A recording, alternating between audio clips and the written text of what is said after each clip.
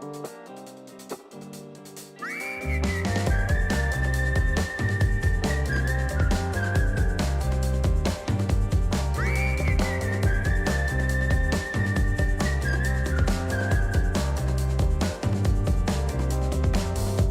more cutting short on lucid streets. Keep your goal, got many lives, but only one soul, and I intend to keep it under my switchblade feet. Come thunder.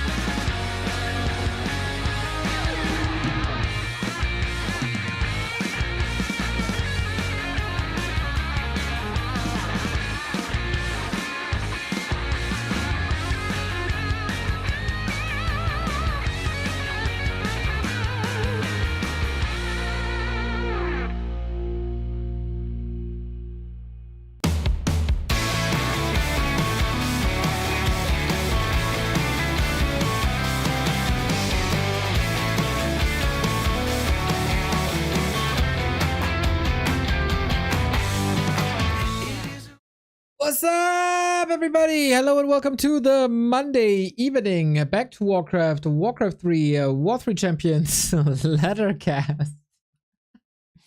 This afternoon we had a little bit of a short session as Flow TV was broken.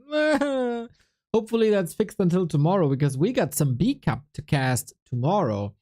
And good morning. I didn't sleep. I'm looking forward to a good and early night of sleep today, though. So yeah, this is gonna be fun. I think we just hit the ladder and we'll see what happens. First, though, I found a video yesterday. That I want to watch with you guys. I have, I think, already seen it, but since I watched it to fall asleep, I also forgot about it. I always try to do some React meta, but either I see a cool video and I watch it immediately because I have no patience whatsoever, or I forget about it, or there's nothing. Nothing to react to. But yesterday something came into my feed, and it's a video by RTS Storyteller, which is a really cool channel that I like to watch to educate myself a bit about StarCraft history. And he did a video called Why One of the Best Warcraft 3 Players, Happy, Didn't Perform Well in StarCraft 2. And I gotta say, after watching the Grubby documentary, I know very little about that time in StarCraft. I can follow StarCraft now. I know what's going on. Unfortunately, currently not much, but when there's like ESL, DreamHack, Esports World Cup, I'm watching that. Sometimes I take days off to watch StarCraft tournaments because I love the creators, love the casters, like some players, etc. Taga Bear Claw links a video. Should I watch this? Is it a Rickroll? Ah, it's a Tyler video. The ugliest match in Warcraft. 11 minutes. Okay, maybe we watch that as well.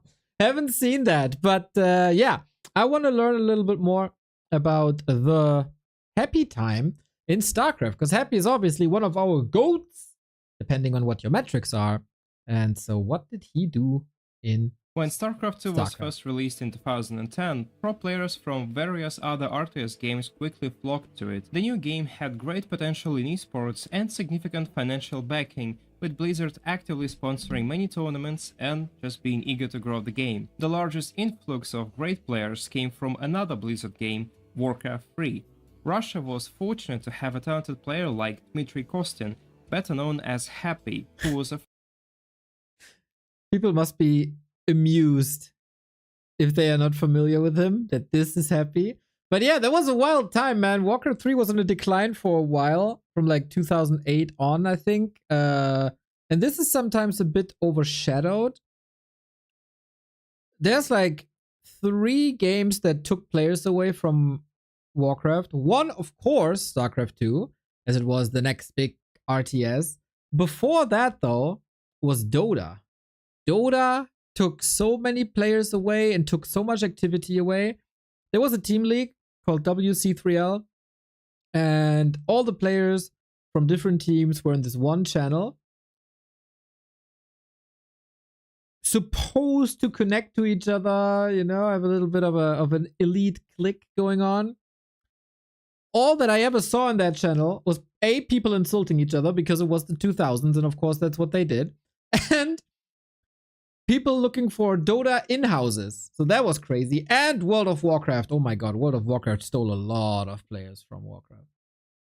A formidable competitor on the international Warcraft 3 stage. By 2010, he had solidified his success as the best player in Russia and earned the nickname the Emperor. Today, Happy is one of the best Warcraft 3 players in the world, but back then his level was more modest.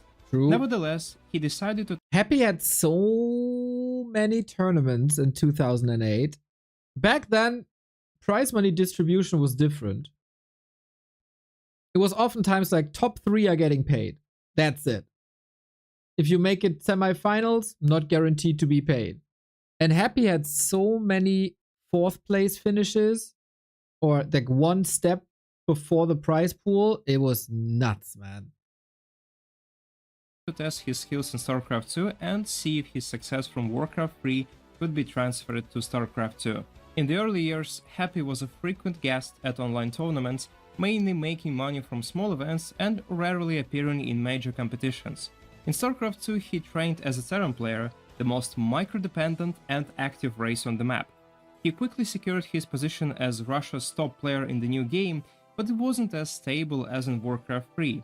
For example, in 2012, during the Russian qualifiers for the European Championship, he faced tough competition from Russian Protoss player Titan, who took the top spot from the Emperor. Although Happy was brilliant in Warcraft, his StarCraft career wasn't as dazzling due to the significant differences between the two games. While Titan was also a very good Warcraft player. He played for Mousesports. both are RTS games, of course, the pace of battles in Warcraft is much slower, giving players time to micromanage their units, use items, kite, focus fire, and so on. It's kind of funny that he picks a clip when there's no fight. There's time to micromanage their units, use items, kite, focus fire, and so on. In contrast, StarCraft battles are often decided in 10 to 15 seconds, with units dying in a blink of an eye, especially when dealing with Bailings and Marines or other AoE damage units. Failing to react in time could mean your entire army is just wiped out, and that's GG and nothing could be done about it. Happy was known for Crazy how the game looked back then. I think we'd all criticize the look of the roaches, because you can't really count how many that is. And how dark it all is. Still, like, vibrant and popping colors here and there, but this army, I have no idea how many these are. for his phenomenal micro, extracting maximum value from every unit.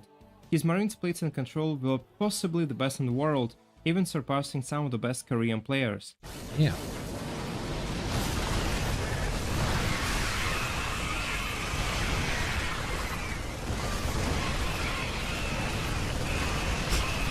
Dude.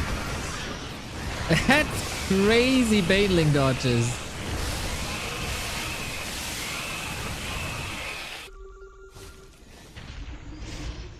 Probably normal now.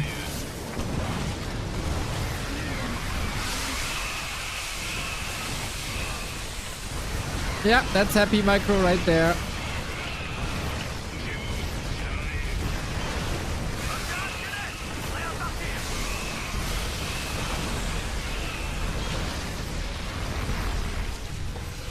However, this was not enough in StarCraft 2.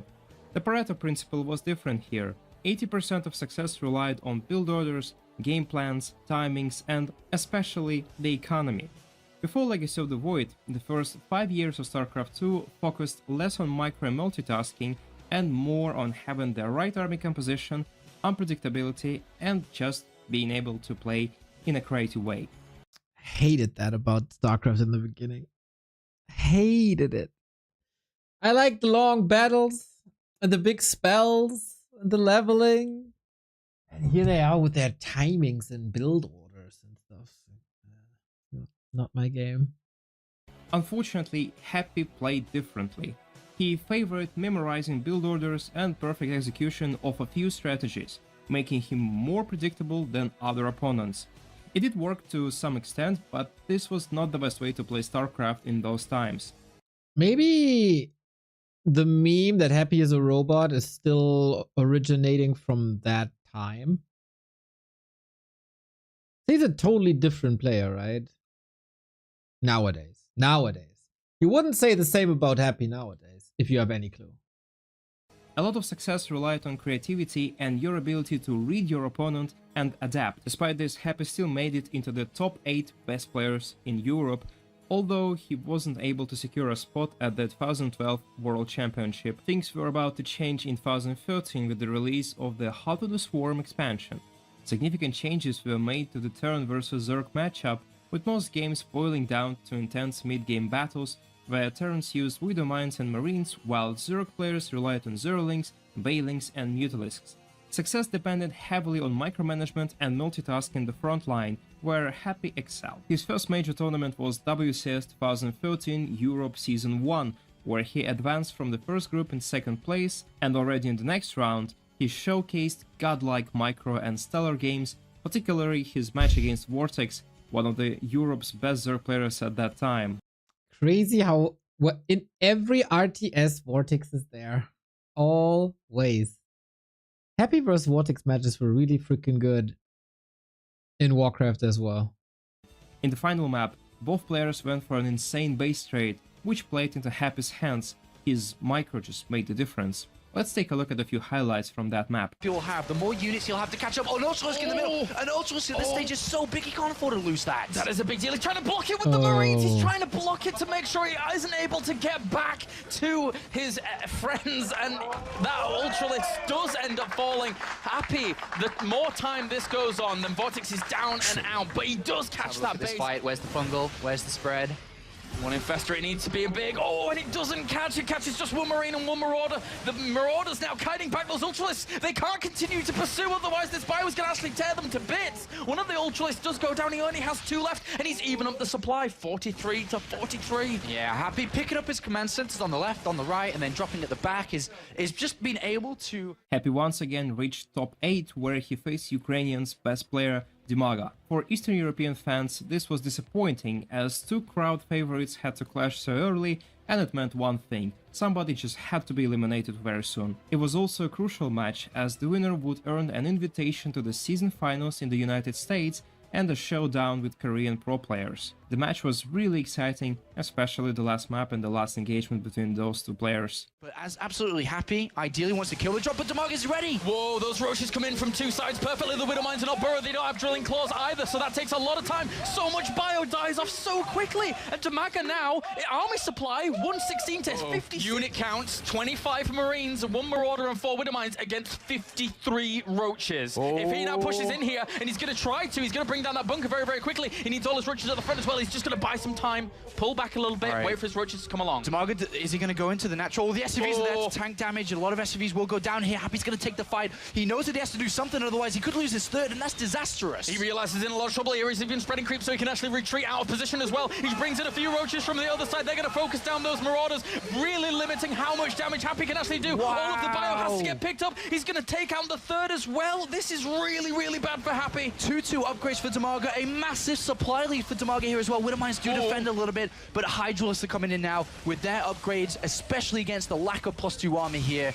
Dimaga could do it. He's getting groove spines. I think maybe even muscular augments would be better here, considering now that he can keep his opponent on the back foot constantly. Roach is powering on forwards once again. There's really not much to increase the longevity of these Marines as he tries to keep himself stable, but the Roaches power on forwards. There's really not that much bio left. 14 Marines, 5 Marauders. The Roaches completely ransacking the natural. 145 supply to 67. Happy is on the 128 army supply against 35. Dimaga powers into the natural once again. The command center tries to land to kind of seal this off, but it's not going to work. The Hydralisks march on for victory, and Dimaga against all odds. GG!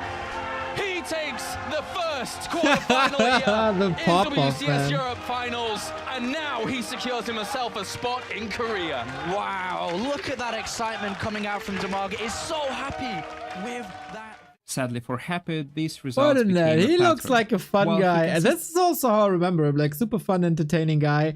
Didn't need much practice. Was always in the home story cups as a nice adjustment, nice addition. Ima Imba. How good was Vortex in Warcraft? I mean, he made top 2 DreamHack, right? In the 2000s, he was always overshadowed by Lucifron, but you can see the potential. Yo, message deleted, nice.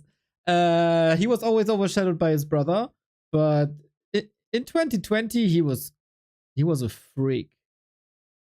Consistently placed well in the following years, he remained far from the cream of the crop. His gameplay style was still the issue. He favored strong timing attacks and micromanagement, but his macro suffered really badly. He was too predictable for many players, and his perfect micro often led to neglecting his economy or unit production, which was way more important in StarCraft 2. At the end of 2014, Team Empire, which had been Happy's main sponsor and helped fund his tournament travels, withdrew from StarCraft. The game itself was also declining, losing viewers and prize money, and also Happy's results worsened. The only thing that could save him was another expansion, Legacy of the Void, which made the game even faster and more focused on macro and multitasking, but not micro. Initially though, it seemed like Happy could shine in the new expansion. He even won the regional qualifiers for WCS Europe, but was eliminated early in the main tournament once again. Happy's last memorable match was against Haas in 2016. It perfectly illustrated the Emperor's main problem in StarCraft 2. He never fully adapted to StarCraft 2 specifics. In this match, the more creative and cunning Haas outsmarted the mechanically stronger Happy. The match was really intense, with creativity even from Happy and some unusual build orders, but unfortunately, it was his last big game at a premier tournament. Ooh! Oh! Wow. Good storms going down there. Maybe not good enough though. We'll see. All of these units are red though. He can reinforce. He's got more Tempest as well. The Phoenix is going to move in. The Liberation zones are coming down. Tempest still continue to fire. Depth's going to have to try to do some more damage. I got no clue what's going on. Army is beginning to thin out. Is there enough anti-air left over? He needs to, I guess, use these Liberators to clean up the air. He doesn't have any Marines, right? It's just yeah. Marauders, right? Look at that! Look at that! Look at that! Isn't this a funny looking game? Look at how much minerals and gas he has behind Oh this. my god, he's loaded! He's got to spend that money! Why not PF it? I think this is where it ends, buddy. Wow, so little left over here for Happy. He's actually going to steam in there very eagerly. I don't know why. Oh my god. The Adams going to go past. No, they're going to come go back. right into those liberation zones. He does not care. There's a lot of damage being done. He still has the Tempest, although he's not always targeting the Liberators. Don't tell me he's going to clean up. With this little anti-air, he's actually covering his Liberators that are sniping everything. Is there something going on in the Has upper spent right? his entire bank. If he throws away this army, I mean, he should have too much here. GG. Later on in several interviews in Russian, Happy admitted the obvious issue. He never loved StarCraft 2 as much as Warcraft 3. While he trained hard... Well, I think he says that about every game that he's interviewed about, right? was a dedicated player, it was not enough for championships. According to him, StarCraft was a cash grab, not the passion. When the money dried up, Happy returned to his beloved Warcraft 3, which was for the best, as he soon became one of the top players in the world and continues to show phenomenal results there. But StarCraft 2 fans still miss him, though his playstyle wasn't the most effective. Is that so? Do they? It was still very entertaining. And by the way, Happy himself regretted choosing Terran. Protoss would have suited him much better, and in StarCraft 2 first years, Protoss thrived with micro-dependent cheeses and all-ins, and it's really interesting to think how his career might have unfolded had he made the right choice. That's it for today. If you like this video, check out our stories about other Eastern European players. Have a nice day and see you next time. There we go, guys. Nice little video. Cool to see Warcraft 3 get the spotlight here on the RTS Storyteller channel. Very cool channel. Yeah, that was quite fantastic. The return of Happy to Warcraft. I remember it like yesterday. He tore the ladder apart, man. He really tore the ladder apart. But he refused to play tournaments. And everybody was raving about it. Oh, Happy would destroy everyone. Happy would destroy... Said it's just ladder, man. It's just ladder. 126-1. Ah, whatever. It's just ladder. It doesn't count. And then someone kind of forced him with a dono. And then he tore the Jera Cups apart. And that was a crazy level of dominance pretty much right away.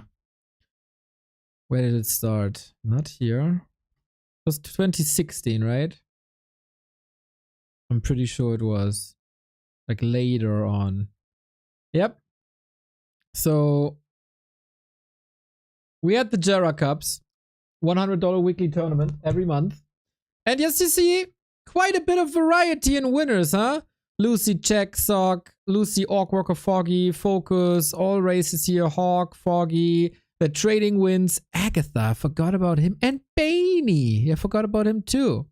So, huge variety of winners, right? All of a sudden, Happy appears in September, one day before my mother's birthday. And then he got some second places. I think he stopped playing finals or something, or Jura Cups. And then he played again. And oh boy, did it never stop. Happy, happy, happy, happy, happy. Here he didn't play, I think. This was crazy. Rudan beating Happy was like, what the hell is going on? And then 2017, like, it's just every other week. A cheeky Focus win who came back from military. No, he was back from military 2015. But yeah, it was Happy and Focus, man. Every week, Happy Focus, Happy Focus, Happy Focus. And then it was just happy, happy, happy, happy, happy, happy, happy. But he still refused to play international tournaments because of ping. Because then we only had netties and no War3 champion servers and no ping equalizer. It was netties or bust. Play on 225 days or don't do anything. And then someone said, I donate a lot of money to you if you play this tournament. And he played this tournament. And he became the world champion at WGL. That was a crazy rise. Back then, he still had fun. He had nicknames like I Love Necropolis and rushed everybody with acolytes, or used Animate Dead on Hydras that he picked up.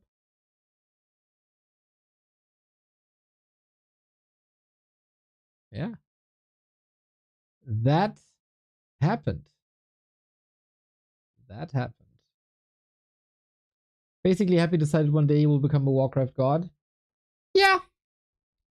Pretty much. He was forced, though. He was forced.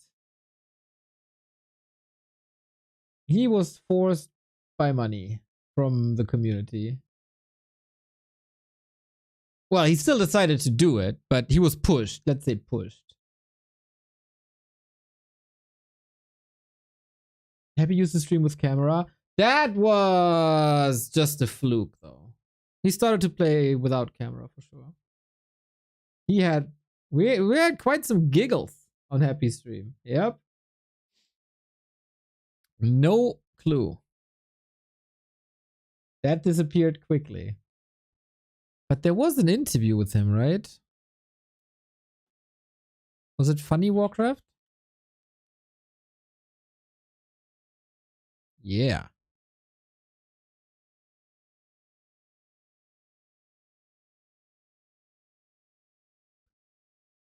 We could watch that later. But someone said Soen uploaded a video about Blizzard. And I kind of promised to watch that this afternoon already. And I didn't. And apparently there's good subtitles for it. So I am curious what Soen has to say.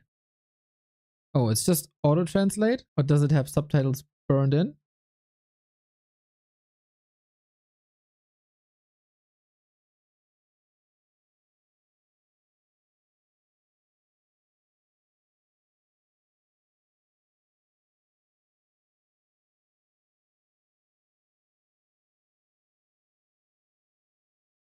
Burned in the video. All right. Okay. Soen created this. Blizzard, please fix the broken Warcraft 3.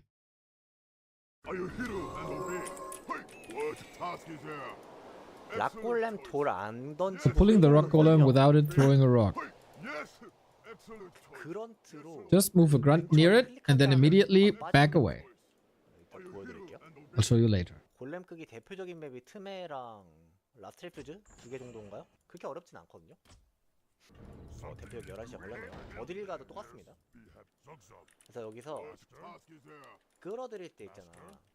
트래퍼가 You have to be careful that the trapper doesn't cause trouble. 그러니까 지랄 안 하게끔 하려면은 그 트래퍼의 기본적인 인스네어 거는 공식이 있잖아. Understand how the trapper works. What's the rule? 지가 인스네어를 Trapper have a specific range. 뭐 얘는 한 이쯤 되겠죠. 요쯤. Uh-huh. 이 사거리 밖에서 새로운 애들이 오면 묶어요. That's some cool editing. I like it. 제가 만약에 여기서 그런트로 끌어들이다가 에어리어 밖에 있는 피언이 나타나면 얘를 묶겠죠. 이게 공식이라는 거. 이게 디폴트 값이에요. 물론 워스3에는 확률이 지랄맞아. Okay, that's the rule, and sometimes Warcraft doesn't follow the rules. 애들이 있어요. 그거는 그냥 본인이 운이 없다고 생각해야 돼요. 어디 가서 봉사라도 한번 하고 오셔야죠. Maybe it's time to do some community service. Okay. 가끔 가다가 그 지랄 맞게 하는 거는 답이 없어요. 방법이가 없어. Okay. So basically, this is a rule. This happens most of the time, but sometimes there's no logic to it, and it doesn't happen. Okay. Oh, no need for YouTube subtitles. True, chat. Sorry. I'm new in this. While explaining the creeping method, suddenly frustration over Warcraft 3's randomness started to rise.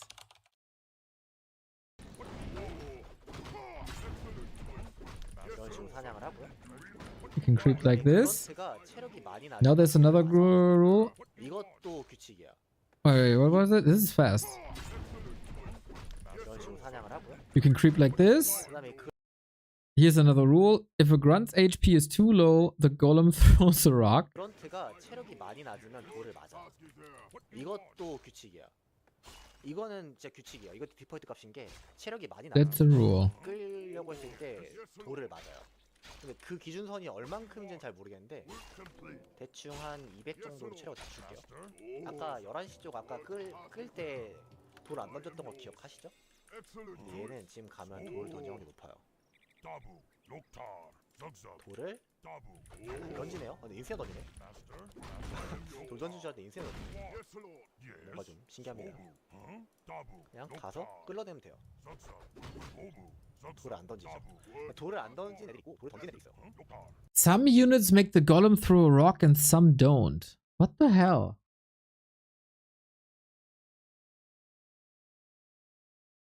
What the hell? That's really weird. 그런트는 안 던지는 애예요. 근데 제가 알기로 피어는 던지거든요. 낮이 돼버, 아니 밤이 돼버렸네. 밤 되도 던지지 않나? 안 던지네요. 밤 되면 안 던지네. 이것도 밤낮에 따라도 달라. 이거 아마 낮엔 던질걸요? What the hell? 이속에 따라 달라질 수 있나? 근데 이속으로 따라 달라지면 그런 If movement speed's affected, grunts and archers would have the same movement speed, should behave the same, but they don't. 아처랑 다 똑같으니까 돌 맞아야 돼. 돌 맞았죠? 실세증 어쨌든 돌 맞았어. 여기도 돌 맞을 거예요.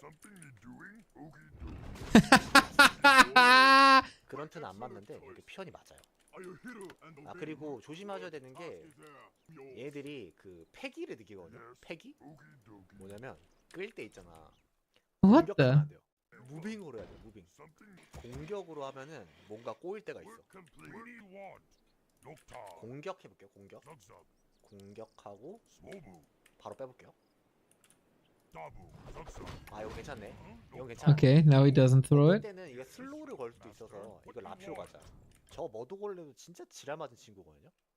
머드골렘이 진짜 계열받는 친구예요. I love how someone is complaining and you hear this. So good.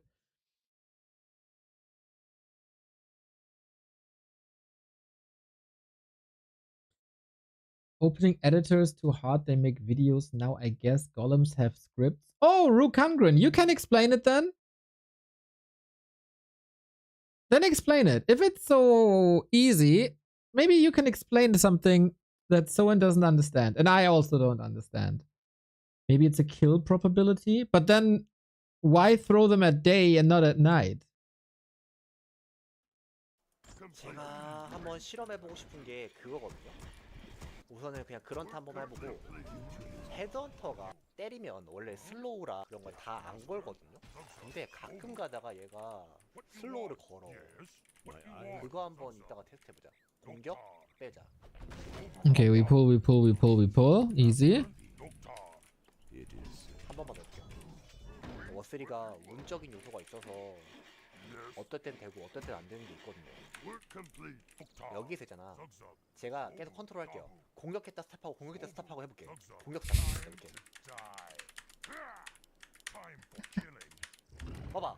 이 새끼 지금 기분 나쁜 거야. 하니까 기분 나빠가지고 어느 순간 갑자기 슬로우 걸잖아. 이게 랜덤성이에요. Maybe. 다시 볼게요. 안 걸지? 안 걸지? 봐봐. 이씨. Huh? 욕을 안 할 수가 있냐고 이게 O3 랜덤성 있다니까 이렇게. That makes no s- Okay, explain that. Rue Kangren, you said there's scripts, huh? You can probably explain that.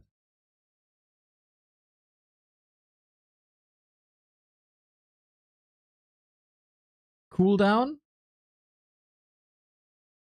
Yeah, maybe it's the cooldown. What is the cooldown on Mud Golem Slow?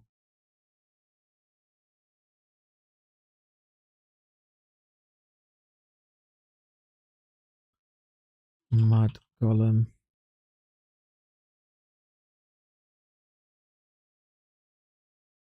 8 seconds. Is that more than 8 seconds? 안 걸지? 다시 슬로우 걸잖아. Okay, wait. 기분 나쁜 거야. 몇 번 하니까 기분 Wait. 나빠가지고. 봐봐. 이 새끼 One- 지금 기분 나쁜 okay. 거야. 몇 번 하니까 기분 It 나빠가지고 slows at... 어느 순간 갑자기 Okay, 슬로우 걸어. yeah, now the cooldown is off. Now the cooldown is off. 다시 볼게요. So the duration is 20 seconds and the cooldown is 8 seconds. It's not the cooldown. 봐봐. 이씨. 욕을 안 할 수가 있냐고 이게 O3 랜덤성 있다니까 이렇게. That is super odd. 그러니까 어떨 때 이게 지랄 맞은 상황이 나오냐면요. 이 컨시드일에서 제가 한 번씩 하는 루트인데 3렙 동선 중에서 가장 빠른 동선이 있어요. 오크한테 가장 빠른 동선은 오크한테뿐만 아니지 다른 종족도 마찬가지인데 여기를 우선 클리어를 해. 뭐지? 그 다음에 여기를 클리어를 해. 그 다음에 여기를 클리어할 때쯤 맞춰가지고 헤드헌터를 이렇게 보내요. 보낸 다음에 여기를 잡으면 된단 말이야. 여기 잡으면 3렙이야. 근데 여기서 아무 문제 없이 머드골렘을 딱 때려가지고 슬로우를 안 걸면은 이렇게 깔끔하게 Yep. 끌린 다음에 돌아온 애들을 이제 찹찹 잡아주면 된단 말이죠. 근데 이 간혹 가다가 이 새끼가 슬로우를 걸어요.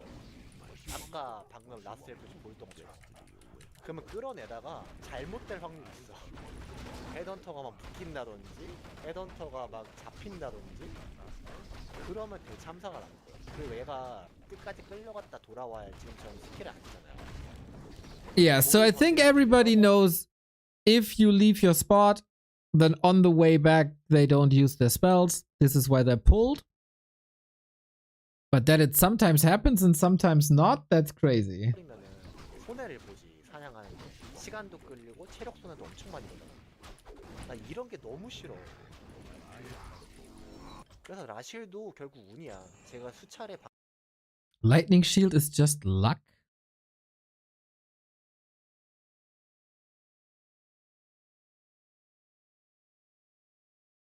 The thing with the Mud Golem and the slow is maybe because one time he moved and pulled and the second time he A-clicked. He did the same both times, no? 방송하면서 증명을 여러 차례 했잖아요. 어떨 땐 걸리고 어떨 땐 안 걸려요. 근데 제가 지금 이거 실험하겠다고 여기서 100번 하고 있겠어? 100번 하는 거 좀 오버 아니에요?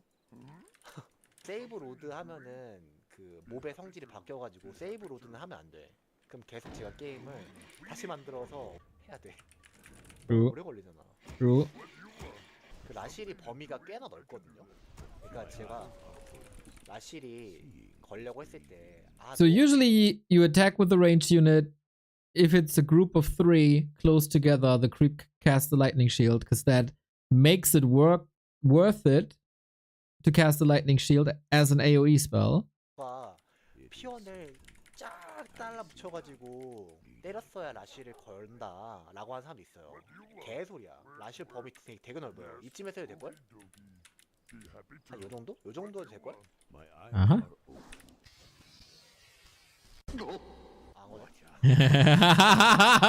이게 또 운이었을 수도 있습니다. 근데 생각보다 라실 범위가 넓거든요. 제가 라실 범위에 대한 그 연구한 적도 있어요. 바짝 붙인 다음에 이거 바짝 붙인 다음에 살짝만 떼볼게요. 살짝. 이만큼만. 요 정도? I love that. 건다니까. There we go. 이게 걸어요. Yep. 정말로 범위가 넓어요. 라실 타겟된 애가 I tested the size of the target unit affects the lightning 라고 shield. 제가 생각하고서 실험했던 적이 있어요. 그러니까 블러드러스트 칩튼한테 걸어가지고 하는 거. 근데 칩튼한테 거나 블러드 칩튼한테 거나 피언한테 거나 똑같아요. That is 달라지는 fascinating. 거. 제가 그때 피언으로 부피 측정을 했었거든요. 피언을 최대한 겹쳐볼게요. Ah, the research, dude. 난 얘를 타겟팅을 할 거야. 요거 뭉칠게요. 이 정도로 해보고 칩튼 블러더스 건 다음에 한번 뭉쳐볼게요. 네, 블러더스 걸고. 물론 숫자가 그 죽을 피언 숫자가 정확히 일치하진 않을 거야. 똑같진 않은데 그 이 대충 이 반지름 길이가 거의 비슷한 게 보일 거예요. 나한테 한번 걸어볼게요. 엄청나죠 범위? Yep, 범위가 like 이렇게 길어. two peons. 딱 피언 기준 두 줄이잖아. It's still two peons. 그러니까 부피랑 상관이 없어요. 그냥 건 유닛이 어디에 있냐에 따라 달라지는 거예요.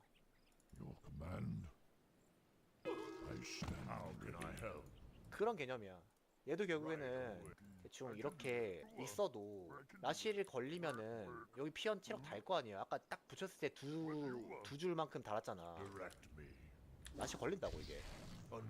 라실 범위가 생각보다 넓어요. 거는 게. 근데 안 거는 거는 그냥 순전히 씨발 운빨 망게임이기 때문에 안 걸리는 거예요. 안 걸립니다 저게. 운 나쁘면. 제가 100번 So 한두 번 sometimes the trigger just don't trigger.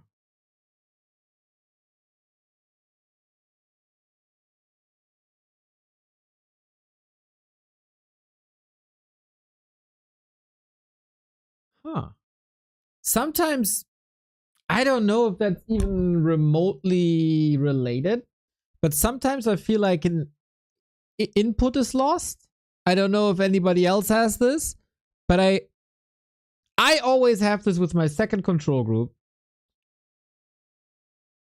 They're just trailing behind, and I don't forget to give the command. It's just not going to.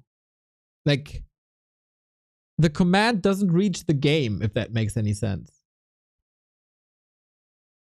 And maybe it's the same here, that some stuff is just lost in the game. Like the reaction of the game to use the trigger sometimes just doesn't get across. 근데 100번 하기 너무 오래 걸리니까. 그래서 항상 게임할 때 되게 I always pray before playing. Oh man. 나이트F는 아이템이 좋게 나오기를 기도하겠지만 나이트F를 제외한 다른 용도들은 아 제발 사냥이 문제없이 되게 해주세요. 아이템도 아이템이지만 그런 생각을 하면서 게임을 해요. 나이트F는 문제가 없는 Fascinating. 나이트F는 라실이 안 걸려도 상관이 없는 종족이에요. 그러니까 다른 종족의 마음을 이해를 못해. 나이트F는 기본적으로 Probably a big discussion between him and Lawlight. 크립 기준으로 자기 유닛들이 피해를 안 입어야 돼요. 크립의 기준 자기 유닛들이 얘네들이겠죠? 얘네들이 라실로 피해를 안 입고요. Ah, translation missing. 크립 기준은 상대방. Creep 저겠죠? must deal damage to the enemy. Yep. 피해를 입어야 돼요. 그게 두 마리 이상 그 피해를 입어야 돼요. 그러니까 두 마리 이상 피해를 입으려면은 라실이 걸리는 애 말고 두 마리가 더 있어야 돼요. Yep. 두 마리 이상이 더 있어야 돼요. 그 역할을 어떻게 하냐면은 보통 워 사냥할 때 아처 하나로 하잖아요. 워가 하나의 유닛이 되고요. 위습이 하나의 유닛이 돼요. 그다음 아처가 때려가지고 아처한테 라실이 걸리는 거예요.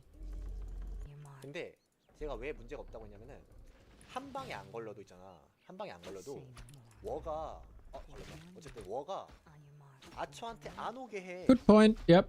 완전 그냥 얘가 문지기야. 그러다 보니까 두 번 세 번 원거리를 계속 때리다 보면은 언젠간 라실이 걸려요. 다른 민족은 이렇게 바리케이트 해줄 애가 없거든요. 부피 큰 애가. I mean, sometimes you have summons, but 아처한테부터 다른 민족은. yeah, could go mirror image, etc. But 이 마음을 이해를 못한다. 라실 안 걸리면 두 번 세 번 때려서 라실 걸면 되는 거 아니? 심지어 아처는 원거리잖아. 내가 언데드 한다고 생각해봐. 언데드는 이제 코일로 이제 유도를 하잖아요. 코일 마나 75 써가지고 사냥하려고 던졌더만 갑자기 이제 라실 안 걸고 we undeads have it the hardest, guys. 이렇게 뭉쳐가지고 이것도 존나 웃겨. 이것도 뭐 얘기한 거 보면은 그런 얘기를 해요. 아 완전 대각선에 서로 이렇게 있어야 된다고. No, that's bullshit. 있어야지 라시를 건다고. 지랄하지 마세요. 그냥 붙어있으면 Yep. So and tell him. 의미 없어요. 그냥 붙어있기만 하면 돼 두 마리가. 근데 가끔 가다가 운이 나쁘면 라시를 안 건다 이거야. 그래서 저게 Fascinating. 별사긴 해요. 라실이 안 걸렸을 때 보면은 제가 중계하다 보면 항상 말하는 게 그 상황을 보고 That's 있었으면 funny. 아 이 선수 갓겜 당했죠.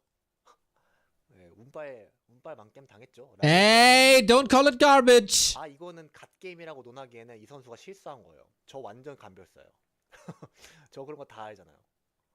저 만약에 Yeah. 누가 이거 그 진짜 증명해 주세요. 그래서 한 100번 해 주세요라고 스폰 100번 스폰하면은 저 합니다. 근데 이거 스폰 하겠습니까? 안 하겠죠? 전 안 하겠습니다. 또 무슨 팔라 라이플 동동동 이러고 있는데 깜짝아. 맵별로 불마 사냥되는 안 되는 방향 거리 라슐 100번 실험 모두 정리해서 영상 올리시죠. 영어 자막 필수. Nice. Ah, that's so funny.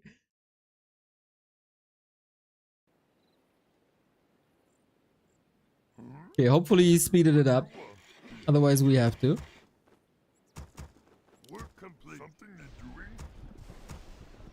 The future is ours. Seeing is believing. I see. Yep, that's the fastest way. My eyes are open. Got it. Oh my god. Future is ours. Please tell me... Wait, he's not showing the 100 times. We have to see the results though. Okay, lightning shield there. Ah, he's speeding it up. Okay. Oh my god, he actually did it 100 times.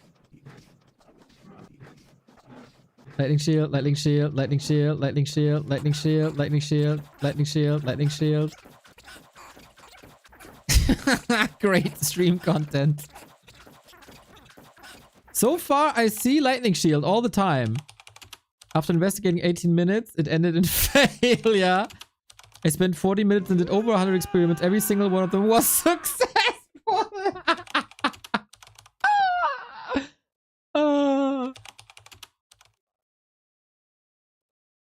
That is funny. Oh, lightning shield opportunity with shockwave. 뭐야? Ah! 뭐야? Maybe he moved out of grunt range? 게임. 아 이거 비디오 판독 해야 돼. 이거 방금 전에 이거 그런 제대로 안 붙어 있었나? 아 이거 방금 갓겜 당한 거 같은데. Oh no. Oh no. Oh no. 방금 나왔던 거 같은데. 증거자를 만들었다. 잘 봐, 여러분 잘 봐요. Love that. I love it. 아 이거 딱 붙었어. 이거 진짜 이거는 진짜 찰싹 달라붙은 거야. 이거 볼 것도 없어 이거. Okay, shockwave, come in. 이거 Creeps 먼저 wake 들어갔죠? up. 다른 애한테 안 맞았죠? 아이 병신 게임. 이거 Hey! 바로 증명 들어갑니다.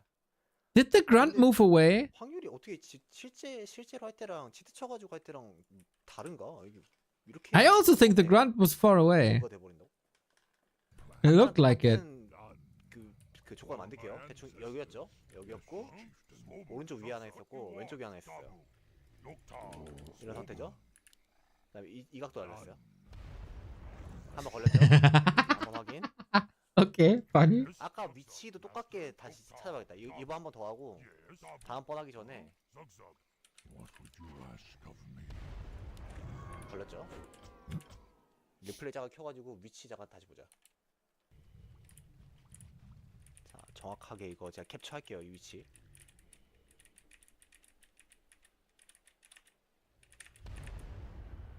딱 이 각도 오케이 확인. 네, 캡처해놓을게요. Crazy the amount of detail applied. 정말 많이 했었거든요. 거의 1시간 동안 계속 이거 아마조니아에서 라시로도 해봤었는데 다 거는 거야 계속해서. 그래서 아 이거 진짜 짜증나네 했었는데 이 게임하다가 딱 So funny. So spent an hour casting lightning shield. 위치 어디야? 잘 봐. 이 나무 이 돌 위지. 자, 좀 키워봐 이거. Okay. Okay, you can do it, Soen. 돌 1시 방향. 돌 1시 방향. 돌 1시 방향. 요즘이에요. 각도 20면 되지? 이거 고정시킨다 이렇게 앞으로. 걸었죠? But in the test, the grunt doesn't move to the side, does it?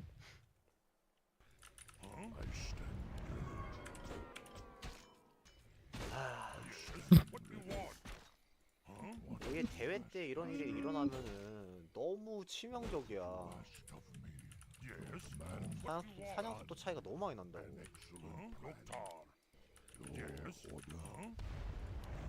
Still does. This time he actually moved away.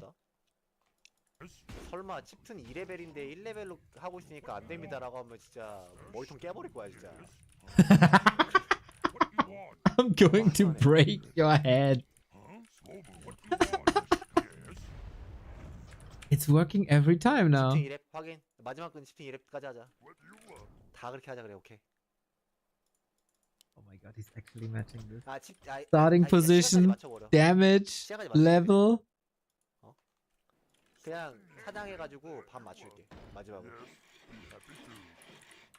이거 그냥 해. 마지막은 친절하게 치트 치지 말고 하자. Oh my god, he's actually wasting time and doesn't use the 체력 cheats. 알아서 잘 맞춰줬죠? 이대로 가자.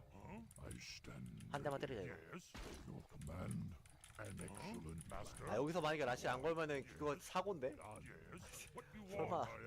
설마 걸겠지? 이 이상 변수 없어. 가자.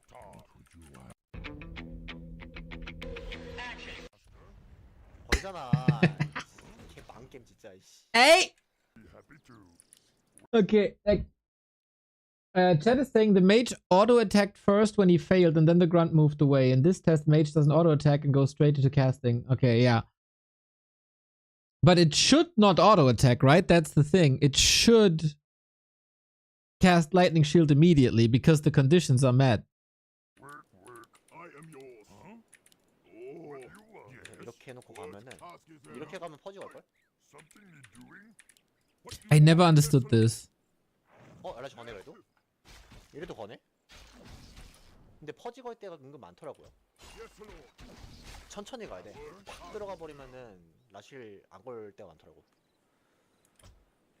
이렇게 하다 보니까 이게 사냥도 차이가 진짜 많이 나요. 체력 차이도 엄청 많이 나고. I thought you could reliably trigger this. 사냥해도 이 정도 속도가 나오잖아.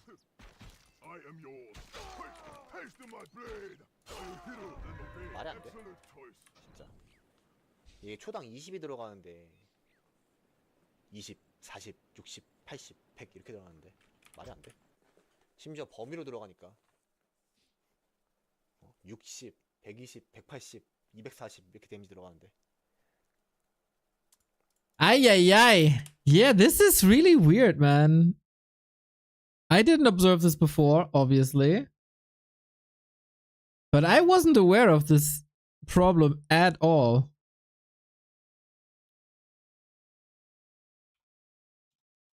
Really good research, Professor Soen. I would love to know why this all happens. It is extremely unfortunate for you, especially since we all know you are always unlucky.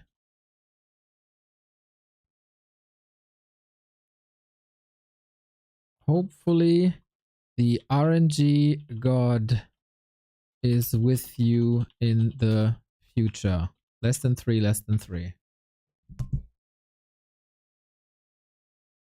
Did you know you can put a peon, a hidden blade master, and windwalk nearby, and then a grunt can hit the creep when the lightning shoot is on him? That makes sense. It also hurts the invisible blade master, right? So I can see that.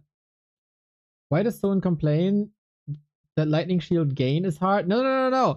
He is complaining that there is instances where all the conditions for a lightning shield is met, but it doesn't trigger. Same for slow is applying sometimes. Rock Golem is throwing a boulder sometimes. For Golem throw boulder, I believe it's related to a stat called attack priority. Now, if there's some professor who knows why this is happening, let us know, chat. There must be some magicians that know Warcraft better than Soen and I. There's a grubby clip. Check it out.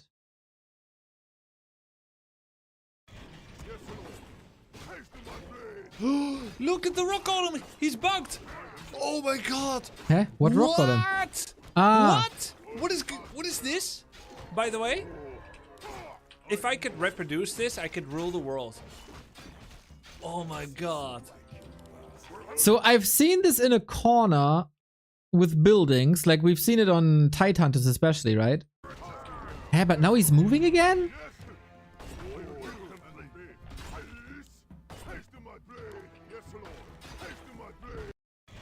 Huh?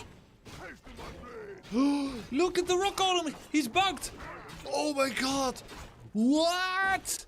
What is this? By the way, if I could reproduce this, I could rule the world. Like, in instances like this, I'm never sure if there were no bugs in like the heyday of Warcraft in 2005 to 2012, whatever. Or if players never really abused this. But this all started, and I'm so sure, when they changed the starting mana on creeps. And that was Matt Morris.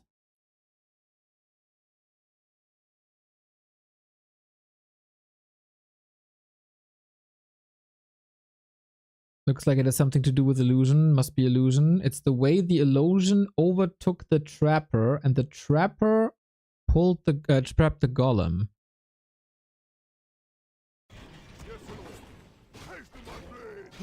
Look at the rock golem. He's bugged. Oh my Okay, I think we need context, huh?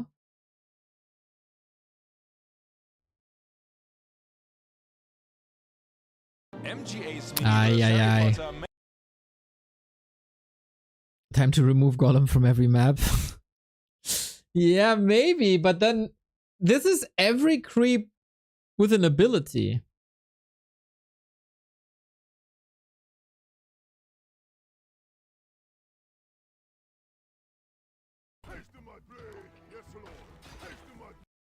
It was before.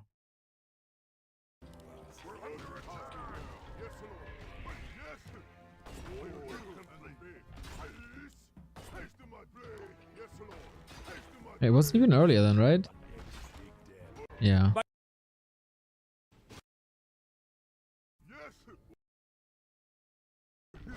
Okay. We pull, we walk.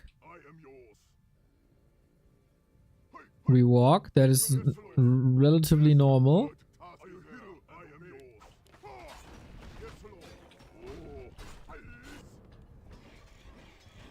This makes no sense. Look at the rock golem. He's bugged. Oh my god. Why would he stop moving there? It's not even... Okay, wait.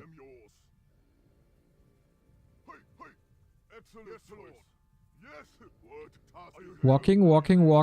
Waiting, walking. The illusion blocks. The trapper attacks.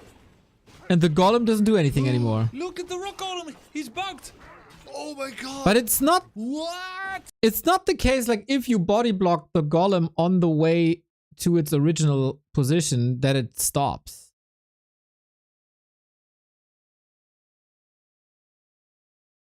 That's not normal. Sometimes units get caught going around a corner. It's infuriating. Probably just somehow got caught on the two units and bugged. It's so odd. Warcraft is so weird. Isn't it insane that it's pulled so far? Or is this normal? I think that's normal. Where's the clip link? For the golem? There you go. Look! Soen's video is here.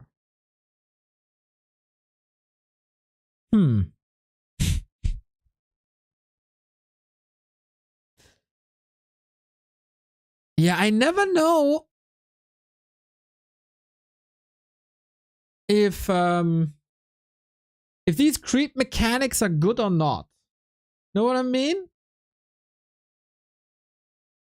Like, it's kind of cool that you can manipulate them.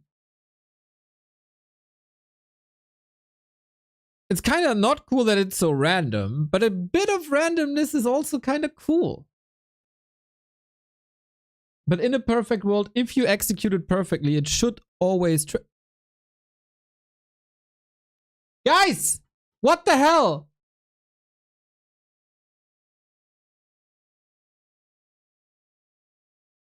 PTR update!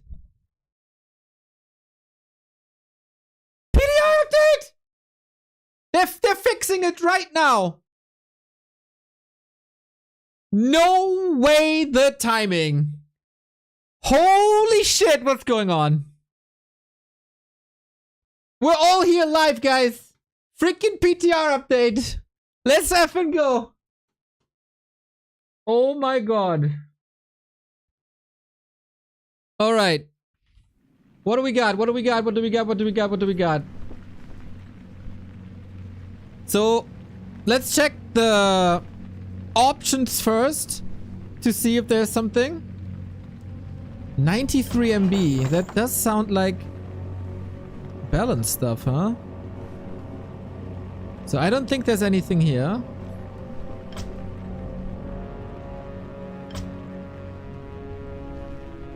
I don't think there's anything here.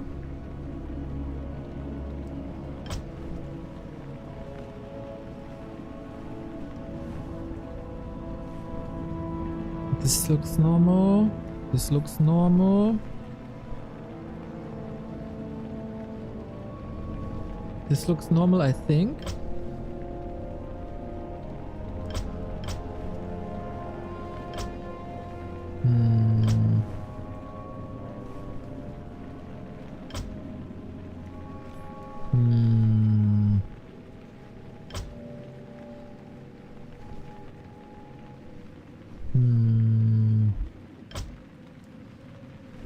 This all looks normal. Shit, what is there? What should we test?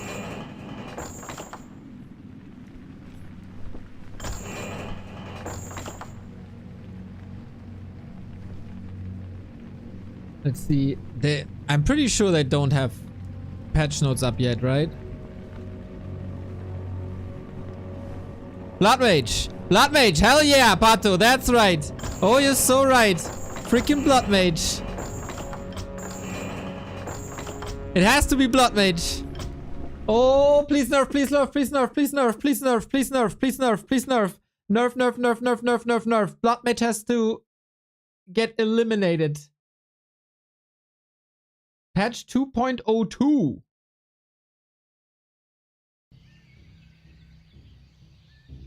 What is it? Righto. Job's done. Job's done.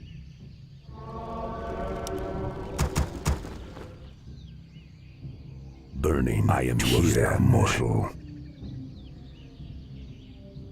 It says nothing about a cooldown. For my people. Ah, child's play. It still doesn't have a cooldown! Andufala. Unbelievable! Failed. Failed patch. Yisherado. We need to Do level. you see something? Upgrade complete.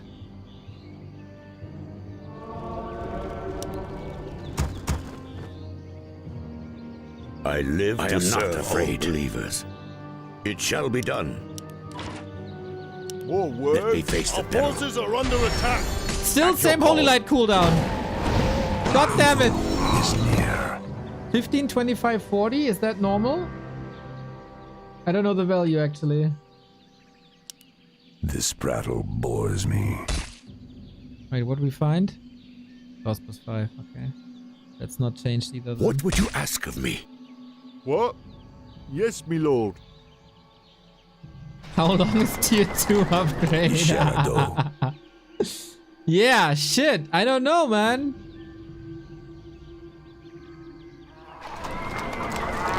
So far, I don't see anything of value. Do you see something? Check mana cost. I am not afraid. 65, normal. Evil is near. Banish 75. Is that normal? I don't know banish cost actually. Siphon is 10. It's still the same. That it's for free basically the first charge. This had better get on with it. Water Elemental 1923, 3341, 4452. Is that normal? Or is that Water Elemental nerfed?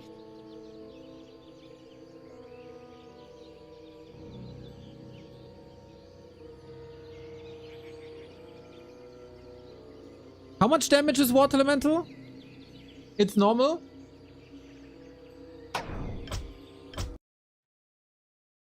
Well.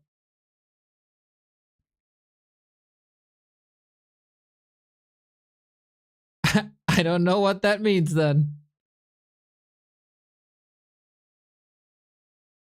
Oh wait, PTR forum.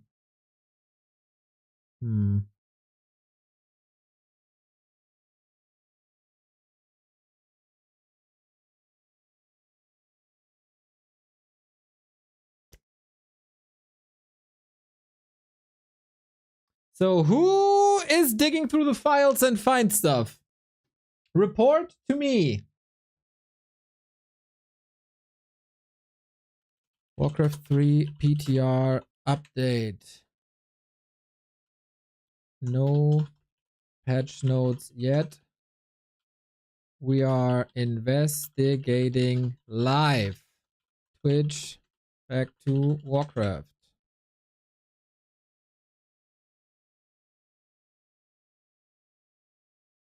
So, main priority, fix the goddamn performance.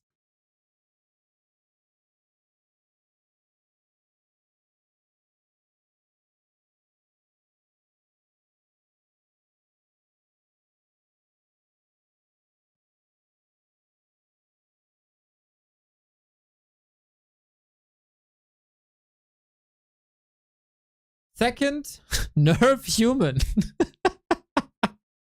Joking. Joking. Am I joking? Launch editor. Check rifle.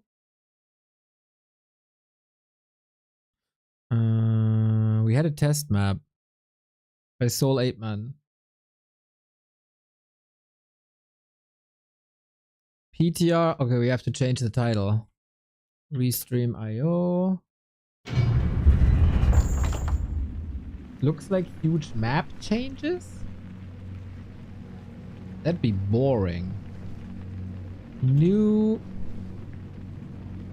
patch on test servers. Investigating.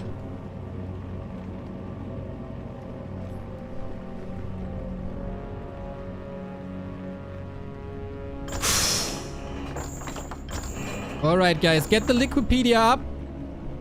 Get the Liquipedia up. Was it download? Was this the test thing? I think so.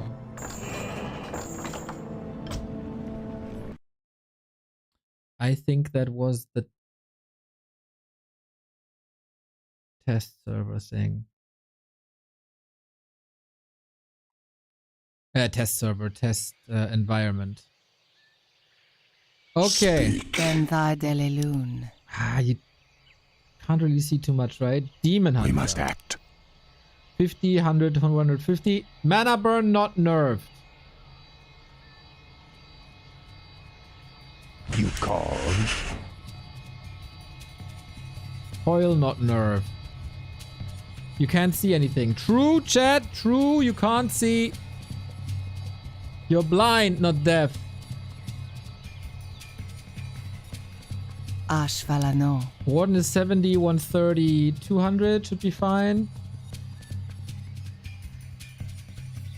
Is it? I don't know the values actually. Command me.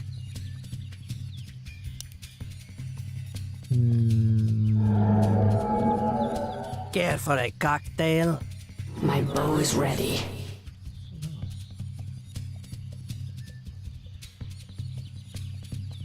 Blink? Have you What reached a about verdict? Blink? 1052? It's the same, right?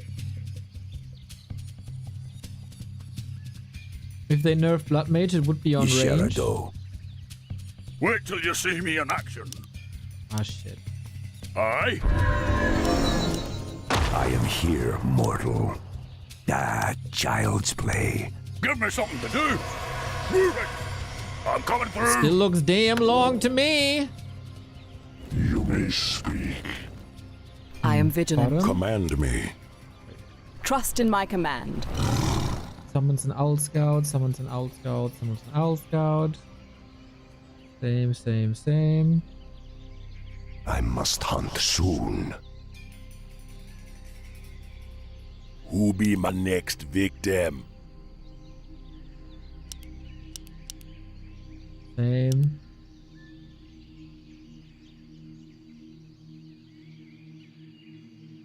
Quickly. Let me investigate. Check My immolation. blade thirsts. It's 6, 11, 17.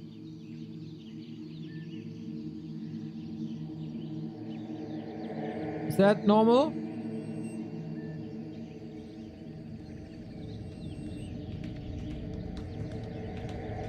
I think it's right.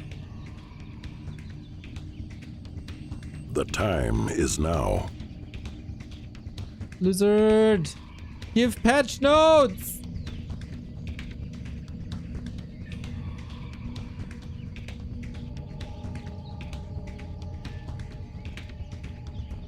I think Blink changed? Are you sure? I mean, we have Liquipedia. Why would they change Blink? Warden.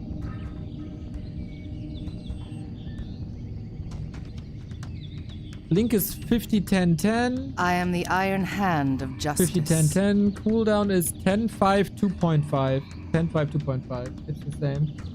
PV Blaine, thank you.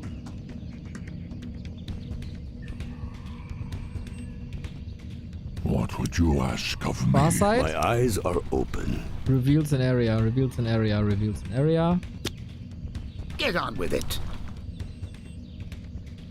What if the values are different but the description didn't change? Cooldown is 2, not 2.5. They can't display decimals. What would you ask of me? Name your poison. I can't find anything. I am really. able to help. Wait. Bring it on. Pulverize, small pulverize, big pulverize.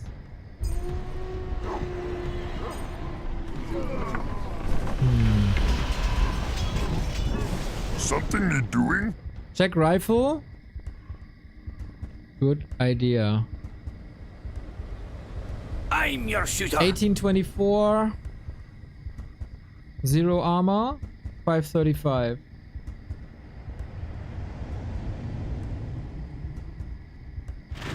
Or 205 gold 30. It's the same.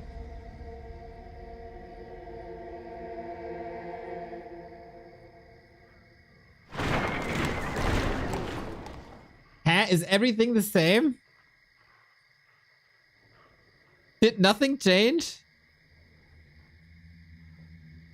What did change? Blacksmith build cost. Good call. What? 140 and 40. That's the same, right? Blacksmith. Because people wanted it to be back at 60 to make rifles slower, but it's the same. Defend cost. 125.75.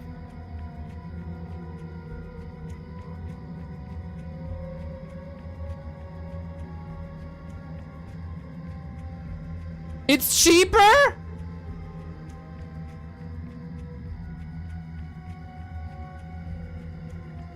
It's... Wait, maybe it's worse. Yes, my liege. Activate to have 30% chance to reflect piercing. That's normal. And to take only 50% of the damage. Instead of 65. We found a change! We found a change! It's weaker. From 65% to 50.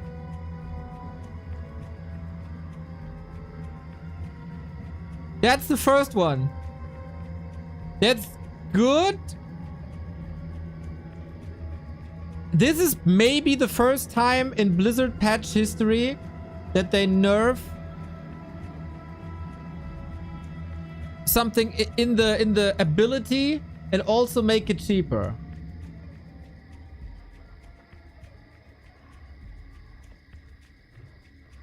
It's 15%. It's still broken though. Because the big thing is that when you reflect a projectile, it absorbs the damage completely. So then it's 100%. This doesn't mean anything, I think. But it is nice that they identify that defend is a problem. Taking lumber away helps human a lot. Yeah, I agree. That is not the right thing to do. It's the right direction, but I don't like it this way. It's not enough for me. Slows a target unit by 25 and movement speed by 55.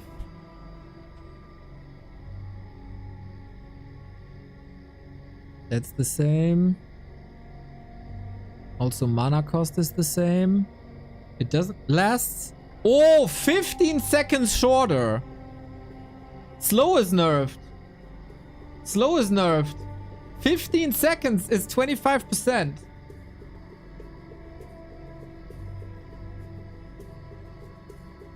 "15 seconds. That's good.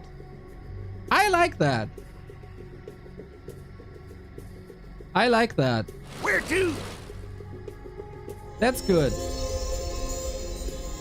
Is someone F5ing the forums, by the way? You have to. Why? Because slow is freaking broken. Will it be hotshot?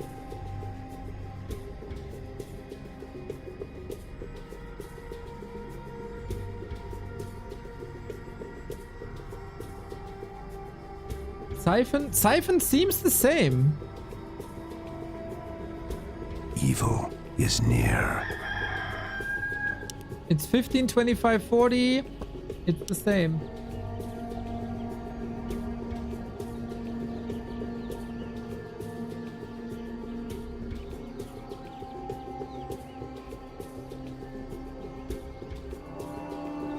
It's still insane, but yeah. It isn't last 6 seconds? Wait, what's the change?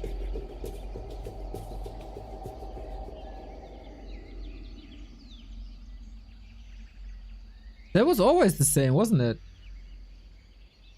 It was always 6 seconds. No, it's the same. Maybe... Who do I kill first?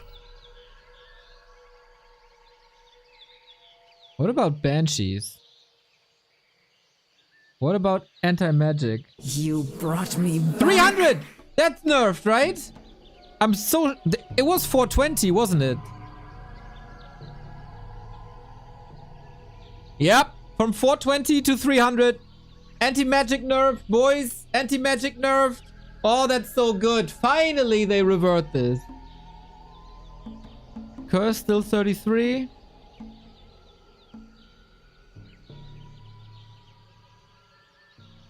Ooh, that's good. I like it. So, defend nerfed, slow nerfed, anti-magic nerfed. Is it What does the shadow dispellable still? will? You call to me. Oh, gargoyle, attack.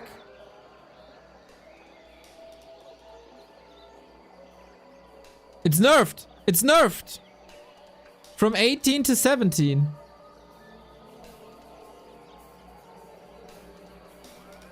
It's minimal. It's minimal, but it's nerfed. It's minimal. But 1 more damage on anti-air.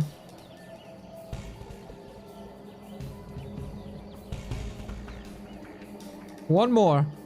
Wyvern. Man, this is fun. This is very much Are fun. there enemies above? 3644.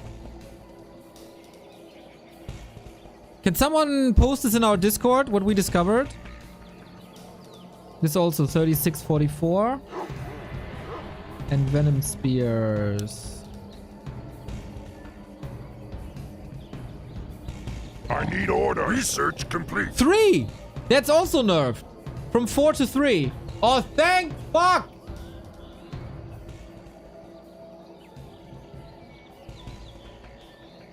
And Venom Spears nerfed. double. Hell yeah, boys! I like that. I like that. So, defense, slow, anti-magic, Speak. and Chieftain. Venom Spears. Gargoyles.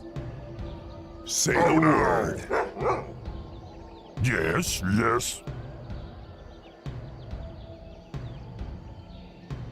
All air. What you want be burn?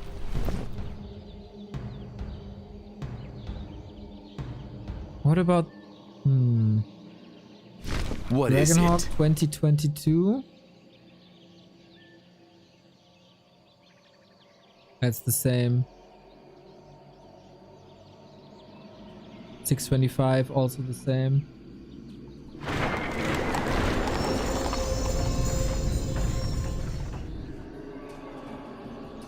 Liquid fire nerf? We be listening. I don't think so. 175.60.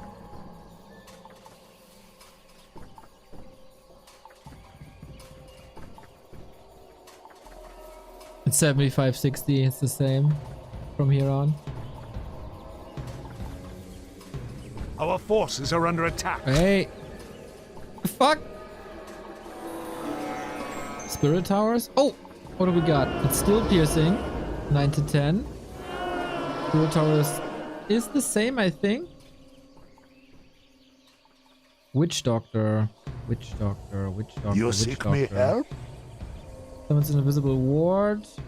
600 seconds. That's the same, right? Good call, though, to check Witch Doctor. 600 for 50 mana. That's the same. Stasis Trap. What do we got here? 150 is the same. 6 seconds stun is the same.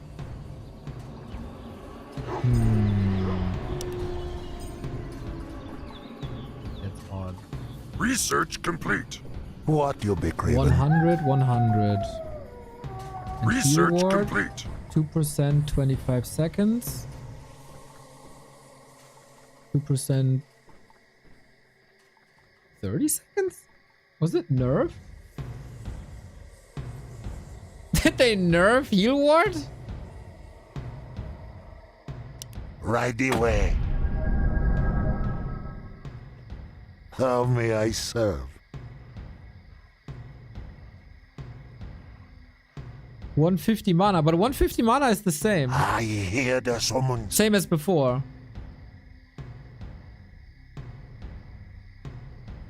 Patch notes? Patch notes! Let's go, boys! First time in a freaking year!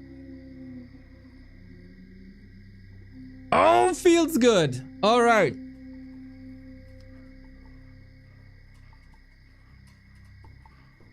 Patch notes SSSSSSS. Yes, exactly.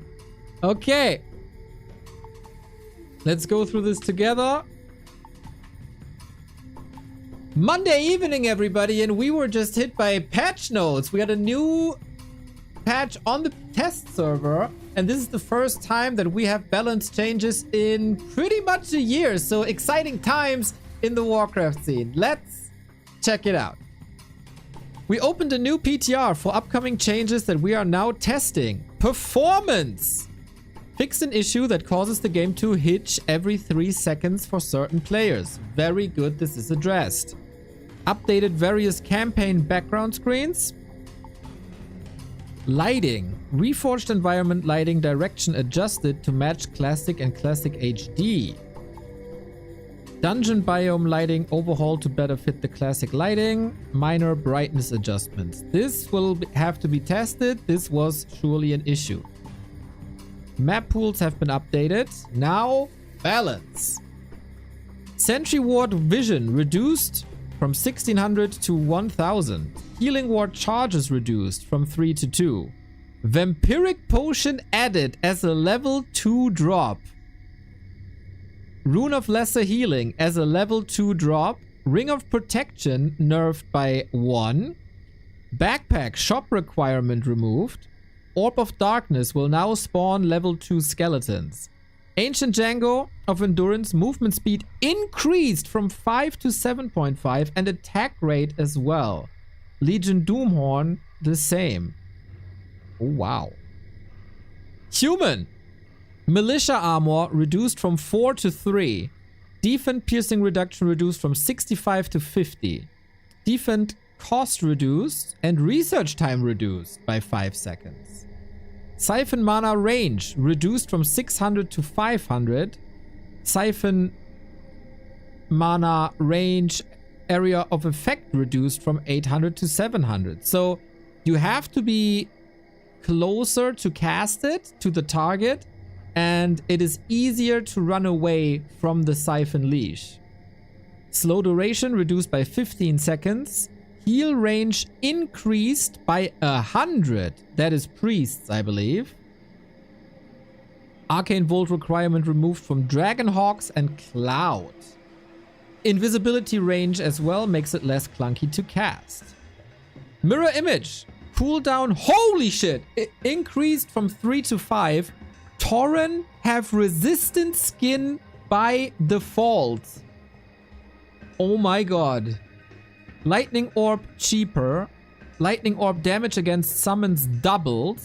And Venomed Spears damage reduced from 4 to 3. Wyvern level reduced from 4 to 3. So Wyvern give less experience now. Sentry, Stasis and Heal Wards are magic immune. Does that mean they can't be dispelled? Healing Wards duration reduced. Great Hall 15 seconds earlier expansion. Okay, that's big. Night Elf. Nature's Blessing lumber cost reduced by 25. Hunter's Hall lumber cost reduced by 20. Moonstone duration increased by 15 seconds. That is 50%. Ultravision research time reduced by 15 seconds. Orb of Venom damage per tick reduced. Mana burn range reduced. Mountain Giant food cost reduced. Okay. Wand of Negation charges increased from 2 to 4. Double the dispel via the Wand of Negation. Ritual Dagger cost reduced, but the charges also reduced. So it's cheaper, but you can only use it once. But there's also more healing. Frost Nova range reduced from 800 to 700. Burrow research time 10 seconds faster. Anti-magic reduced to 300. That's big. Nerubian Tower cooldown reduced to 1 second. Web is a tier 1 ability. Carrion Swarm hits harder on level 2. Gargoyle damage reduced by 1. Spiked Carapace damage return increased. Okay. Rain of Fire range increased. That must be range, 700 to 800, as it once was. Dark Ranger Life Drain can transfer life to a friendly unit. Oh my god. Oh my god. Does it go over the max? Like mana? Creeps. Is there anything interesting in with the creeps? It mostly matches other stuff or is weaker. Okay, guys. Those are the changes. Pretty wild things in here. On first view, do you like it? Do you not like it? What do you think needs to be addressed? Does this fix issues that we have currently in the scene? Or does it go completely into left field? Good that Blizzard is working on the game, especially the performance issues and some campaign issues are impacting a lot of players. We will discuss the balance from left to right, top to bottom. This is going to be an interesting time with lots and lots of videos and suggestions here on Back to Warcraft, so better make sure to follow the channel. That was, of course, for the YouTube recording. Holy shit. Oh my god.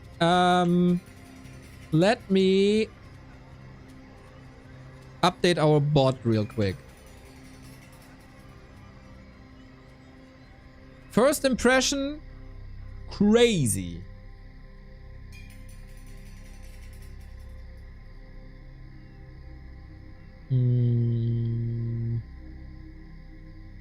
Exclamation mark set PTR new patch on test server.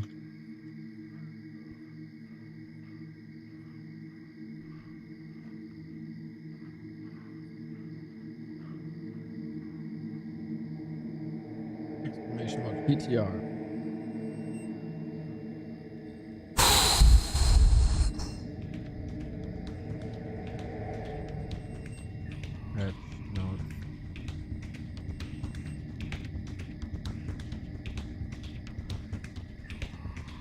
Okay, let me read this again. It feels very little. At the same time, it's really big for competitive.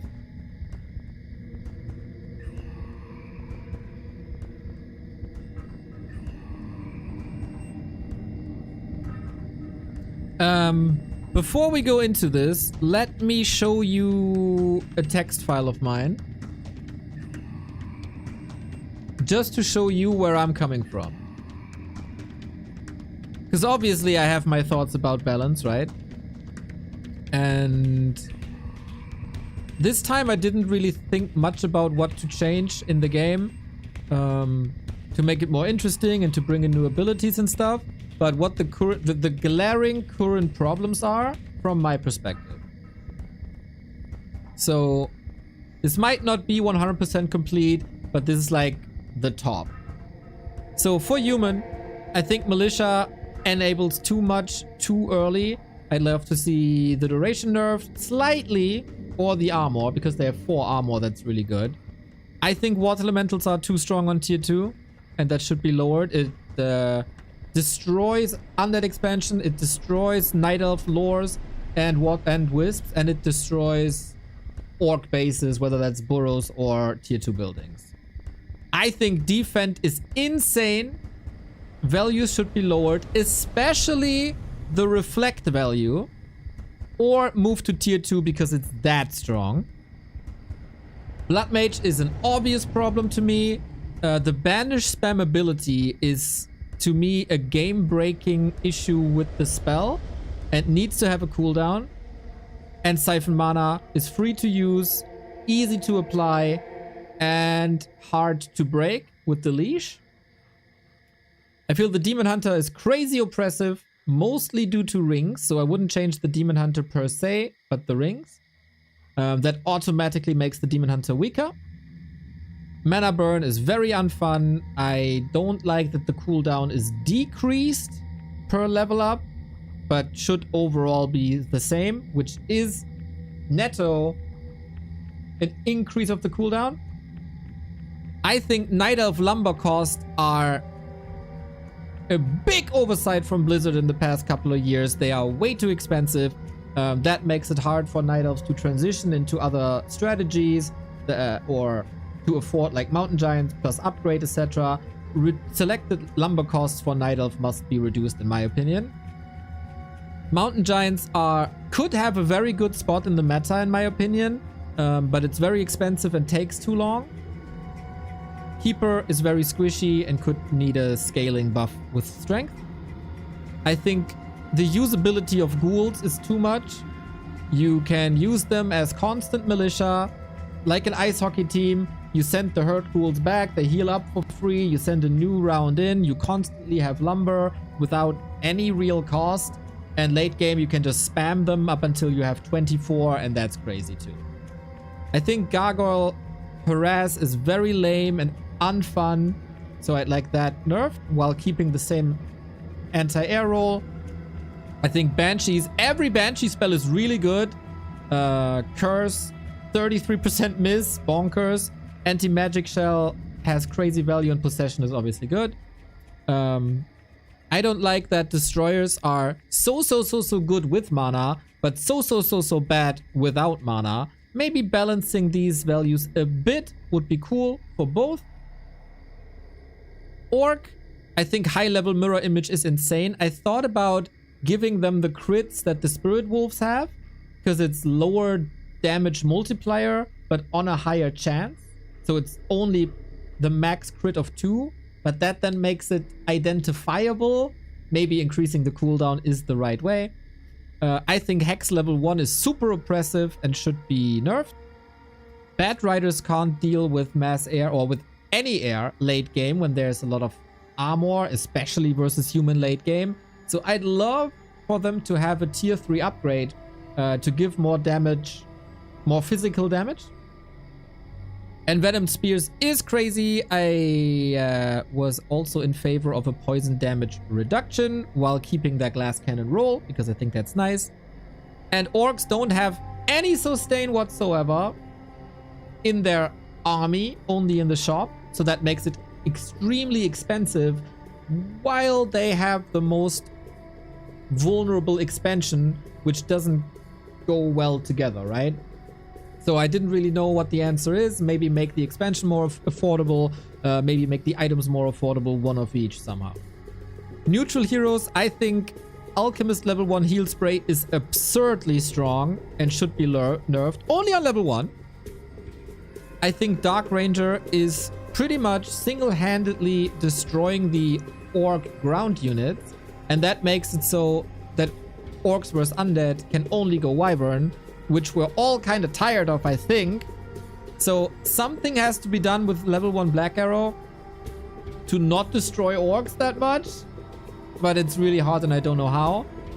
And Naga Mana Shield, the mechanic is broken because it's weak, way weaker than her usual armor, so I'd like to see that changed and adjusted.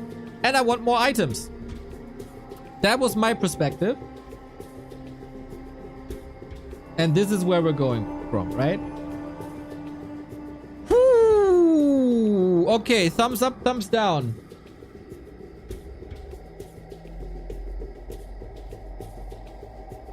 Or do you have any comments on my feedback? Guys? I didn't send this to anyone, by the way. I just made it up for myself.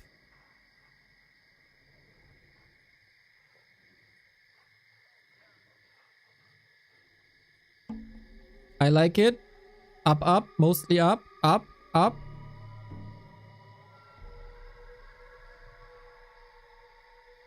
Up. Your POV is pretty good. Thank you.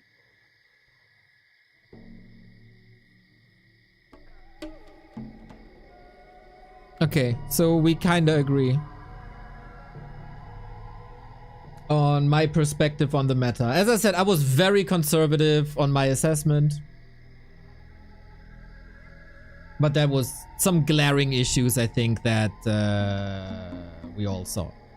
So,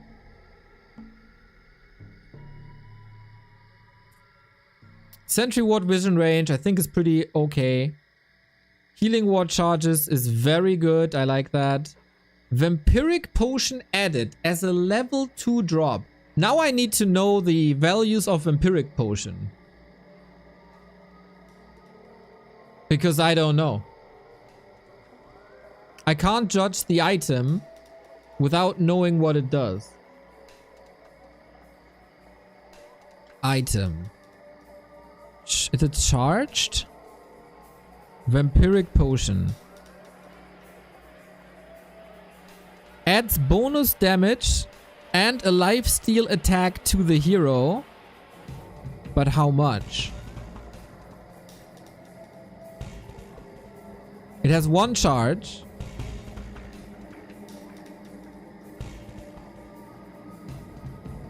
I can't find more. Do we know?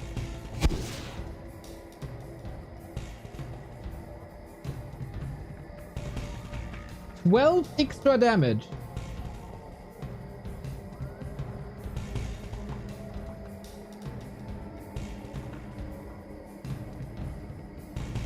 Someone said that. I don't know if it's true.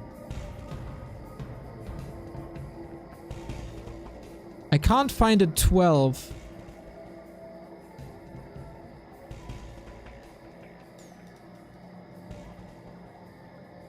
Anywhere. Where would I find this the easiest? According to Liquipedia. Oh, I didn't find it. Did you find it?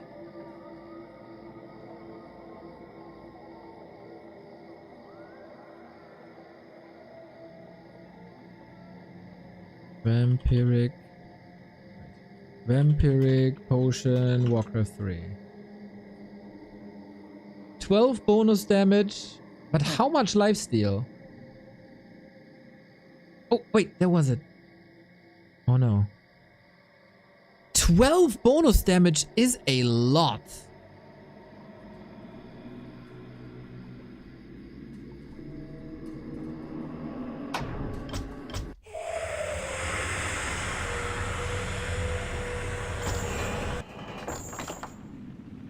Oh, there is a Lich background I got here that I haven't seen before. Interesting. So this would be on Northern Isles, for example, right? Northern Isles Murloc camp. Maybe we're lucky and find one. Last Refuge as well.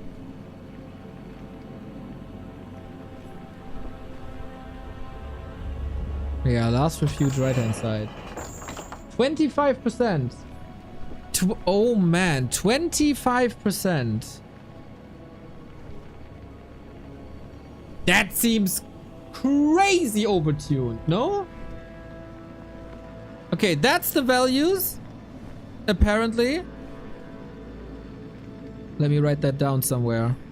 Vampiric potion. 20 seconds. 12 damage. What did you say? 25% lifesteal. This is... I don't like it too much. Do I? I like new items. I wanted new items. Can I complain now? I feel like this is good for heroes that are already very good at brawling. If you find this on a Demon Hunter, if you find this on a Blade Master, good effing luck, man. Or a Lich. Now, I don't know, is this cancelable? Like a replenishment potion? Is this dispellable? I got no clue, man.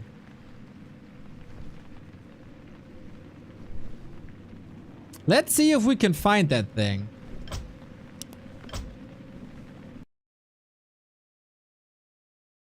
It's not cancelable.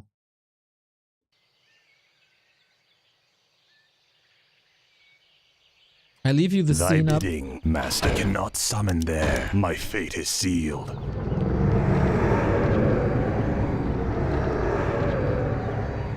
We have to kind of hunt this now. Is the lighting better? It feels like it's not Summoning is that bright anymore, but it's like minimal. Where shall my blood be spilled? But it's not like this crazy white anymore, at least. It is destined. Thy bidding. So be it. By your word. Chilling. Okay, will we find it first try? No. Walking. By your word.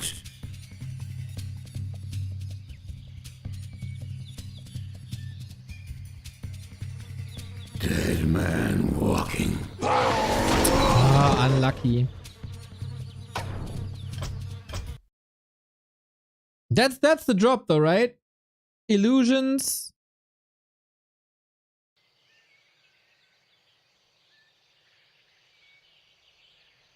Illusions, replenishment potion, vampiric potion. I wish only to serve. Thy will be done. I bow to your Still got FPS drops, by the way.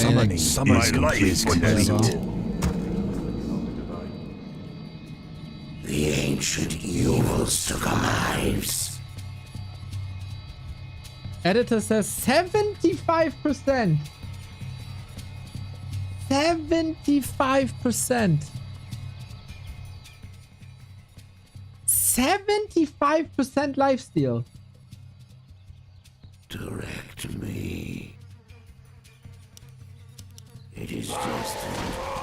I am sworn to Ner'zhul. For real, for real.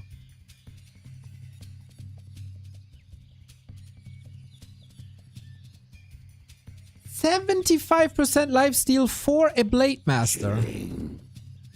So Potentially. So be it. Okay. By Vision your range word. of a sentry ward. Dead man walking.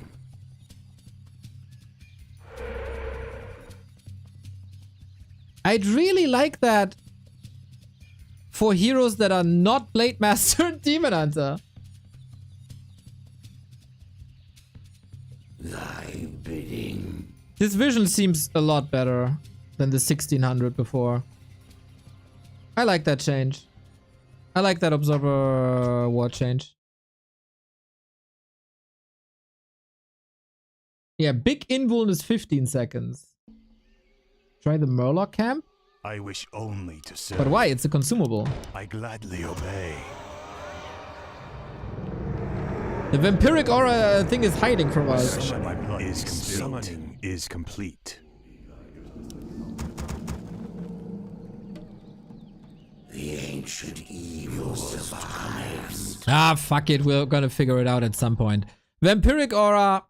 I think vampiric potion seems like needs some tweaking. I don't hate it as a concept though.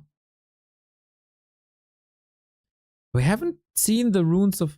Oh, maybe it's a... Maybe the last refuge drops are custom.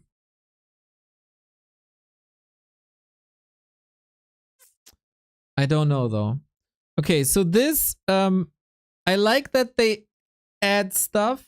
The values might be crazy. Rune of Lesser Healing as a tier 2 drop. So I don't really know how that works. It's like instead of an item.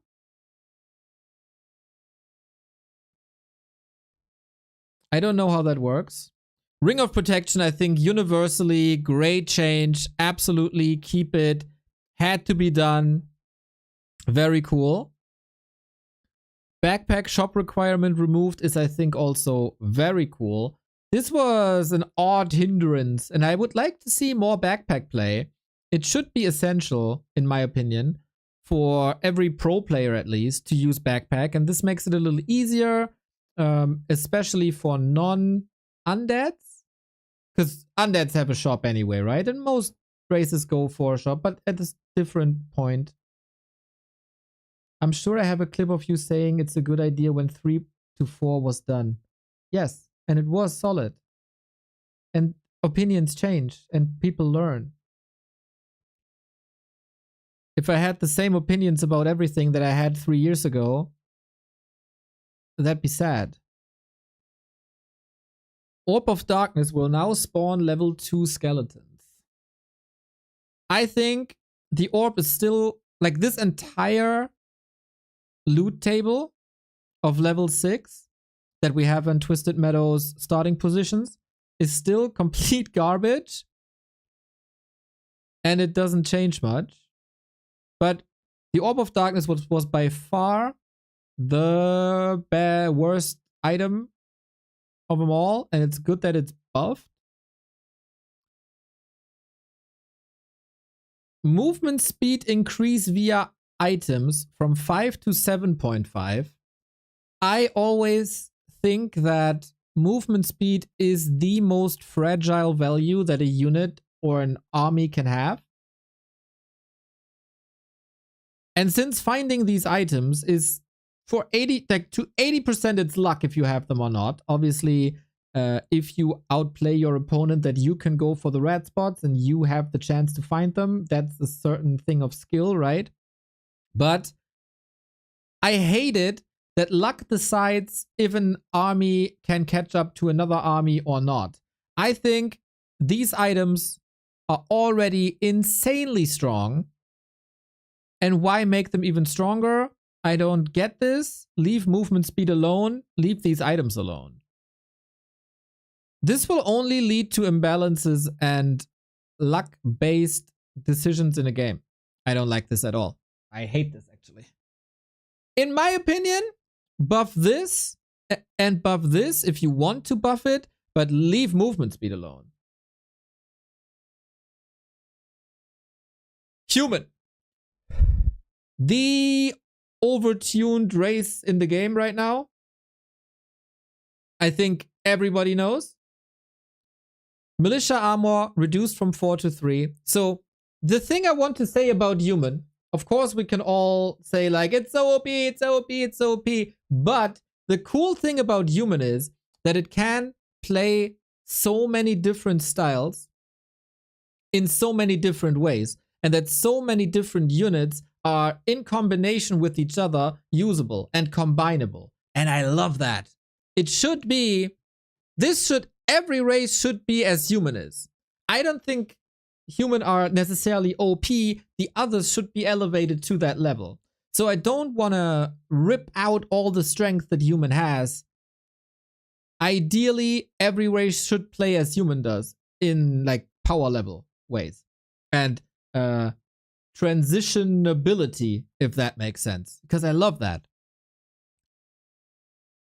So you can decide, do you want to go Pally Rifle or do you want to go Archmage? If you play an Archmage, do you want to go Heavy Harass, Heavy Creeping, or even an Expo? That's already 4 different styles of opening up a game, and that's awesome. And then you can go Rifle Caster, Mass Caster, Rifle Caster supported by Mortars or not. You can go tier 3, but for what? You can go for Knights and Mortars. You can go for Mass Air. You know, that's what I mean, why I love what human is right now. I think everything that human is enabled by an absurdly strong tier 1 that is enabled by militia. But militia is a cool function, so I don't want to take that away per se. But 4 armor is crazy. This being reduced is good. Because we toyed around with the duration of militia, and that was a crazy nerf to the early game, and every human got beaten over the head in the early game, and we don't want that back. So attacking militia here in a different value is a nice idea.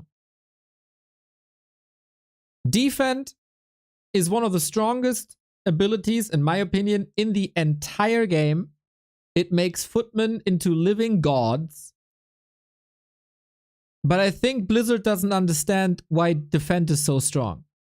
Because this value is not the reason defend is so strong. The value of defend is that it has a 30% chance to reflect the damage. And if you reflect the damage, you don't take any damage. So defend footmen have a 30% chance to not be hit. That's crazy.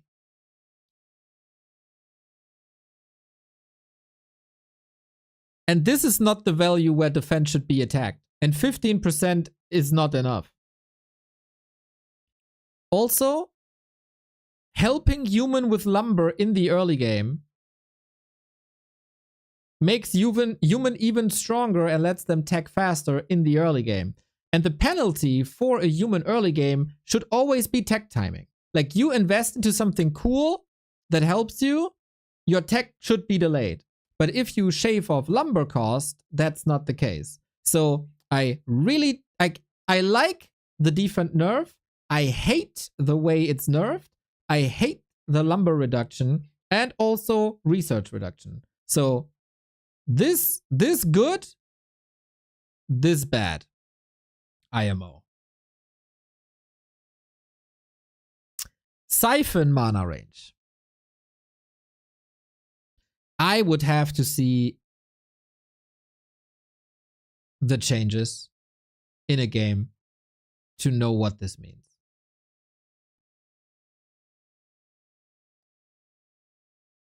And I kind of... This is a net buff. Yeah, I think it's a net buff. Yeah, I think so too.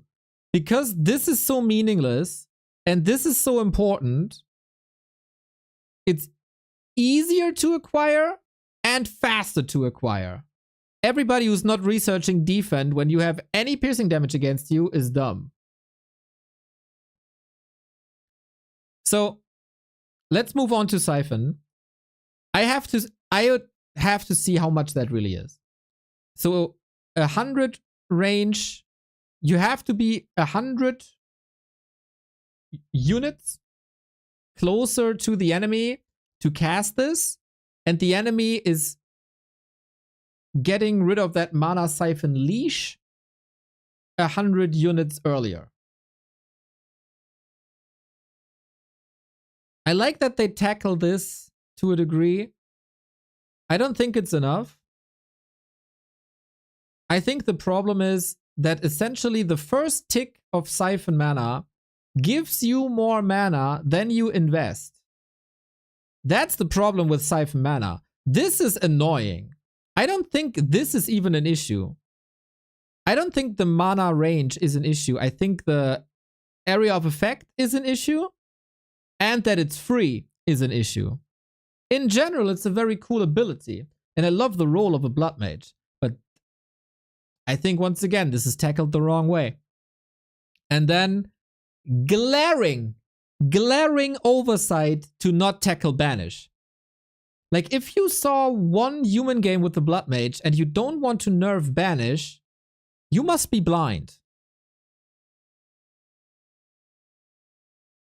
Because if you're closer or not to the enemy, it doesn't matter if you can protect yourself with banish and can constantly holy light you with banish. This is... We've seen blood mages in the middle of all the armies and it doesn't matter. And that they don't tackle banish is nuts to me. Like, complete oversight. Reminder though, we oftentimes get like 3 to 4 iterations of a test server patch, so hopefully they added. Slow duration from 60 to 45, necessary, good. Is it enough? I don't know. Is it right to do it? For sure. For heal range, someone has to help me out why that is. Because I don't think heal needed a buff at all.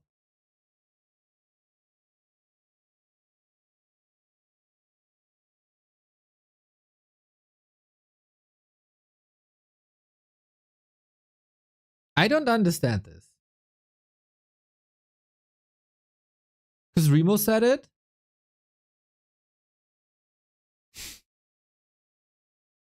Okay. I think heal is one of the craziest spells in the game.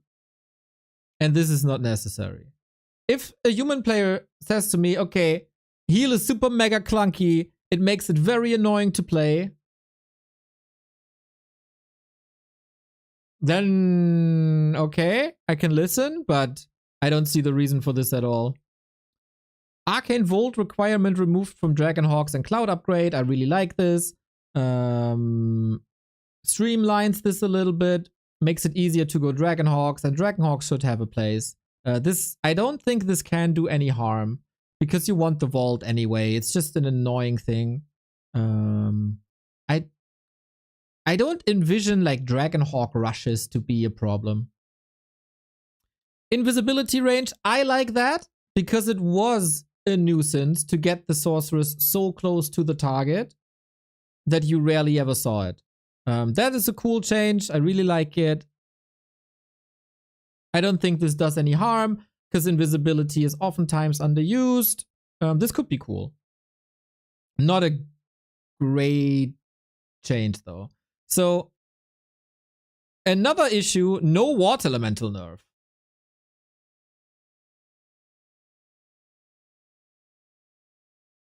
What the fuck no banish nerf? What the fuck no water elemental nerf? Is mind-blowing to me.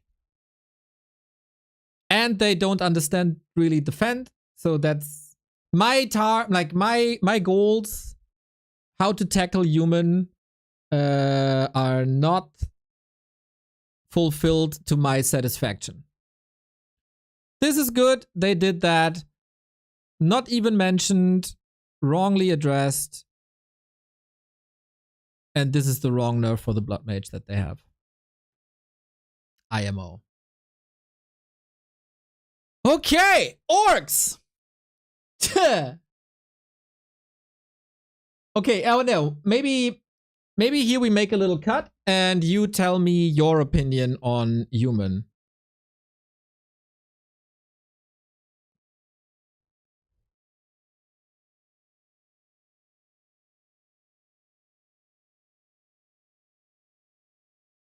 Siphon should start weak and get stronger the longer it is active. That would be neat. Oh, I don't hate that. So, first of all, do you like my assessment and what is your assessment?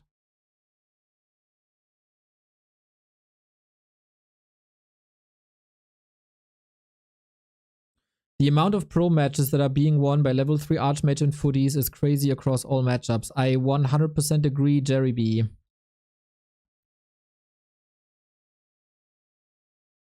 You are very right with defend. Rest has to be seen. Fair changes. Could you scroll up? Oh, sorry.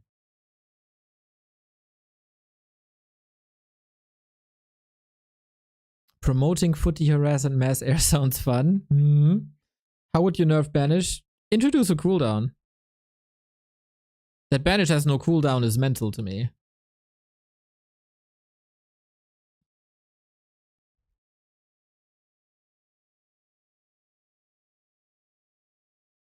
The biggest issue is Pally Rifle hasn't touched at all. You don't seem to understand that Blood Mage is the big point of Pally Rifle. So Pally and Rifle, interestingly, in the Pally Rifle strategy, don't have to be changed in my opinion. Just the Blood Mage that enables so many saves and so much healing.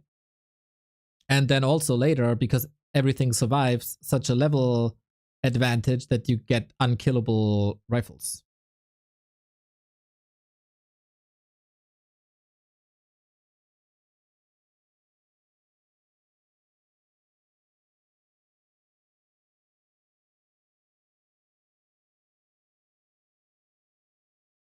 And of course, if solutions to Pally Rifle get buffed, that is an indirect nerf to Pally Rifle.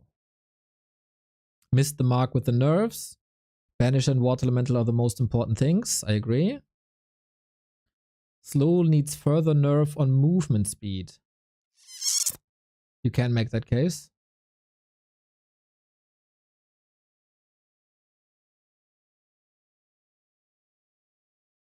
Patu says 3-second cooldown on banish. I wouldn't hate that.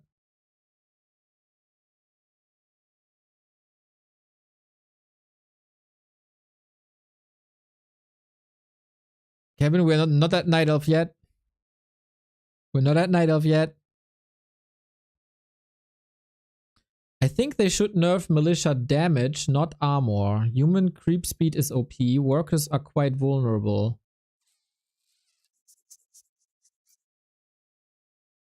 Have to think about it.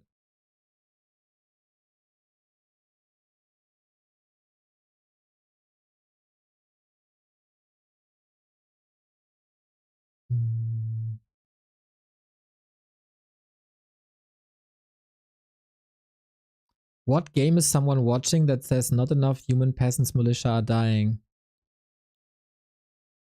I watch a game where human can creep a natural expansion without any other units than 6 militia. that game.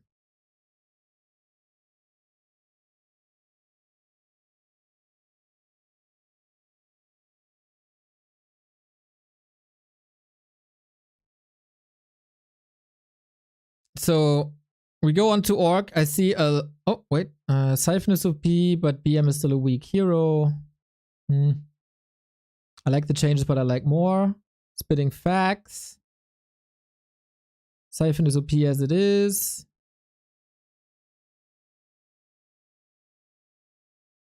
We're not at Night of an Orc yet. Can you test dispelling heal wards? Not yet. We go through the changes. We can experiment later.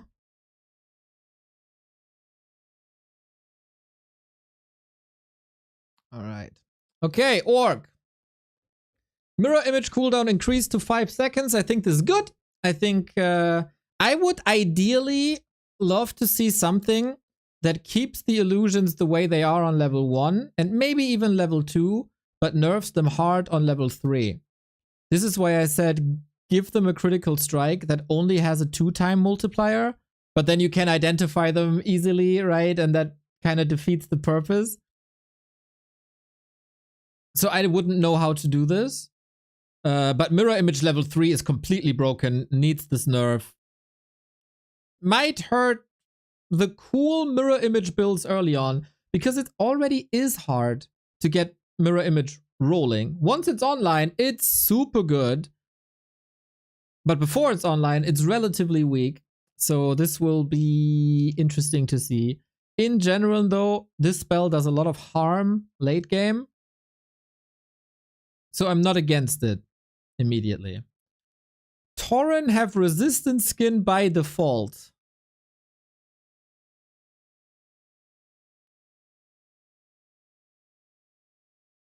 So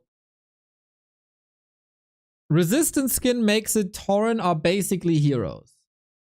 They take 70% from spells.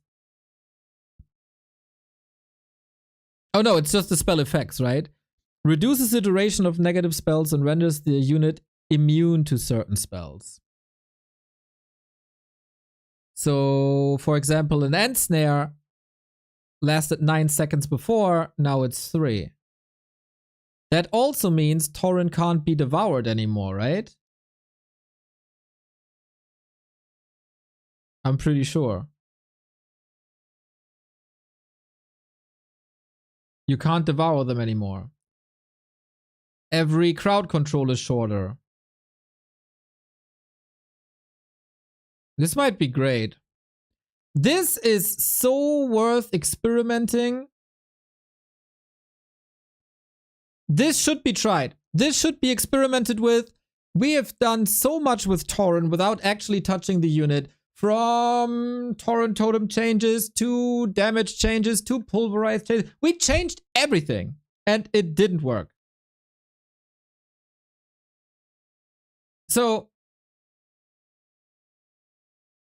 can't be bloodlusted? Of course. Of course you can. It's only negative. So, if that helps Tauren, I'm here for it. Let's see, let's test this. Lightning Orb cost reduced to 325. And the damage against summon increased. Is it just me or like Lightning Orb? Was Lightning Orb considered weak?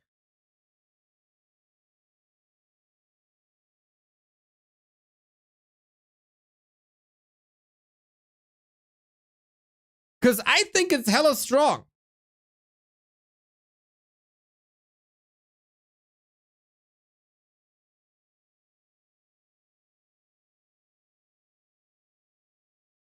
I think this is crazy. In comparison. It's huge.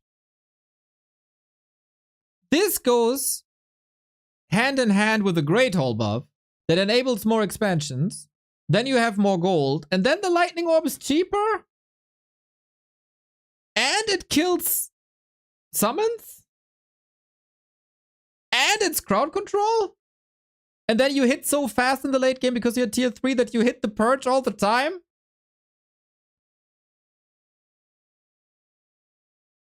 I don't know, dude. I don't know. I don't understand this. I understand this a lot. Wyvern and Venom Spears are so strong because of the mechanic how poison works in Warcraft. So in Venom Spears, does 4 damage a tick for 25 seconds, right? That is 100 damage per shot, per Wyvern. If you have 2 Wyvern, that's 200 damage. But you have a full group. And then it's like 1,000 damage. Poison is crazy in Warcraft. So if you reduce that, that's a good thing. That also goes for Orb of Venom. That goes for Dryads. That goes for every source of poison. If they get like a bit HP more, maybe. The level reduction means they give less XP.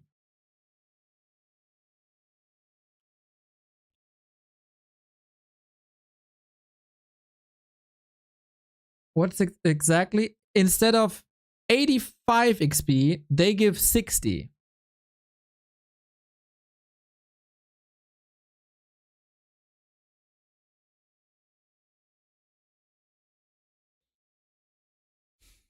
Flying XP tomes, they say. A lot of people will like this.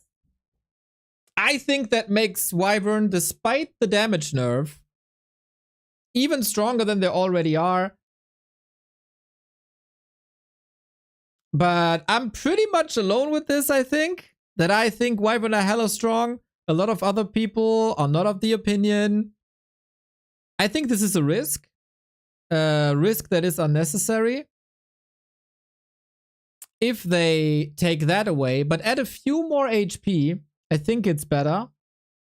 Because this also, like the mass Wyvern strat is already something we don't really like to see. And there's some Undead nerfs that go into that direction that will make Wyvern a lot stronger versus Undead. So I don't like this at all. I think this should be maybe a little HP thing. Sentry, Stasis, Heal Wards are now magic immune. Can you dispel them or not?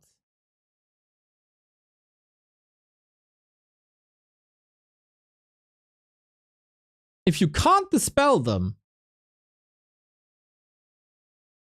that is super strong.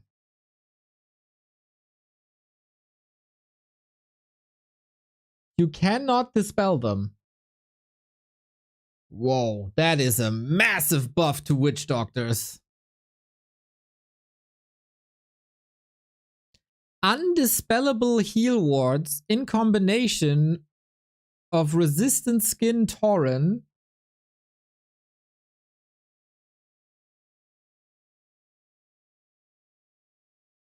Oh, that sounds freaking broken, dude. I mean, they are still easy to right click, right? They're still easy to right click, just with physical damage. But no dispel.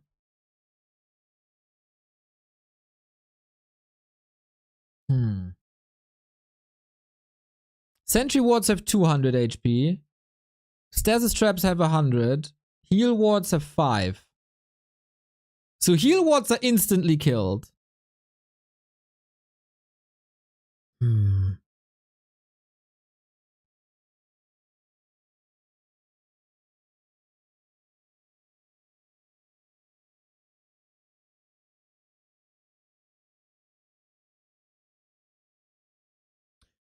Oh, but you can't with casters, so it's only piercing damage in heroes that are ranged.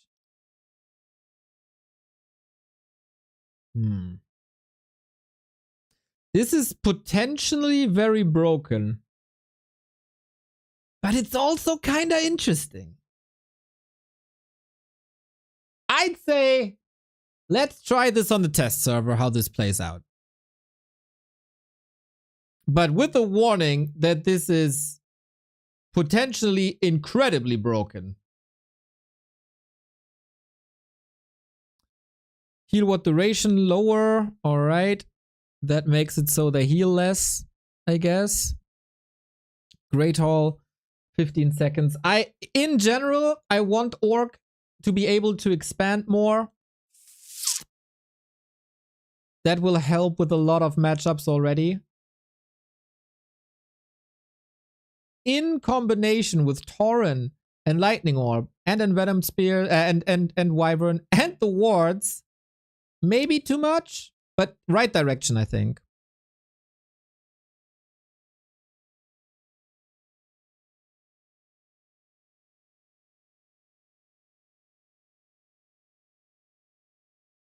So, Night Elf. Oh wait, your Orc feedback, everybody. Wards are broken and everybody who doesn't see it... Oh no. Wards undispellable is a joke and everyone must see that. We're going back to Reign of Chaos wards.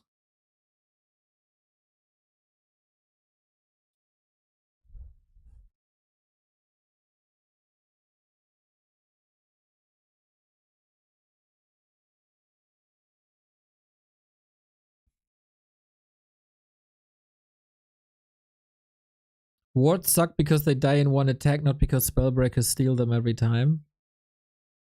Yeah, I mean, when do spellbreakers ever steal them? It's like a summon, right?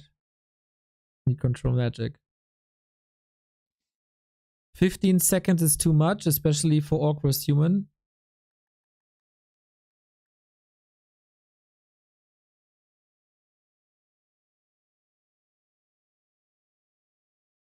Yeah, I can live with 10 seconds. But it's the right direction. I mean, with these patch notes, we still have like 3 iterations, right? So first job is to put them on the wrong, from the wrong direction into the right direction. We can argue over values later.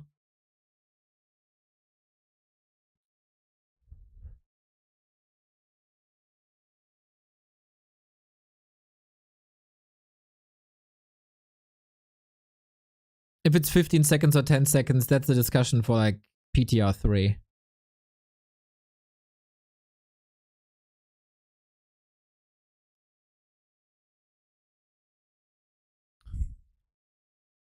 But yeah, so what was my feedback for Orc? Mirror image is addressed, that's nice. Hex is not touched, but it's alright.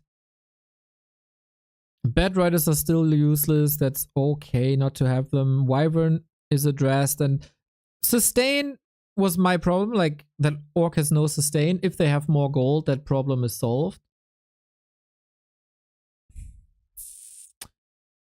Orc is potentially very broken, but I'm willing to experiment for a PTR.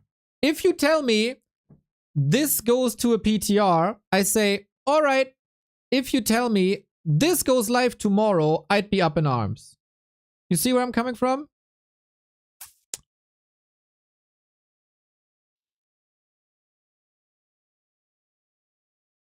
Night Elf. Nature's Blessing. In general, lots of lumber cost reduced is the right direction. Nature's Blessing by 25. Hunter's Hall by 20. Oh, that's not a lot, actually. That's a bit. I don't think that necessarily fixes the problem. It's a step in the right direction. Moonstone duration. I would have to do the math on what this exactly means. I mean, obviously you get more mana regeneration on your moon wells, so you in general have more moon wells. It's an item that costs 50, so it's always usable. Was Moon Juice an issue?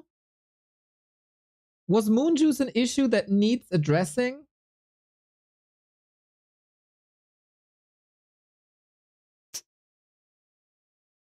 I don't know. I think it was on a fine value.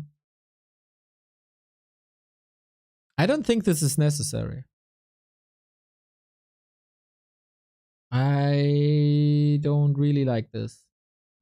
Ultravision research time, 15 seconds seems like a lot. Maybe 40. In general, Hey smiley face. it's alright to have it on tier 2. Yo, Woody, your time will come, mate. Ultravision research time reduced is, I think, alright. Orb of Venom, very, very, very, very, very necessary. Orb of Venom is crazy overtuned. It is the second nerf in a bit, right? So how long does it tick again? 6 seconds times 8. It's 48 damage. Okay. This might have to be reduced more, actually, because they won't change the way poison works in the game. And the problem is not like 1 orb of venom, then it's fine. The problem is 3 orbs of venom or 2. Step in the right direction, won't nerf the strategy into the ground, is alright. But I don't think Night Elf, like, it feels like Night Elf needs buffs, right? In certain directions. And they get buffs on Lumber, Moonstone, Ultravision, and MG food cost. I don't think that fixes any issues. Mana burn range reduced. This can't go through. This is so bad. This is maybe the change I hate the most. They already lose the heroes all the time. You want them to lose them more? No way. I don't think so, man. This can't go through.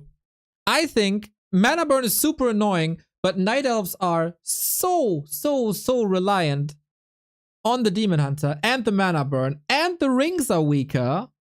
And then you want the Demon Hunter to go even deeper for the essential core mechanic of your first hero. That is unreasonable. That is unreasonable and cannot go through this way without being compensated by anything else. Everybody hates the Demon Hunter, everybody hates the mana burn, but this is not good and this is not healthy at all. I think it's a bit ridiculous that the cooldown goes down of mana burn, and I'd nerf it maybe into that direction, while at the same time help Night Elves otherwise. Because the range is not the issue. We are not annoyed by how far away the Demon Hunter is. We are annoyed that he comes in, boom, moves away, gets the reju, comes back, boom, and burns. If you want to nerf it, nerf the cooldown, but not on an already nerfed Demon Hunter. I don't like this at all. I don't see the Keeper addressed, which is another core issue for Night Elf, that the Keeper fell off that hard. I'd like more survivability of the Keeper in the late game, which would be addressed by strength scaling. And I would love to see more Mountain Giants, but the food cost is not the issue. Night Elves, we're on a little warpath against each other, right? But correct me if I'm rooting for you guys. Correct me if I'm wrong, but the food of Mountain Giants is not an issue, it's the affordability, right? So when and how do you get the upgrades? When do you have the lumber for it? How long does it take? Is that correct? Because MGs are kind of fine. They have a good spot in the game. They're just oftentimes too late.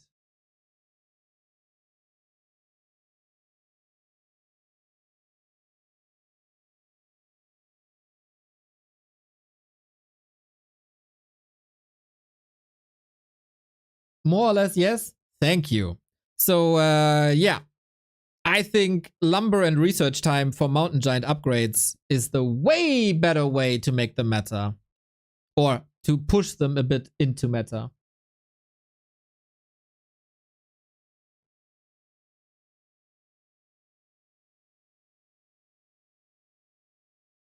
All right, so I hate this. I don't like this. Is there anything else I wanted for Night Elf?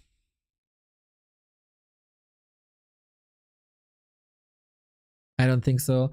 You might want to shave off more lumber cost somewhere.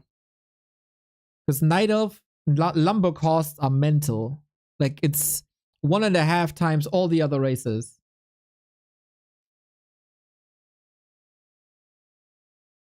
And that's just unfair for how squishy the wisps are, in my opinion.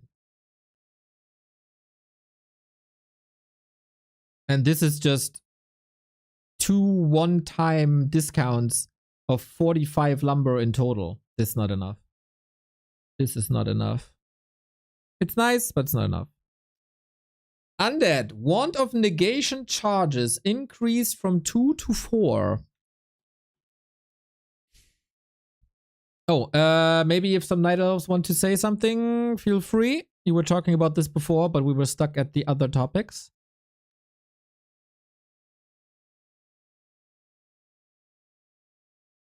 No, I'm still here. Okay, Night Elf here.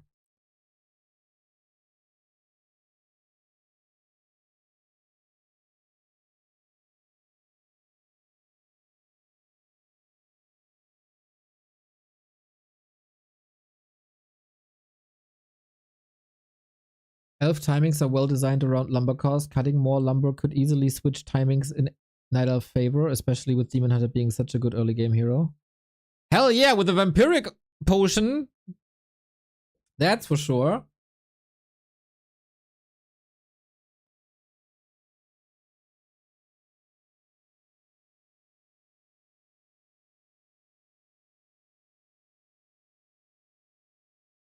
$45 wood will change nothing. It's half a bear.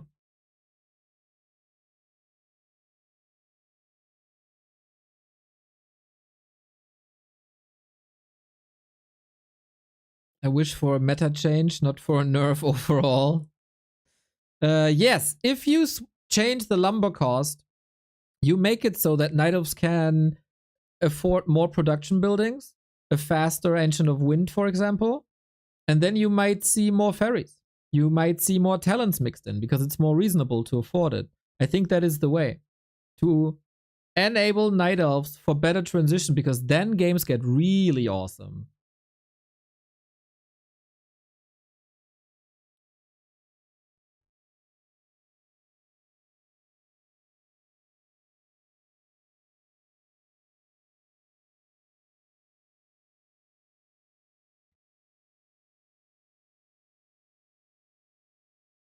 So, Undead then. Wand of Negation charges increased from 2 to 4. Is that the way of Blizzard to tell Undead, use Wand of Negation to get rid of water elementals and tech to tier 2 and then expand?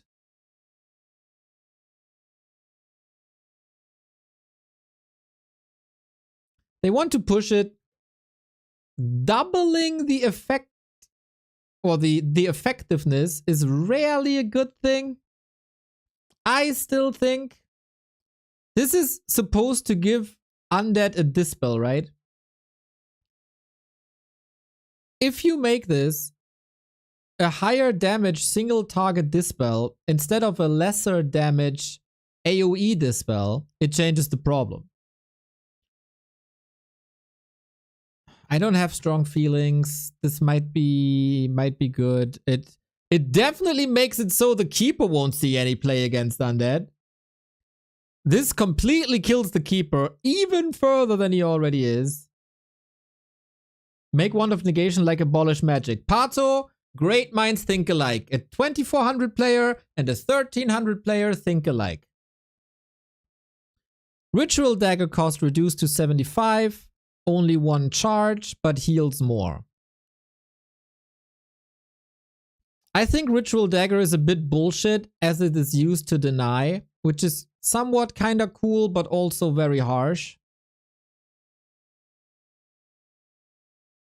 Is this better? I think it is better.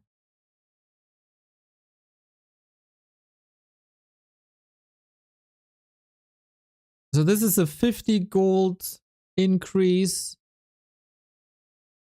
and a 50 healing increase if you buy 2. I don't think it... Does it matter if you heal 175 or 200? IMO, you can scratch this. And leave this alone. Like, just do this. I'm not entirely sure how many stocks are available, or if you can just buy 2 and stuff. I have to see this fizzled out.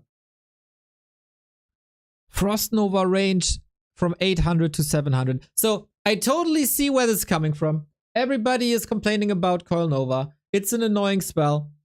It's a strong spell. But it's a necessity versus human, and the Wyvern get buffed a lot by giving less XP. And there's an expansion behind you. This is gonna make game versus Wyvern hard. Nova was already nerfed quite a bit. Maybe 800 is unreasonable though. Maybe 800 is unreasonable. It is a long range. Lich First is already kinda dead oftentimes. You know what? Maybe it's healthy. Maybe it's healthy for the game if 800 is 800 is a lot. Yeah, 800 is a lot. I don't hate this. I don't hate this. Burrow research time. Nice. I'm a big fan of Burrow. I'm a big fan of Burrow interaction. I don't think it's broken too much. I like this. It's cool. Anti-magic shell. Hell yeah! This is an amazing change for everyone. It's an amazing change for human, where banshees are oftentimes played. It is very helpful also versus Wyvern, actually, because of the poison. Versus Night Elf, it's not really played, but this like 420 was so strong, and it was an oversight because they buffed it and made it dispellable, then made it undispellable, and never changed it back. This is good. This is top. This is great. I like it. Narrow tower cooldown reduced to 1 second. Is this broken?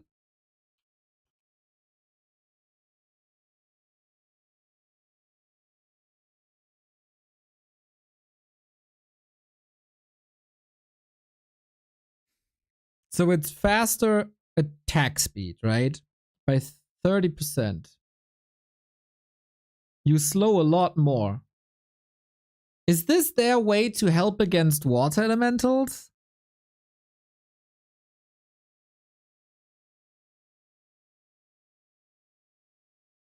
It's easier to slow 2 targets at the same time.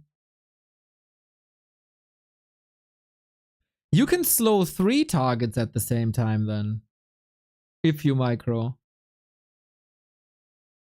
Because the slow duration is 3 seconds on heroes, right? You could slow all 3 heroes at the same time. That's how it was, actually.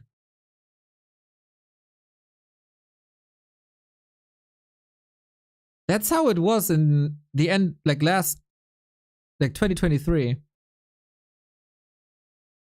I don't think this is necessary. Yeah. Web is available on tier 1. Why? I know this was in Remo's patch notes where he had that idea that tier 2 should take 25 seconds longer. And that was his compensation to make web available on tier 1. But Blizzard is, thankfully, not following that tech timing idea. And now web is available on tier 1.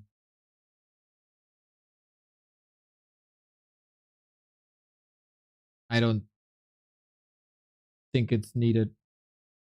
It's a unique trait by Undeads to not have any unit anti-air on tier 1. We should keep race identities intact. Delete. I don't like it deleted.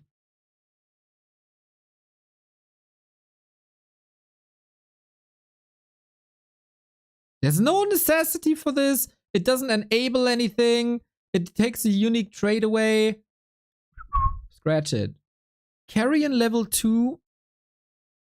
Buff by 10. Why?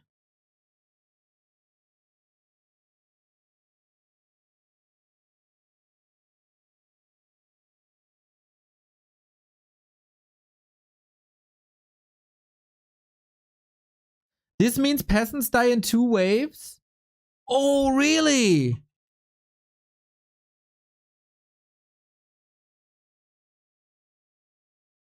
No, they died in 2 waves before. At least the ones that are hit first.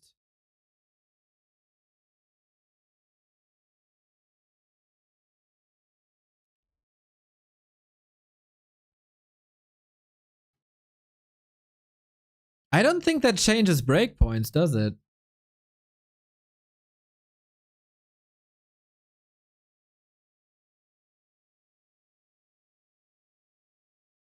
I don't think Carrion Swarm is in a bad spot. It's a great spell. What are the values then for Carrion Swarm? Is this one of these changes where the numbers are adjusted nicely? It's 75, 125, 200.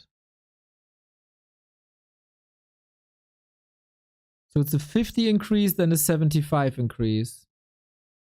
I don't think Carrion Swarm level 2 is an issue. I am not aware of any breakpoints, so I don't know. It's because the scaling is weird. It is a bit weird. I don't have strong feelings towards this if I'm not forgetting about breakpoints. Gargoyle ground damage reduced by 1. Nice. Gargoyle harass versus Night Elf is bullshit. It shouldn't be there. It shouldn't be meta. There is a bit of a development that is becoming meta. Controlling against it is nice. I like it.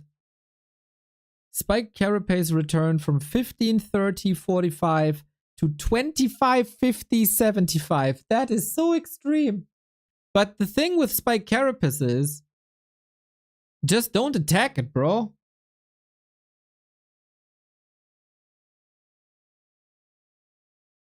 This will not... where does it make the Crypt Lord better? Versus Human Ground, where it's already strong, versus Knights. Versus Blade, but there the problems are the Wyvern. Versus Night Elf, it's not played. Versus Undead, there's Fiend Mirror mostly at the late game stages. I don't feel like this makes the Crypt Lord more or less playable. I think 45 is nice already. 75 is just freaking extreme. I think this passive needs something cool, not just more numbers. And on any skill level, you just don't touch it.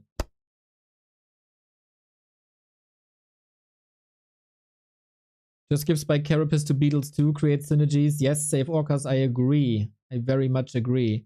Keep the numbers, give the spikes to the Beetles. That's way better. Level 1 Rain of Fire range increase makes it so that you can attack a human base with the Pit Lord being out of range of the arcane. As we've seen 10 years ago. Oh, wait, your feedback to Undead? Your feedback to Undead, everybody?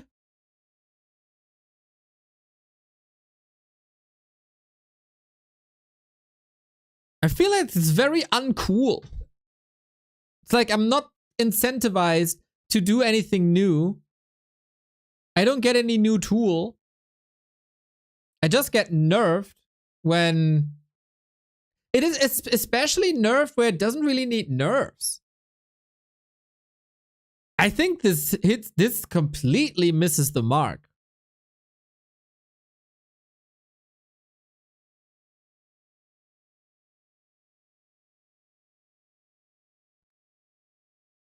It doesn't really help against human early. Makes it a bit harder, I guess. Wyvern will be quite insane. I mean, it isn't... They want to make Fiends playable, I guess, but they're so clunky.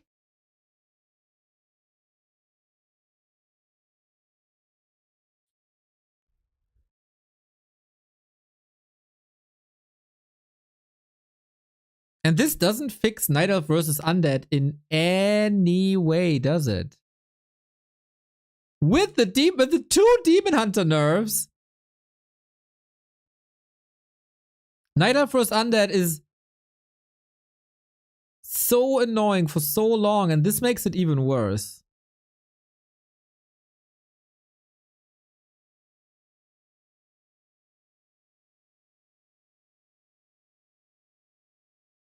Yeah, I think this is the wrong way.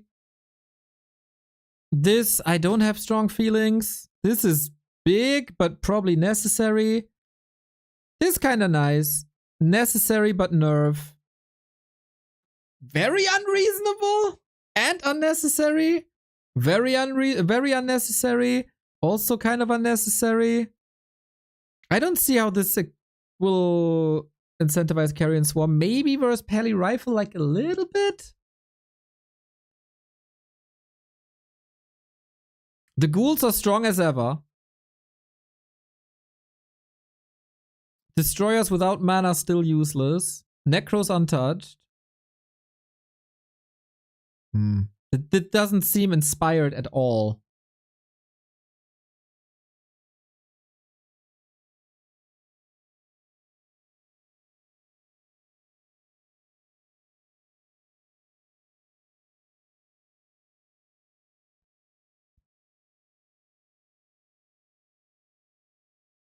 Yeah. Pit Lord better against human expansions or expansions in general. Dark Ranger Life Drain can now transfer life to a friendly unit. Oh my, does this go over the max? Can you do that? Let's check. Because with Siphon mana, you can give more mana than the max mana of a unit. Right?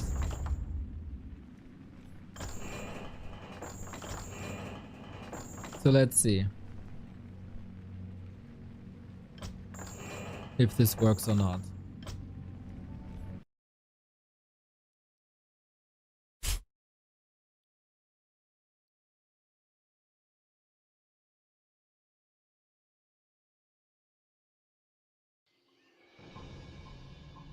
My bow is ready. Come on. Already full health. Flush them out. I will aid you. Another round? What lies before me? Your poison. No, it stops at full health. Okay, that's a relief. I was very scared it could give like a Pit Lord 2000 HP. Let the living beware. This will be great. This will be strong. This will be very strong, I think.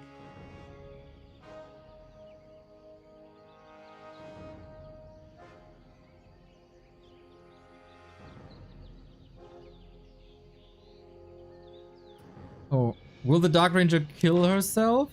Unleash my End strength. my torment. If that is your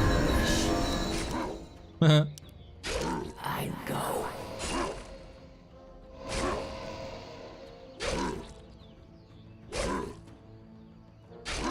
Will this ever end?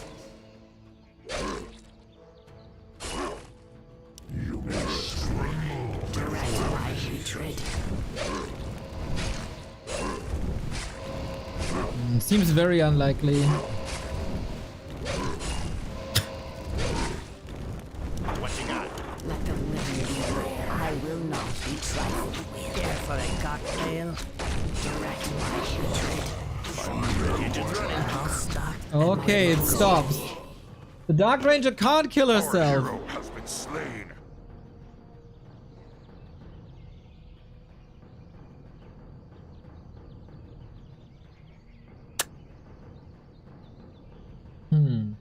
That was, of course, level 3. Level 3 life train has always been crazy.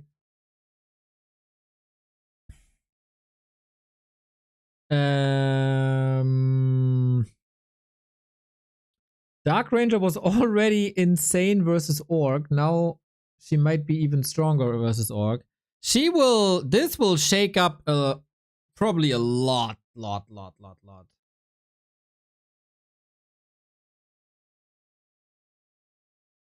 Dark Ranger heals DK, DK heals Dark Ranger.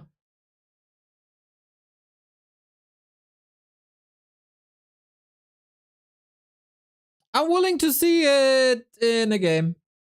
This could potentially be very broken, of course.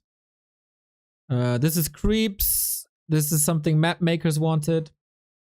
All right. Yo, apart from if these changes are good or not,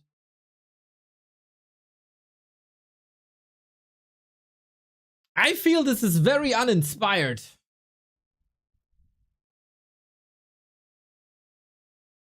I don't see this enabling a lot. Except for orcs. Orcs will have a grand time, I think. Night elves will suffer. Undeads will be annoyed. I mean, for me as a fiend undead, it's kind of okay.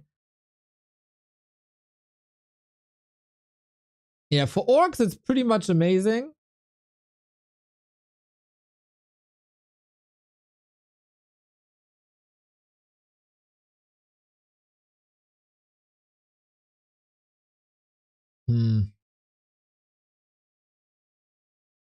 Yeah, I think my takeaway, in general, they touch a lot of right things, but in the wrong way, oftentimes. I don't think there's much balance to this.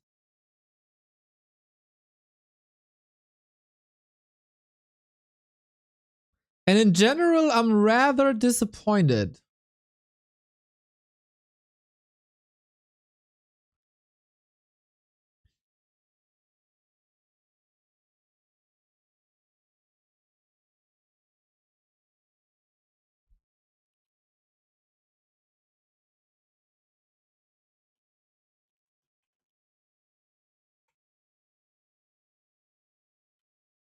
That's my impression.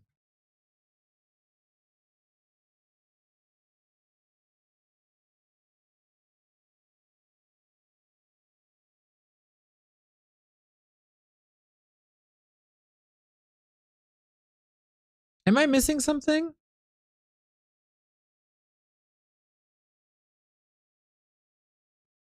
If anybody wants to hop on a call, let me know.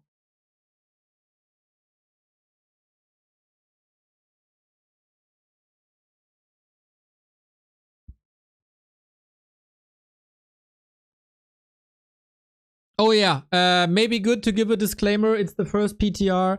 Last time first PTR, I was incredibly hyped. And then it got weaker and weaker and weaker every time they iterated. And at the last iteration, I was really angry. As so often. And then they fixed a lot of stuff before.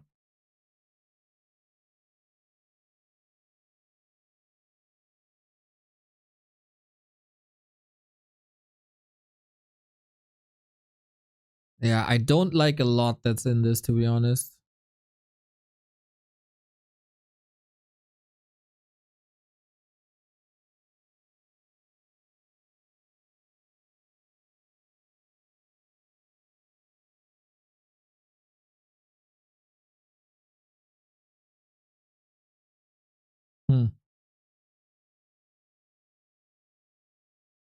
Did actually anybody else give suggestions? Yep. I forwarded a big document.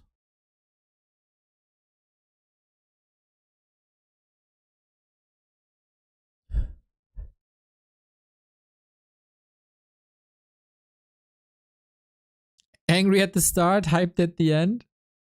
Oh, maybe it's the other way around now.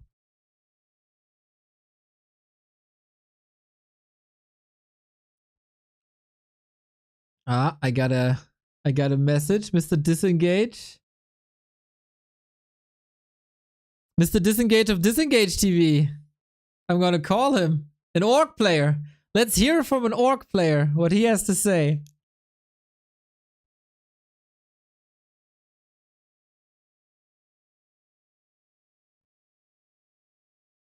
Check the video in gym.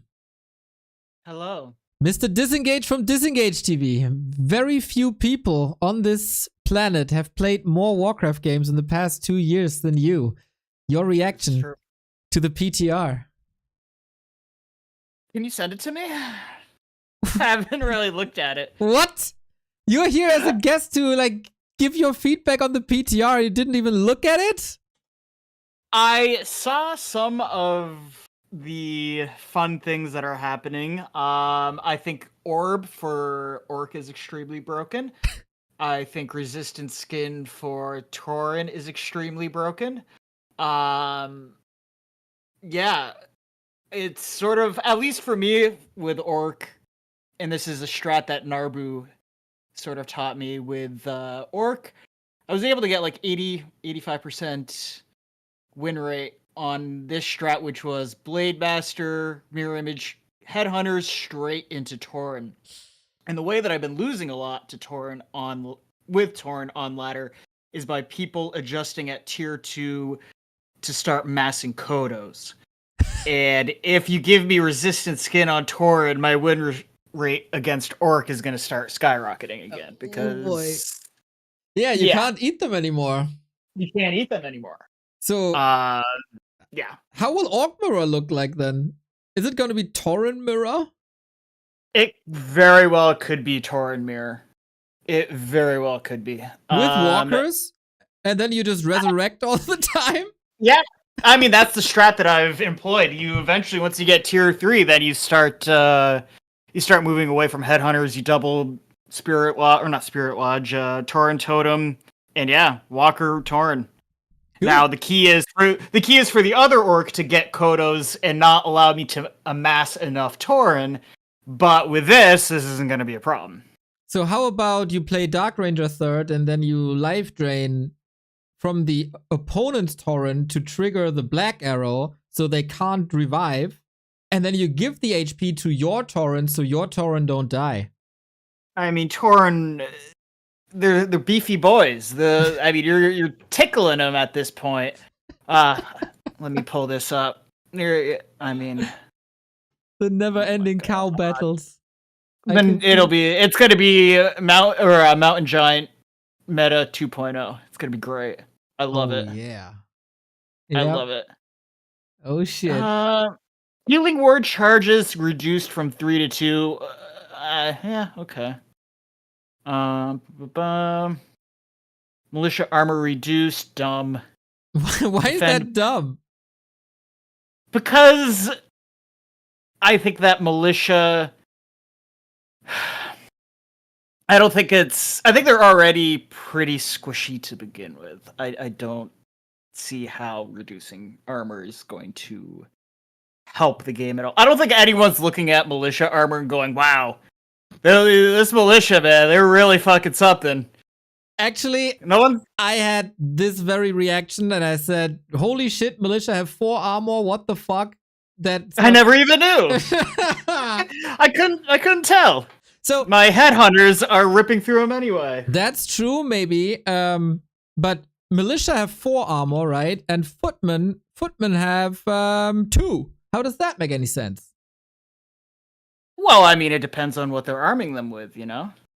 Yeah, but it's just what's happening. What's happening at the arming? It's just stuff lying around. I mean, maybe they've held it in the vault for the most, skilled farmer. Well, not for the most skilled farmer, but like, it's defense. It's it's your national guard. You're arming your national guard. If you're being invaded, you want the best. Yeah, wonderful. Those footmen are just their lives are expendable. I've watched enough AKM to know footmen lives are expendable. That is correct. So, as you are a person who plays a lot of headhunters, do you think the defense change will help you, or will it make things worse? Defense piercing reduction reduced from 65 to 50%. I mean, I still think that I don't know. I've lived and died by the Lin replays going over it with Donda, the 7 headhunters. I don't think I'm massing any more headhunters. I think it's going to barrel through the footies more, which is not great. I think defend was always annoying, but not impossible to deal with. Wow. It's also cheaper now and faster to research. It's a double whammy. I don't really have a problem with it. I really don't. You just got to find ways to work around it. Maybe you build, instead of 7 headhunters, maybe you go 1 grunt. Maybe you go 2 grunt into the headhunters. What do night elves do? Die in a fire. Okay, fair. I mean, immolation. I haven't. Let's see. Did they change immolation at all? Nope, they don't. No, then they gotta fucking. But you still have to deal with immolation. All right. So we have the blonde devil. You said you talk a lot with AKM. They changed siphon mana range a little bit. Do you think that is enough? And do you think AKM paid them to not touch the blood devil anymore? I think that I feel for him because he plays Blood Mage so much without using the Paladin, so it kind of really hurts him. Watching AKM, you would think that Blood Mage is a weak hero, but then when you play it with the Pally Rifle strat, and Blood Mage is fucking broken. It's just a walking mana pot constantly. So I think in this case, I think it definitely is deserved. I think it helps. I think the area of effect is good. The range is alright, but the biggest thing that I really wanted to see change was the cooldown. I know that, watching Carson, and I've played the Carson strat, I've had a lot of highs with it, I've had a lot of lows with it. Having the cooldown for Siphon Mana be shorter than the cooldown for Soul Burn sucks. It's just, I wish I would have more. I would be happier if they changed the cooldown rate than if they changed the range. Okay. I wish they touched the cooldown rate more. Make it a longer cooldown. Okay. Because it's too quick. Alrighty.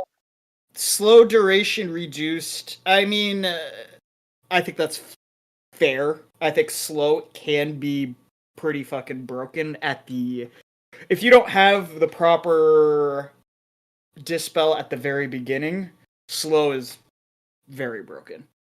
Can human counter Tauren if slow lasts longer and Tauren have resistant skin and all these buffs?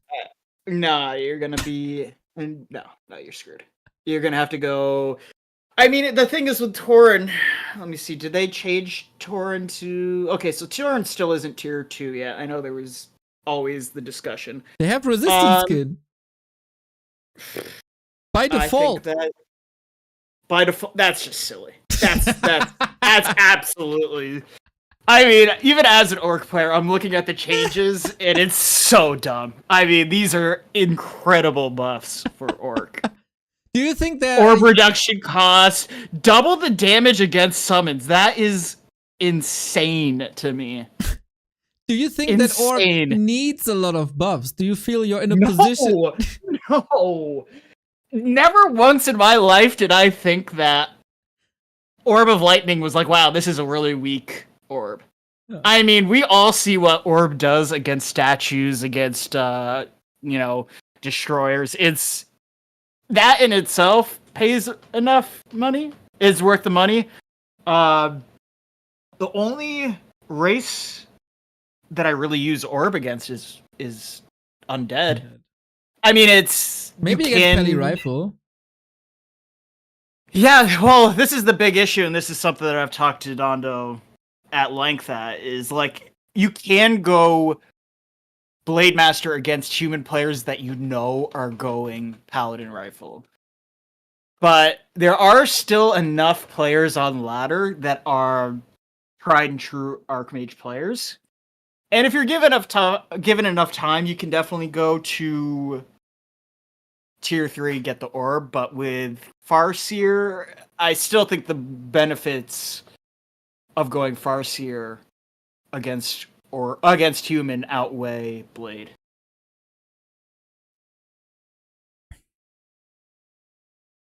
Arcane Revolt requirement removed from Dragonhawks and Cloud.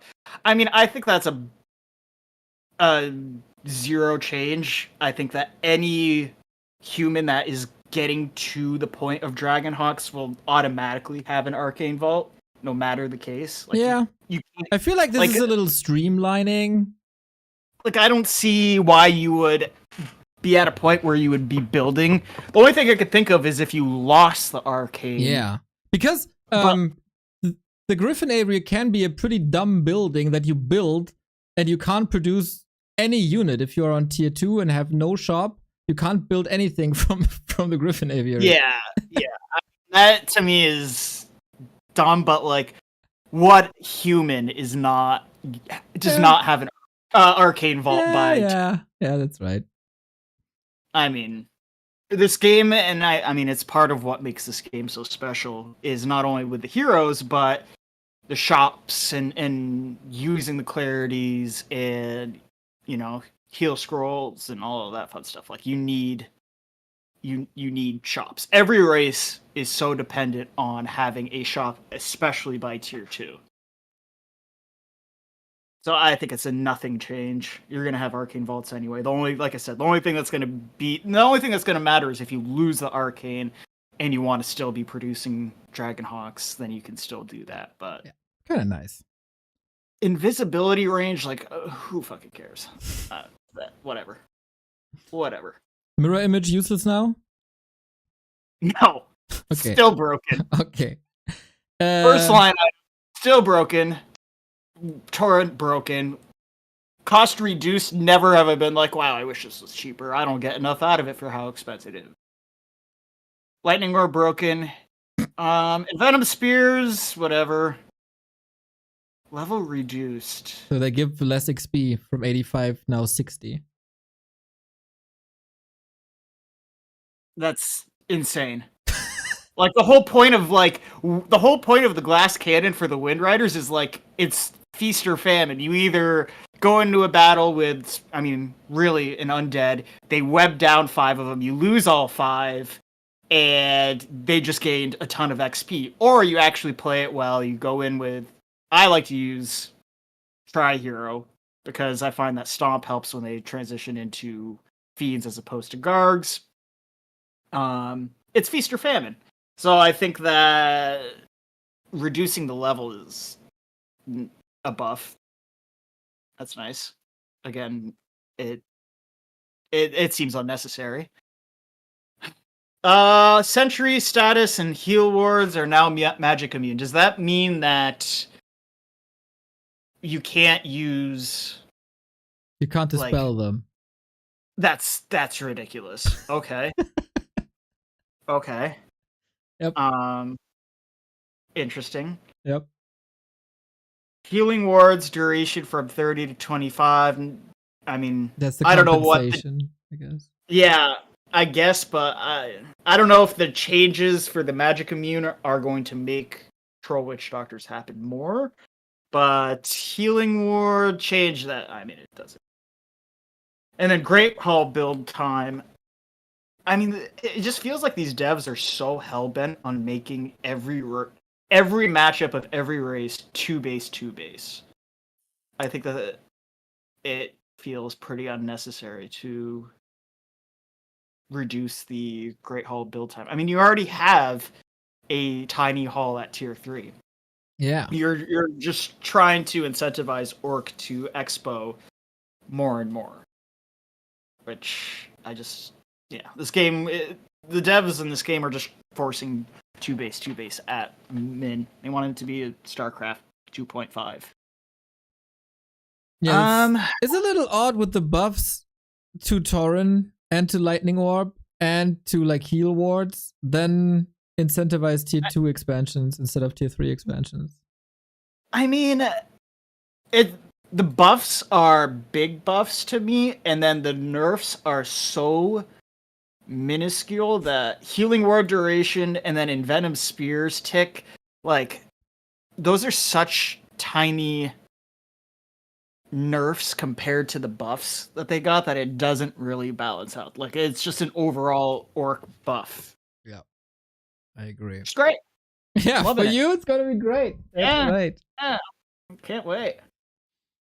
Night Elf, what's up? Yeah, is there anything else on your mind regarding the patch notes? Otherwise, I'd see if anyone else wants to come on.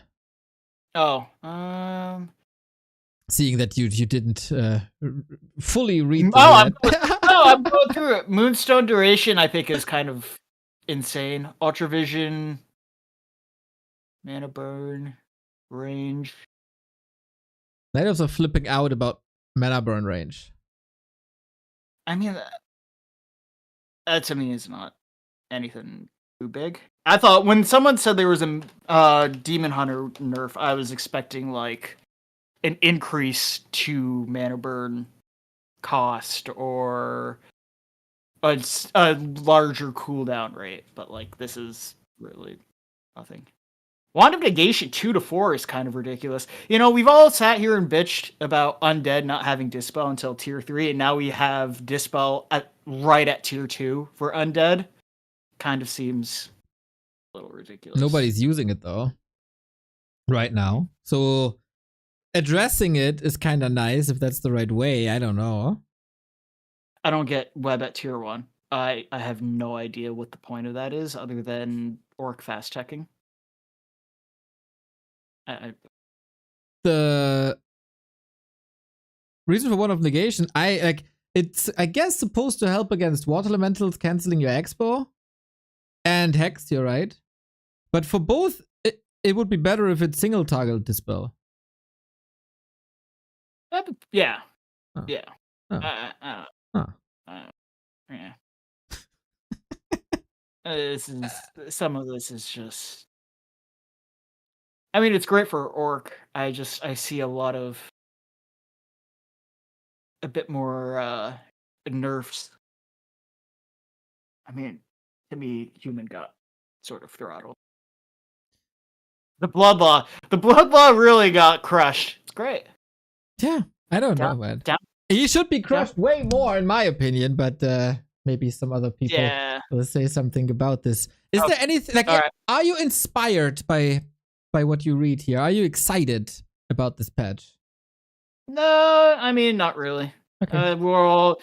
Until metas start forming and playing out, and again, how long did it take Pally Rifle to actually, like, it was a meme at first, but once people actually caught on months and months and months after the latest patch, 20 years. you know, and then people are like, oh shit, wow, this is broken, and people are like, well, it's been around this entire time. No one actually took it seriously. So you have to just let it play out before you can start getting your pickaxes and shit. Shit. All right. I like that. Thank you very much, Disengage, the Orc player who hates the Orc buffs. I love them. Oh, they're great. Okay. Good. I misunderstood that. Misunderstood. Thank you. I mean, it's gonna be broken. It's gonna be great. Yeah, it's gonna be great for your MMR and your rank. It's gonna be good. Yeah. Mr. Disengage, thank you very much for your time. Bye-bye. Bye. I see a couple of other people in the chat. Let's call Carson. We just call people now. I see Leon. I'm gonna call Leon as well. Let's see who picks up the phone. Boom, boom, boom, boom, boom. Let's see if Carson is awake. Yeah, 8 hours. It's midday. Should be fine.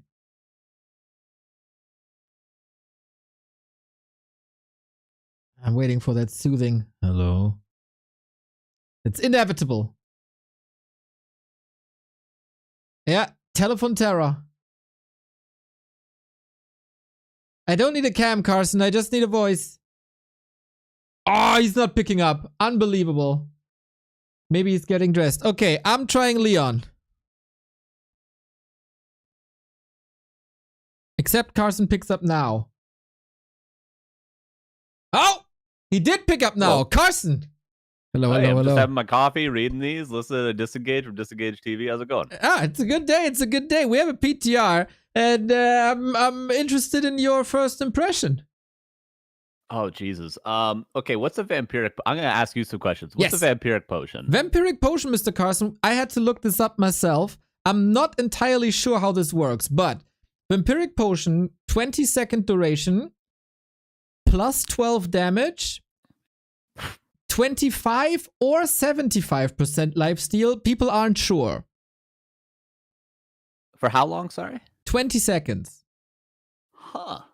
Interesting. As a level 2 drop. Yeah. Level 2 drop means not level 2 consumable, because level 2 consumable is like greater heal, etc., right? Level 2 Level 2 consumable permanent? is, I think, replenishment potion, lightning shield, illusion.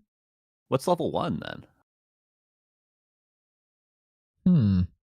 I don't know. Yeah, that's why I'm thinking. Yeah, I don't know, because I consider like Ankh to be level 3, and then like shops on LR to be level 2, and then priests on LR to be level 1. But yeah, I don't know.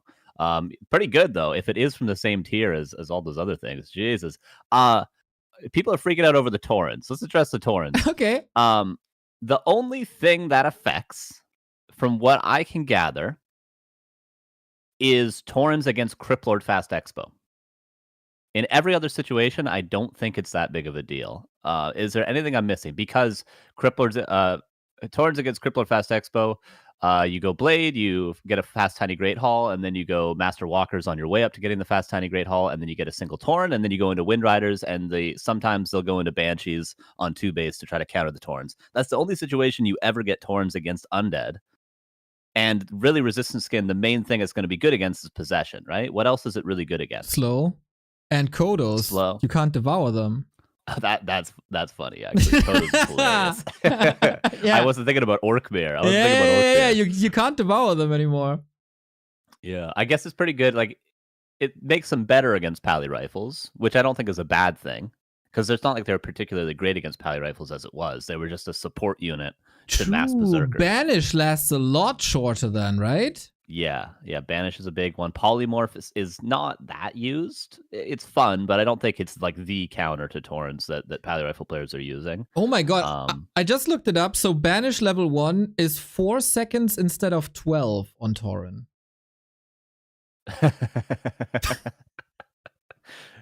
Yeah, so, it's pretty good.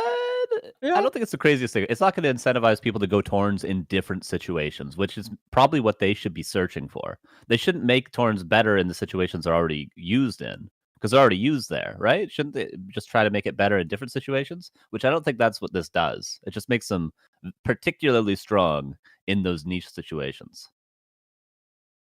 Yeah, Am I wrong? You know what I mean? No, I think it's fine. I think you're right. What else? I think Web on tier 1 they're wilding out. That's crazy. More Criplord Expo, baby. That is wild. There was a Remo suggestion, but Remo said like he wants to delay the tier 2 timing by like 20 seconds or something. So from tier 1 to tier 2 should last 20 seconds longer. And I think that's what they picked up from his suggestions. But why do you see a problem with that? Why do I see a problem with that? I guess not. I don't really see a big problem. I just see a lot of potential for like tier 2 pushes and things like that. I think now Keeper's definitely dead. Yep. Like there's no way Keeper Fairy Dragons is going to be a thing. You're just going to go 2 Crypt all in at tier 2 when you see a Keeper in an Expo or something like that. So like the whole Ancient of Wind meta is dead. With 4 Wands and Negation, Keeper's even more dead. I guess it's not a big deal. It's just kind of funny because there's like no window to like go Wind Riders and cancel a Graveyard and like cheese out a win or something like that. I guess it's not a big deal. It's just kind of fun. I feel like we're going to see a lot more Criplord Philbot Fiends. Just there's some people on ladder. It's not pros, and I don't know what we're balancing around.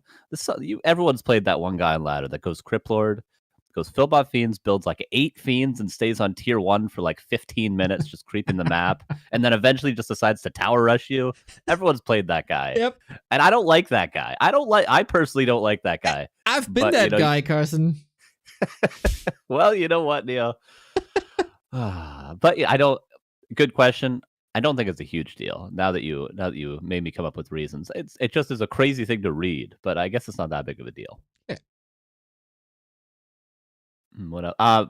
Mass witch doctors are gonna be fucking meta. You can't dispel it. Yep. I mean, you can still attack it. It's 100 HP for a stasis trap and 5 HP for a heal ward. Yeah. Yeah, that's crazy. That's can't go through. I think there's a lot of good ideas here. I'm not one to shit on Blizzard all the time for their changes. I think a lot of the time they have good ideas, and I think they have more knowledge about this thing than the majority of the community. This is not going through. This is ridiculous. There's no way. Maybe like one of the wards, maybe like if heal wards had 1 HP and you couldn't dispel them, that could be cool. Is it really a difference if they have 1 or 5 HP? No, it doesn't. But like stasis traps? Yeah, stasis traps have 100. Yeah, that is the really crazy thing. Witch doctors would literally be meta in every matchup. I'll say every matchup. Witch Doctor Torrens, if these changes go through, every single matchup. It's crazy. It's a crazy change. Great Hall build time is interesting. I mean, I think the good orc players aren't struggling very much to get their expos up, right? Like, are you seeing Focus and Lin get their expo canceled? Yep, all the time. Really? Noobs? This should happen. Yeah, that was indeed a big issue, and a lot of people have called for it. But I'm more discussing with myself if 15 seconds is too much. Yeah, it's like whether or not people like the expo meta, it's a reality, and this isn't going to make it any more or less of a reality. It's still a necessity for orc in particular matchups. This is going to buff orc against 2 farm tech riflemen, might be like dead because this might kill the timing entirely. So it might incentivize more like 3 farm caster play or fast expansion from the human and stuff like that. But sort of like really strong 1-base timings in human versus orc could be dead. And I feel like top level, I complain a lot about orc versus elf as a noob, but I feel like top level orc versus elf, every elf is getting destroyed right now already. From what I've seen, the replays I've watched recently, it feels like everyone's losing to orc as elf players. So I don't really see the necessity. And against undead, you go for a tiny Great Hall. Yeah, so we'll see how it plays out. I could live without it or with it, honestly. Helps for pally rifles? I don't know if that's true.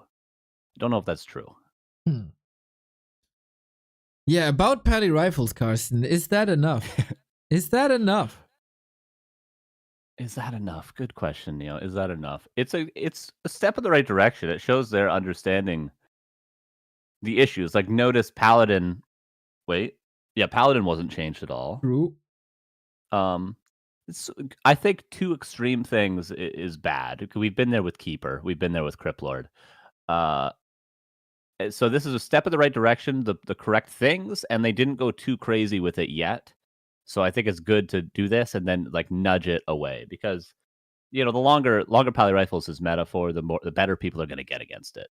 And then the worse it's going to become even without balance changes. I think if you gave people another 6 months, they're going to be not consistently beating it, but maybe they're going to have a much better win rate against it. So nudge it in a direction and then let people learn how to play the game, and then we'll see how it goes. So I think it's fine. I like the priest change, extra heal range. Really? Maybe you can educate me, because I don't see a reason why one should buff heal. But I never played human really, except the campaign missions. So tell me, why is that necessary? I don't know if it was an issue or necessary. Maybe it just helps you against like AOE sort of thing. Could help you spread some stuff out and still get effectiveness. Because I feel like a lot of what happens when you're playing rifle caster or playing mass casters, everything's really clumped together, and then you need to spread everything when there's about to be AOE, when there's about to be a big impale, or not really impale, or like shockwave, chain lightning, or a breath of fire, or something like that. And then everything is just sort of AFK, like all your priests aren't really doing anything. This allows you to maybe have a little bit of micro expression while still having all your units not just be AFK for the whole fight. Maybe. Is it necessary? Good question. Probably not. I think priests are really good. They heal 25 every 1.6 seconds, which is ridiculous. Yep. I'm sure as an undead player, you wish you could heal 25 every 1.6 seconds on your DK. Dude, But I won't complain it's cool. about statues, man. Statues are not the units to complain about. Yeah, but more micro expression, I feel like this gives human players. The ability to move your units around and still have them be useful to you is kind of a cool thing. The backpack shop requirement removed, that was the other one that stood out to me. I think it's cool. I'm trying to imagine how that could help particular strategies, but I think it's like, maybe it's a situation where if Orc is fast teching and harassing, like skipping shop and going straight cross map, maybe versus Night Elf or something, or with a Farseer Headhunter opener. You're obviously not building shop before you're teching, and then you can get backpack and you can bring clarities and salves, which is probably especially broken for Orc, I want to say. Other races, I don't know. I would have to be more experienced with other races, but I think this could be an interesting change. It also could be a very oppressive change to the races that need to cower in their base, human players when they're fast teching, etc. So I think for Undead, it makes no change, right? Because we have the shop anyway. Yep. In the very beginning. Night Elves might benefit if they want to go for it, but I think the biggest issue with backpack is that people just never use it. So maybe it's a lazy thing. Yeah, it is. For sure. Maybe this is a nudge to use it and get rid of one excuse to not use it. I like this change. It's a good change, I think. Yeah, backpack is one of those things that's like,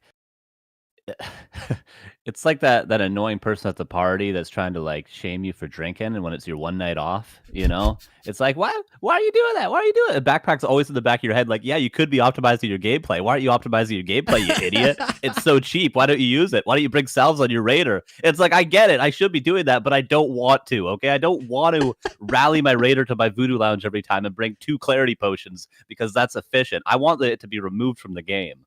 I feel you, man. I feel you. That's what backpack is. So now it's going to be, that person at the party is going to be even more annoying.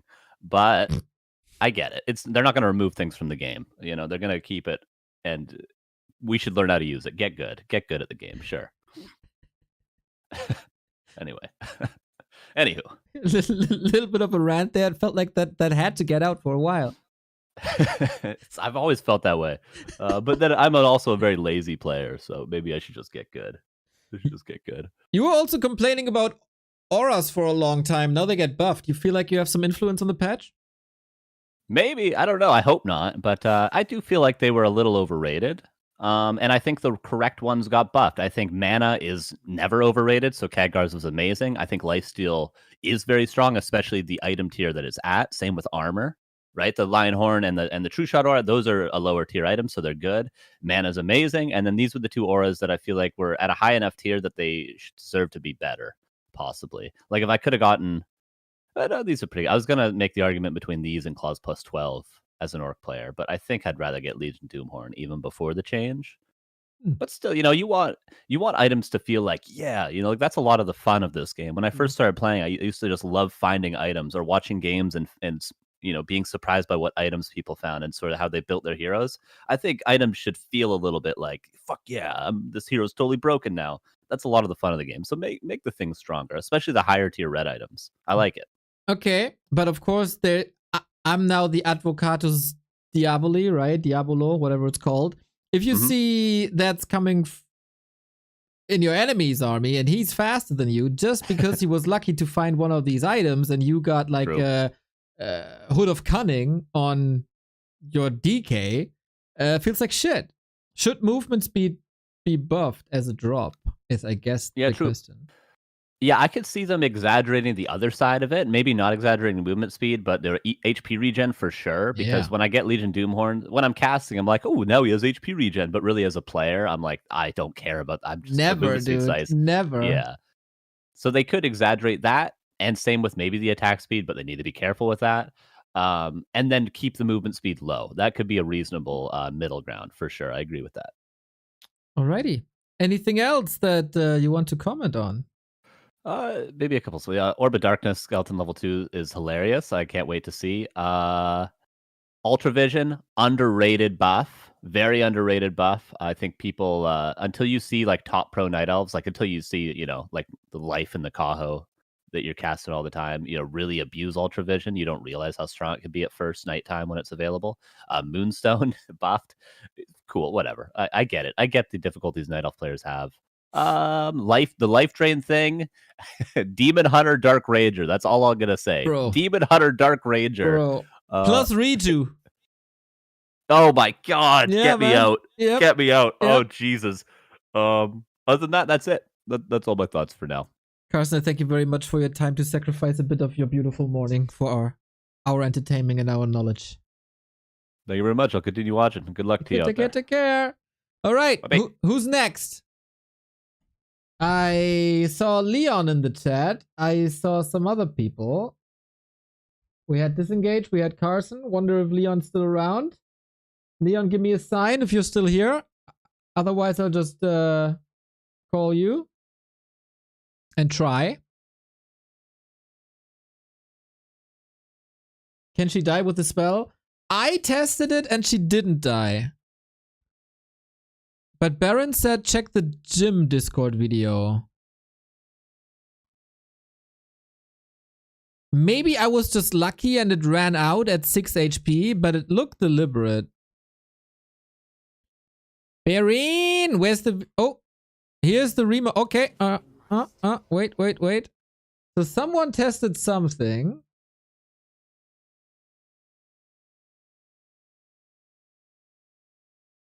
What we got? Dark Ranger Knight. Oh, really? But for me, she didn't die. You were here, right? For me, she didn't die. Is she dying now or not? Was I just lucky that my life drain stopped at 6 HP?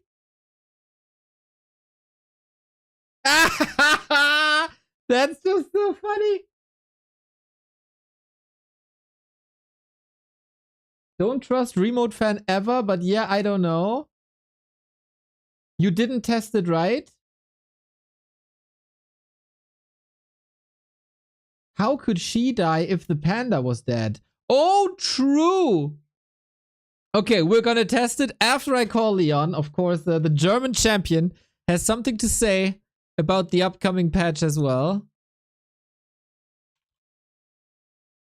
True, how could the panda die when the... Yeah. Okay, Leon first. Leon, most important person here on the call right now. The German champion has probably something to say about this PTR. Hello, what up, my Hello. man? Hello. You don't sound too excited. Ah, well, I don't care too much, to be honest. Yeah, well, interesting, right? It is. Are you not afraid of the orcs?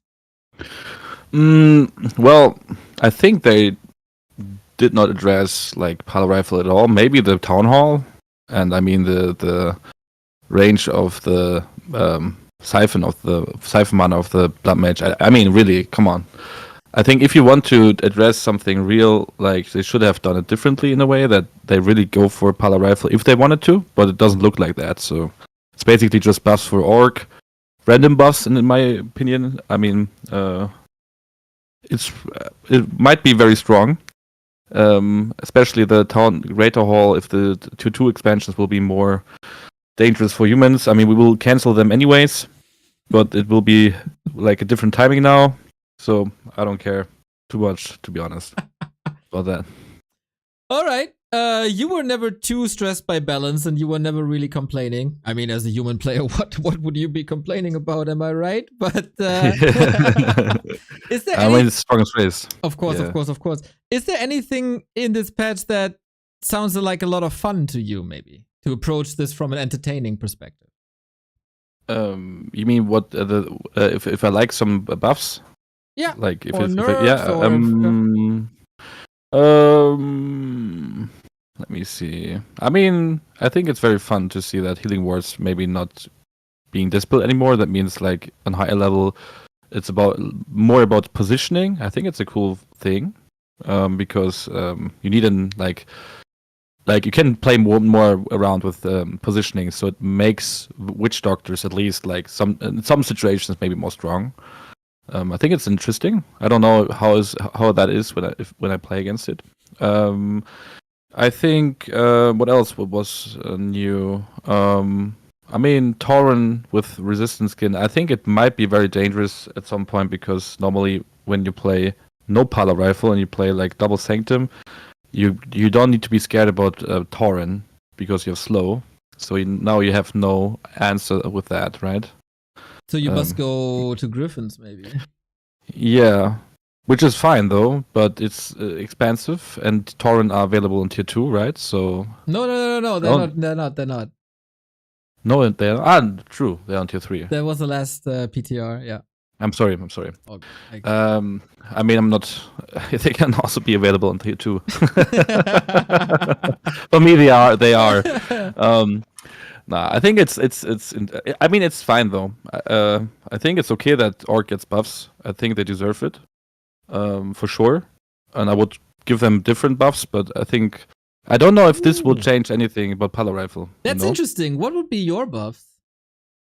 I think the problem with Pala Rifle is, I mean, let's talk about that specifically, right? I mean, there are so many different things, and I know that it's not just about this strategy, but I think lots of people say like they would love to see a different meta in this matchup as well. So I think which would be very interesting is I think the hardest thing about Pala Rifle is that the sustain they have, like with Pala and Rifle, right? The synergy between Blood Mage and the Paladin. So I think what needs to change is that the humans, like the pace they can get on the map with the Rifleman and the Pally, I think maybe they need to change Devotion Aura again. I think this is very hard for like sustain in the late game, because the problem is that they get even stronger in the late game. So it got buffed like last patches. I think it was like before 1.5 or 1. I don't know again. I think it was 1, right? I think before the patch. Initially and it got was to 1.5. It was 1.5 now, right? So I think this would be a thing you can address, like try to make him less stronger in the late game. It would not affect the human strategies too much like the other ones, because it's not that much about Devotion Aura, but for Pala Rifle it is. I think that the Blood Mage, the Vanish could be different, like maybe not instant. No cooldown? Because I think no cooldown. I think this is a big problem for the strategy, and I think it is not the biggest problem against Night Elf, because if you have cooldown, you cannot, like, you have less, like, not limited mana. You have limited mana, right? So you cannot spam it too much, anyways. So I think these are like spells which make this combination so strong, because you can react very well to ensnare and everything. So you need to give Orc an opportunity to kill, so it's more fair. Otherwise, like, yeah, you can do whatever you want on one. If I have like some spells, I can just play around you for like hours, and you need to run away for decades and make sure you get some army done, which is so much better than mine, that you can win this. So I think these kind of things would be interesting. I don't think it needs to be big things, but I think like this is a problem. You cannot fight this army, and giving Orcs like just an expansion like quicker, and maybe Tauren, which will get killed anyways, because if they go for that, it's already too late. That's what I don't like about it. But if I don't know if it will change anything, you know? That's a problem. True, we have to test that somehow. That's something with what I'm interested in. I don't care about buffs at all. I think it's cool to see different strengths, and I think there will be answers for everything. I mean, I remember like Demon Hunter getting buffed like hell. That was kind of hard, to be honest, because this was really a hard thing. But, this was a change which I didn't like at all, because it was not very much about skill. It was like just, okay, you can run in every mass of units and you kill. But I think these changes are like, yeah, they're specific in a way, but not specific on the meta we have right now. Yeah, I truly agree with that. What else is there? Is there anything else? As a human, I asked this to Carson. Does it matter if the heal of the priest has a bigger range? Because as a non-human player, I didn't really see the impact of that change immediately. Well, it makes it different in big fights, especially if we play against Undead. The problem is like if the priests are too close to the front line, it makes it sometimes harder to protect them. There will be a different, like, I don't know if it's like it's not big, right? But a tiny bit. So it might be a bit better to move them. Human Mirror, I mean, I don't care. It's like it just looks a bit different now with Spellbreakers in front, or maybe sometimes with Knights. But yeah, I think it's just like to protect them. That's good for that. Okay. That's what I would say. But everything else, I don't know. Yeah, makes them more stronger for sure. Okay. If you maybe Blizzard is listening right now, is there like 2 sentences you want to direct? I think address more the Pally and the Blood Mage if you want to change something about Pala Rifle. Not too big. Like don't do it like don't give him now, I don't know. Don't delete spells or something. Maybe just go for maybe less effective things. Don't do it too big. Just try like to, you know. But also, it's fine to see new things. I like that. I think it's cool to see new chaotic things. It makes the game more interesting. But don't break the game. All right. Yeah. Like try to find like new stuff which makes it more interesting. I like the things where they change like that some stuff is available sooner or something. Like does a different pace into the game. I think relying more on strengths the races have. Like orcs don't need to be fast expansions now. They can have the strength of laming as well. It's that strength to go for raiders and pillage, whatever. It's fine though, but just don't be too chaotic about it. But I like that they do stuff like this, and also with the resistance skin. At least it's a cool idea that they think about stuff like this. Yeah. But yeah, we need to try it out, and then we can tell more about it. All right, Leon, thank you very much for your time. Have a great evening. Thank you. Have a good evening. Bye-bye. Thanks for having me. Bye-bye. See you. All right. Hell yeah. Ready now?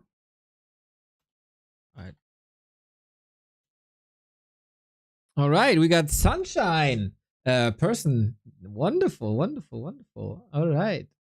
Next person on the Back to Warcraft balance call. Sunshine, my dude, we met at Rara Land, but some people might not know you. Would you like to introduce yourself? Hey, Neil, how you doing? I'm Sunshine. I'm from the West Coast, United States. Thanks for having me on, man. You sound like a Sunshine, my dude. How's it going? Good, nice and sunny, for sure. Even after seeing the patch notes. I try to follow Leon's lead and be as unbiased as possible. It's tough. It's tough. I'm sure everywhere is someone's crying about any line item here, right? Yep. It's always the potential. I think it's crazy because, I haven't been in the community too long, but I see the argument for, I think Baron said it once, like shaking the box in air quotes, right? To mix up the meta and potentially like refresh the game for people who might be getting bored with it. I'm not on the level of getting bored yet. I still have a long way to go and getting better at the game. So every day is new, interesting, and frustrating for me. Nice mix. When did you start playing to give the people a perspective? I think it was September or October of 2023. You're a baby, basically. Yeah. And then I took 4 months off from getting very upset at just being stagnant for quite a while. And then kind of hitting a wall around the 1900 bracket. And just thinking that I should progress faster. I took like 4 months off and I just came back in January again. So I've been trying to hit it hard.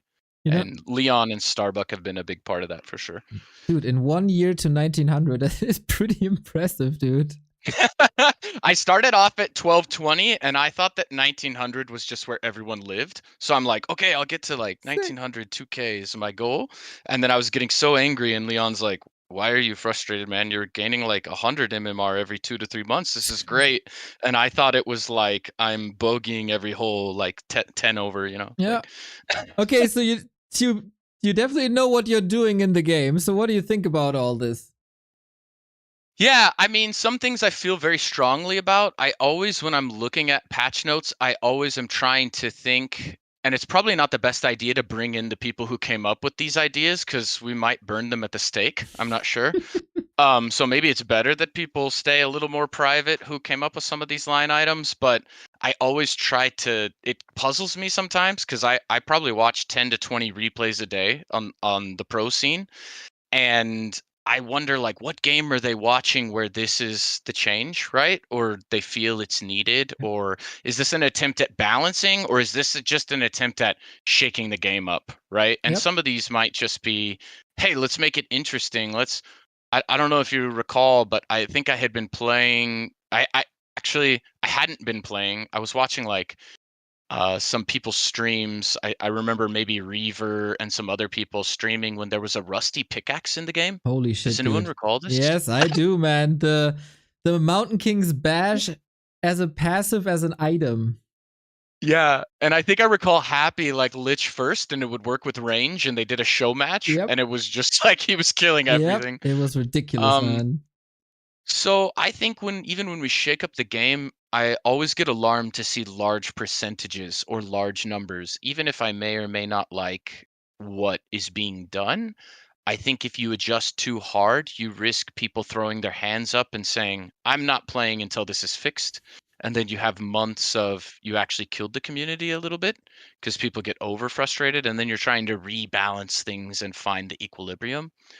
So, increasing a purge from 150 to 300 is, for me, it's like, okay, even if you did increase it, do we really want a Blade Master one-shotting every summoned unit in the game? Things like this. And then it's also cheaper.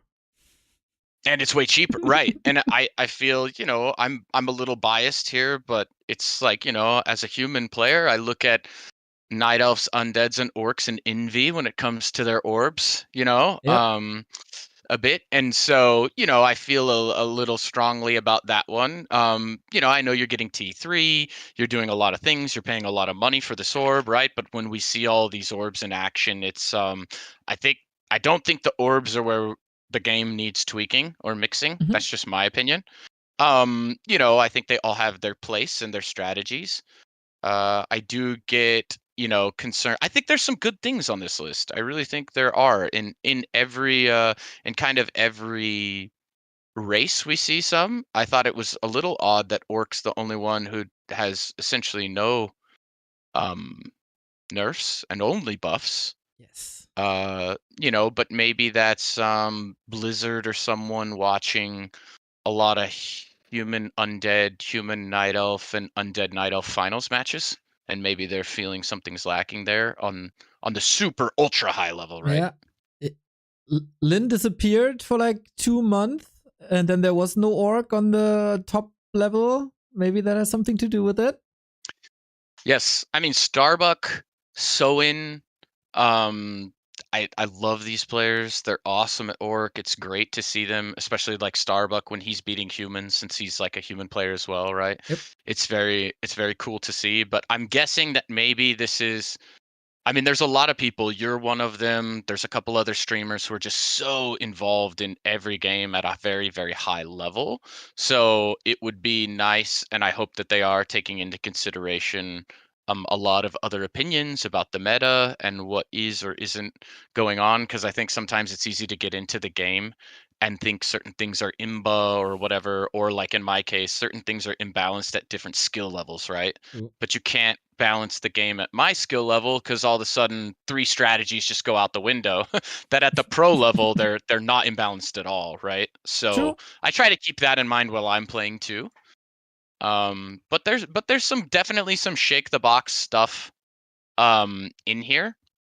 I'm more concerned about more RNG item dropping, like resources and stuff like this.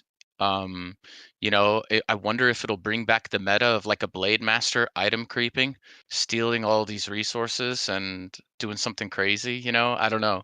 I remember those really old days watching the pros play on Twisted Meadows and stuff with BM's item creeping,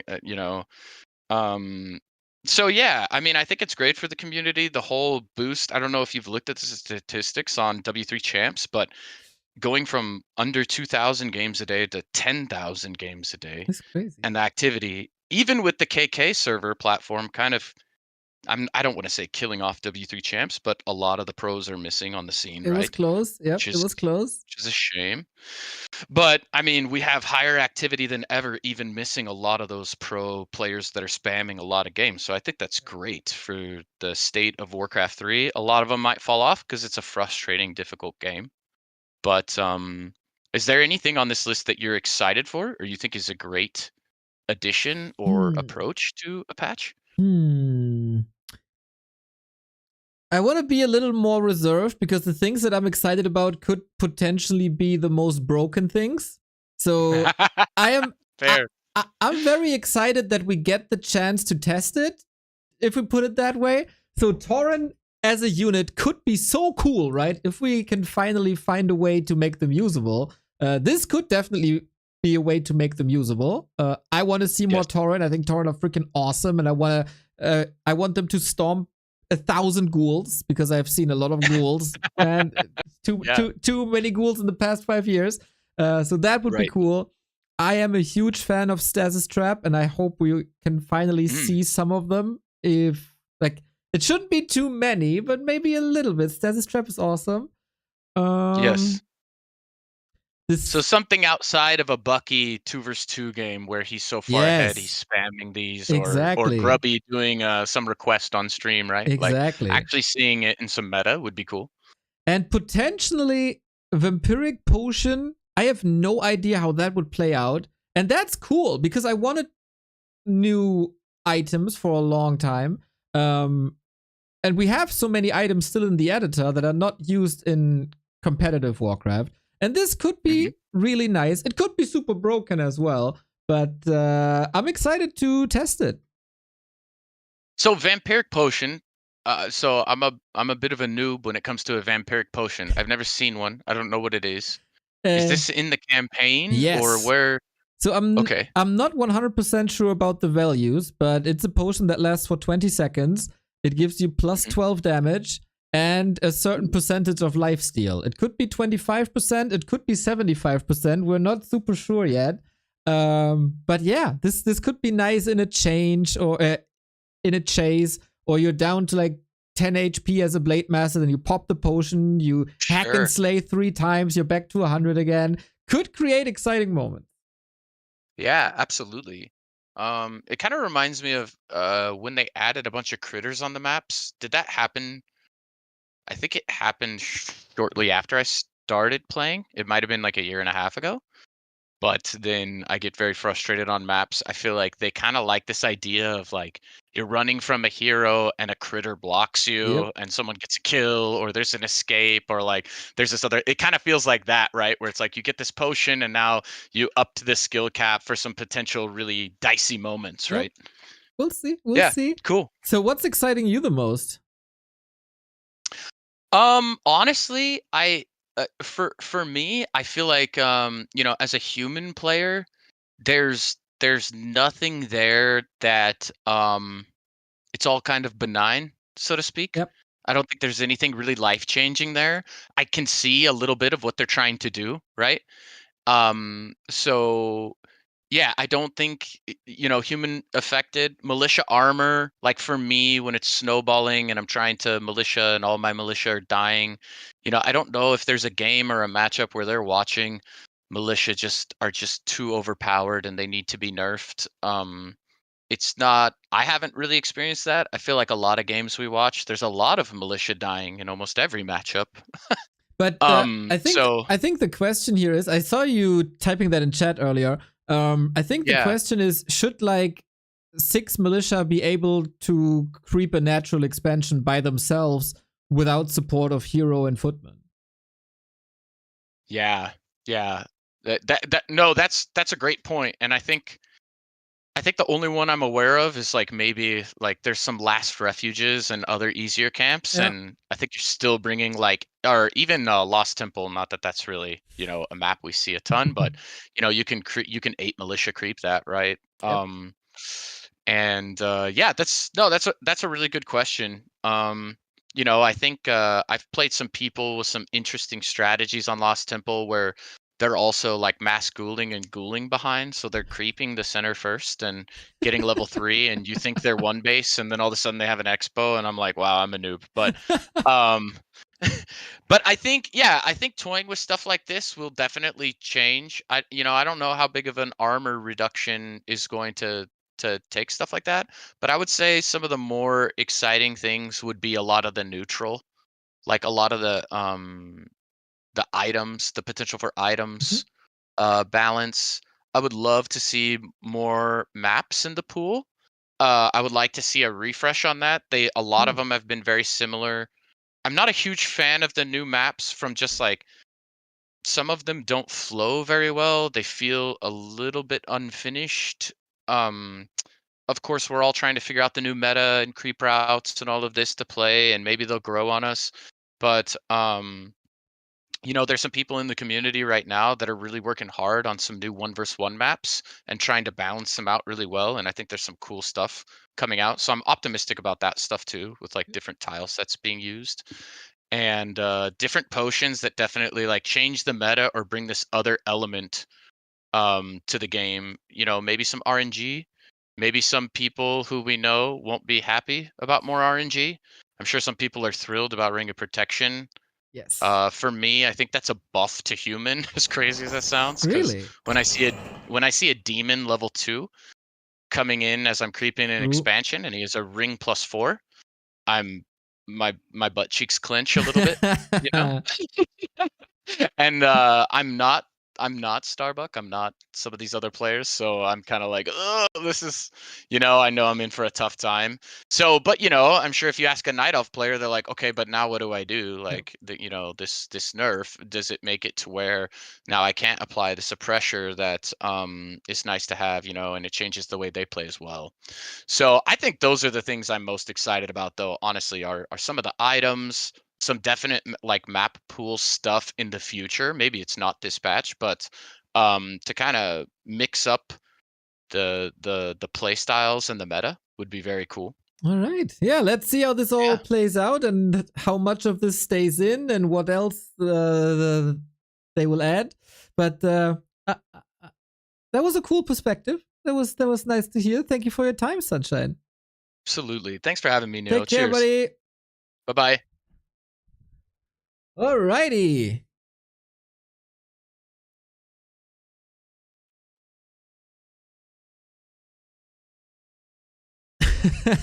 All right. Yeah, sure. Next guest on the line is team manager, team owner of the Phantom Aces, Dark. I'm not sure if he's ready now. He texted me 13 minutes ago. You here now? Then I'd call immediately. I am. Wonderful. The man, the myth, the legend, Mr. Aces Neo. Dark. What's up, dude? How are you? Well, I'm having a good time with a couple of people here on the line discussing Warcraft balance changes. Could be worse. Very nice. It's an interesting set of patch notes we have. Yeah, when you say interesting, and I know you for a while, you're holding back by saying something very negative. No, I quite like it. They're trying things. Although I think the Witch Doctor change, which we'll get to, is potentially going to be played in every matchup, because I think against standard comps, cancelling 100 HP stasis traps is going to be awful. So, what would be a better value then for the HP? I was just talking about this with a few people. I think you've got to make it sub 50. I feel like Heal Wards is going to be oppressive enough at 5 HP. Yeah. But remember, stasis traps are relatively cost-effective mana-wise, and I feel like spamming enough. Consider the Undead matchup as an example. I think you could potentially play Headhunter, a couple of Tauren Doctors, and that's an army that Undead's going to have a real problem dealing with.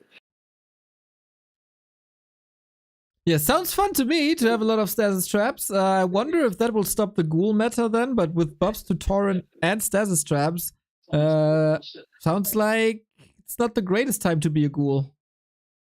Yeah, I feel like the combination of the Tauren buff with heal wards is a lot at once. Yeah, that's right. Plus an expo. I mean, you have the you have the Phantom Aces channel. You saw the instant Starbuck thoughts. Oh, I didn't right? even see that. Okay, he's thinking the same thing. That like you could just make that army comp versus pretty much everything potentially. Okay. So I think it's one of those things that you've got to look and see. But to Sunshine's point, and I guess yours, it's a lot of stacking changes at once. Yeah. Which I think is interesting. I wonder how much of it will go through to to the actual game. Are you currently playing Orc or are you playing something else? A bit of both. I'm playing some Orc and some Elf. I think the Elf changes are interesting. I'm glad they started to do something about our good friendly Orb of Venom, which just needed to be edited for a while. Yeah, there's a lot of interesting changes. I think they're trying to play with the meta, which I think is always healthy. I just, as we've said a number of times with other patches, I wonder how much they need to do and how quickly, right? Yep. So, do you have any opinion on the Mountain Giant? Because I love Mountain Giants. They're by concept a pretty cool unit, I think. Especially in comparison to a bear. They're like the polar opposites, right? But we see them rarely, and now we tried to switch them up so many times with the double taunt, and we changed the supply, etc., etc. Nothing really works. Is that now a better approach? Will that make Tauren viable? Not Tauren, Mountain Giants viable? I think it'll be a bigger change in team game meta, where they're super, super, super good. Obviously, MGs in team games are, S tier unit. I think, as you stated earlier, the cost is a bigger factor in 1v1. They're just so cost prohibitive right now, which they're obviously not changing. So yeah, I don't think that's going to be a huge buff, is my guess. All right. Any other impressions, fears, anything that you're hyped about? I think this vampiric potion, if it's 75%, could be interesting on a Blade Master. God, dude. Yeah. Yeah, if it's 25%, it's probably fine, right? It's not such a big deal. Yeah. But at 75%, that is plus 12 damage on top. I think the plus 12 damage alone is like kind of good. It's only 20 seconds, but whatever. Well, I mean, imagine that with critical strike and oh Jesus, some it claws, probably etc. scales. Yes, of course. Yeah. That's going to be sort of interesting. Would be my bet. It's going to be funny. But if it's 25%, it's probably absolutely fine. Yeah, I agree. So I guess time will tell, but I don't think there's anything immediately so busted that I'm worried for the immediate future. I guess my one question would be, like everyone said, Pally Rifle doesn't seem to have been addressed in any meaningful way. Yeah. And I also find it slightly weird that the Blood Mage's initiation range for Siphon is so much smaller than it's so much smaller than the effective cast range for the cancel range. On that a bit of an odd. It stays the same, right? So you think it should be like the difference? I think whatever the cast range should be. Yeah. Yeah. I think it's the only thing that makes sense. Having it such a massive difference just feels a bit weird. I don't know if that's just me or whether it does to you too. But, yeah. I agree. Doesn't feel like it makes that much sense. But again, time will tell, right? When we're playing, maybe it'll feel very different. True. I can't even imagine like how much is 700. Like I don't have an image in my head how much that is now. It's still a big. I mean, if you think they've just Lich's Nova range was 900, so it's not that much smaller than what the Lich could Nova from. 800, yeah, true. It's actually the same. Yeah, same as Nova. It's which is in a game it feels huge, right? Yeah, for sure.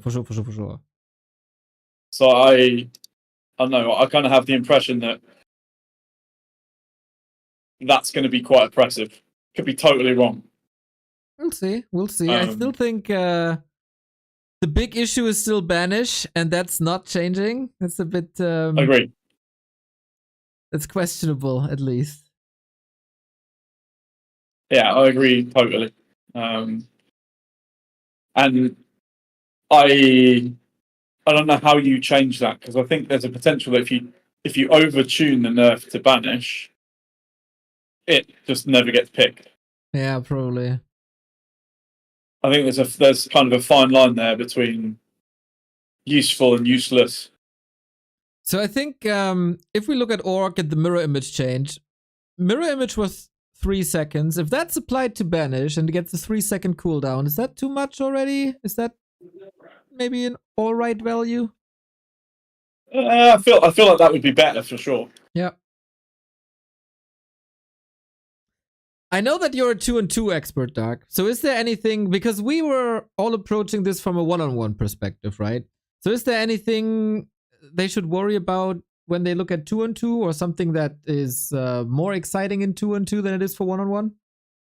I feel like definitely the MGs, as I already said. That's a given. Orbs are a big deal, but I feel like the Tauren change is also going to be absolutely huge in 2v2. I feel like, why wouldn't you make Tauren versus everything in 2v2, and also Doctors? I mean, if you think about human and an Orc in 2v2, Jesus, Tauren with like Rifle Caster now is going to be. You remember the old days of Reign of Chaos, where you just make mass casters? I feel like we're kind of maybe moving back to that potentially. But yeah, I feel like the biggest deal is going to be. The biggest deal is definitely going to be in how Orc can now react, and the other underrated change is the Moonstone change. Really? 50% buff to Moonstone. Yeah, I can't really imagine how much more moon juice that is. I think it's a lot, and I think it'll be really noticeable. You know, once we're actually playing with it, my impression is that that's going to be, pretty mental. I think Elf will have an oppressive ability to survive nighttime now, which might actually help in some matchups. A little bit more than people are estimating. So I think I'll be quite interested to see how that works. Yep. I mean, for them to use it all the time, they have to be home. They have to use it. They'll probably be I'm thinking, too lazy most of the time. I'm thinking, matchups where you're under a lot of pressure from the start. Yeah. And 50% more regeneration on one Moonstone for such a cheap item, I think will be great. If you couple that with some of the other buffs, I think it'll make some strategic play more. Although I think the DH buff probably accounts for all of the positives they got. I think 250 is such a short cast range. Yes. Seems very I think that just needs to go. Would you trade and the human changes mana burn cast range? If it stays at 300, would you trade it for a higher cooldown? Yes. What about you? I think that's the sensible for sure. middle ground. I think for mana burn, it never really makes much sense that it increases the amount of mana is burned plus reduces the cooldown from 7-6 to 5. Like, what? Okay. So I think if the cooldown stays the same and the values stay the same, then it's fine. Yeah, I agree.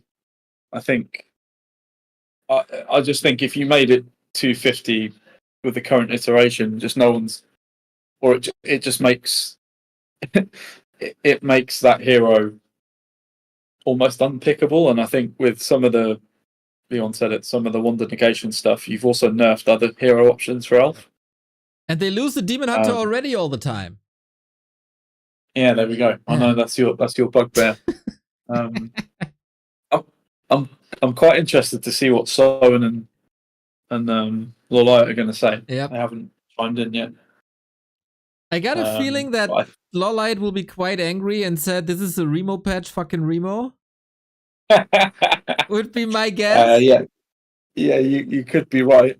My guess is, and it's just a guess, that if you give Lin MG resistant skin Tauren and undispellable heal wards, that's going to make for some interesting watching. He already tried to make Tauren work versus Undead, right? It's like half a year ago, 9 months ago, whatever it was. And it almost worked. It felt like there was just a bit of gold or a bit of time missing for it to like click. With this is going to be mental. But against Undead, does that really help too much against Undead? I think it helps against like Nova slow. And I think the Expo timing against Undead makes a big difference. Yeah. But would you change away from Wyvern? I mean, they do a bit less damage now, but they also give way less XP. So DK will be lower level. Think about how good Doctors are against an Undead army that can't dispel wards with destroyers. I mean, Lich could target them. Yeah, if it's a melee army, that's... Oh, fuck, dude, destroyers can't even attack the wards. No, destroyers can't attack wards, so you have nothing other than melee units. And if you're using the Lich and not using the Orb effect to get rid of wards, that's great. That makes the Orc like... Yeah, for sure. Oh, yeah, that's sick. So I think people are underestimating how useful that's going to be against Undead. That's a good point, man. You're making quite some good points as if you're smart or something. Yeah. Wouldn't go that far. But I think people are just not envisioning like how that would work together. True. If you then have like a couple of Tauren, Headhunter, Doctor against Undead, I think it's much better than the Wyvern army, which is so squishy, right? Like it relies on you getting a lot of control and either laming or finding that timing where you've just got an overwhelming amount of Wyvern. You end up with an army where you can actually fight, and you've got maybe more sustain than the Undead now because they've got statues, but you've got heal wards. True. It's gonna be a lot about mana, which Orcs doesn't have. But if you have heal wards, do you need a Shadow Hunter anymore? I don't think you do. That's the other thing. Maybe you can just play Blade TC. True. Yep. You could experiment with some Tavern heroes as well. We'll see, man. Well, and think about it. They also made the Orb 50 gold cheaper. Yep. They made an Expo possible. So I see a world where you could do something ridiculous, like Blade Headhunter, Expo, Tauren Doctor. And with the timing of the Expo and the Orb, late game, you kind of get to a point where you're the scarier one than the Undead, which is interesting for that matchup where ghouls have been so oppressive for so long, right? True. I can't remember when was the last time I didn't see oppressive ghouls on the ground against so oppressive that everyone just started playing with them because they were so annoyed with not being able to beat ghouls. So the other thing is with resistant skin, all of Undead's hero spells are much less effective at taking out Tauren. True. But they don't take less damage. It's only the duration of effects, right? No, like you can't slow them for so long with Nova, right? You can't kite them as easily. Yep. And the damage is to somewhat mitigated by the heal wards anyway, right? Oh my god, this is gonna be a nightmare. Yeah, I don't want to be in Happy's shoes right now. Because on the other side for Undead, what's really there to compensate if you look at it? You can't even possess them, right? True. So possession's out. Orb's so cheap, and you've got a Blade Master, so I feel like you can't play air. Balls are countered by Tauren, plus you can have loads of stasis wards, which absolutely destroy them, especially if you've got a TC with Stomp or Yeah, Wave. the main thing that's getting pushed in this patch for Undead is Fiends, right? But then there's a TC and Tauren against you, and maybe Stasis Trap. Mhm. Yeah, good night. I don't feel like you can play that. Yep. Necro, you've already got a totem, so you've got Dispel most likely, or can get it really easily. Yeah. I feel like Undead's now in a really tough place in that matchup. But if those changes go through, I don't think they can. I don't think they can push the undispellable wards in that format, not without reducing the HP. that would actually make a case for like Worms. Yeah, but then even I guess if you've got an early blade, Yeah. how many? If you've got headhunters mixed in with your that's now 50 gold cheaper. Yeah. I think Worms, because everyone that's purged and not attacking is also like huge investment. You're not getting DPS out of. I just think it's messy. Yeah. I don't think Undead's got that many options. Yeah, back to Win early. 2009, mate. Yeah, I mean it certainly changes that matchup up. I don't think it changed Undead Elf at all. By the way, the patch. I mean the guard changed 1 DPS. I'm not sure that makes any difference. I think it's really cool for like the level of 1700 to 2000, where we see a bit more Garg lane, and it started to get traction in the pro scene. And man, I've been there in 2008, and I've been through 1 hour Twisted Meadows Gargoyle lane matches. I don't want that. So having that. Does 1 DPS change anything? Not much, but it's like a slap on the wrist. Like, guys, don't do that. Yeah, I mean, I haven't tested this, so I have no idea. But like, does that change the threshold at how many Gargs one shot a Wisp? I don't think so. And if it doesn't, then what have you actually done? Yeah, not much, not much. Because by the time you actually fight an elf army, if you're doing that, you've got such a massive eco lead that you can just throw units away, right? A lot of the time, if you've managed to get an expo up. So I think the thing that people will be most upset about is I don't know if there's anything in that the patch notes combined that actually changed that matchup. Yeah, it makes it worse actually. Yeah, and especially since they also nerfed Orb, which I think is a justified change, but in that matchup particularly, I think common logic is that that's the most painful matchup of all of them, maybe. And especially the mana burn range, like this is kind of unacceptable. Yeah, so you've made the one thing they had that was kind of viable, not viable, and you've taken Orb away. And you nerf Ring of Protection. And they got a buff back for that for a unit in Mountain Giants that are never used in that matchup and never will be.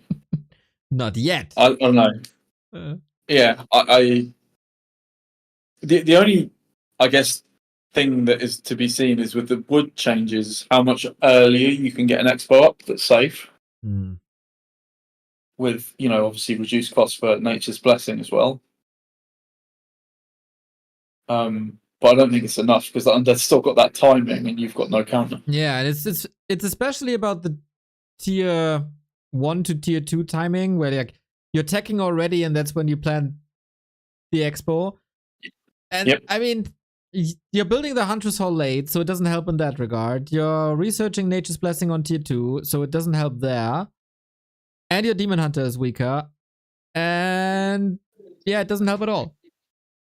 Well, I feel like as Undead, you could maybe expand into it now, and even if you're stuck on tier 1 and they start going mass fairies, you've got web at tier 1 as well. True, big true. Which doesn't seem like a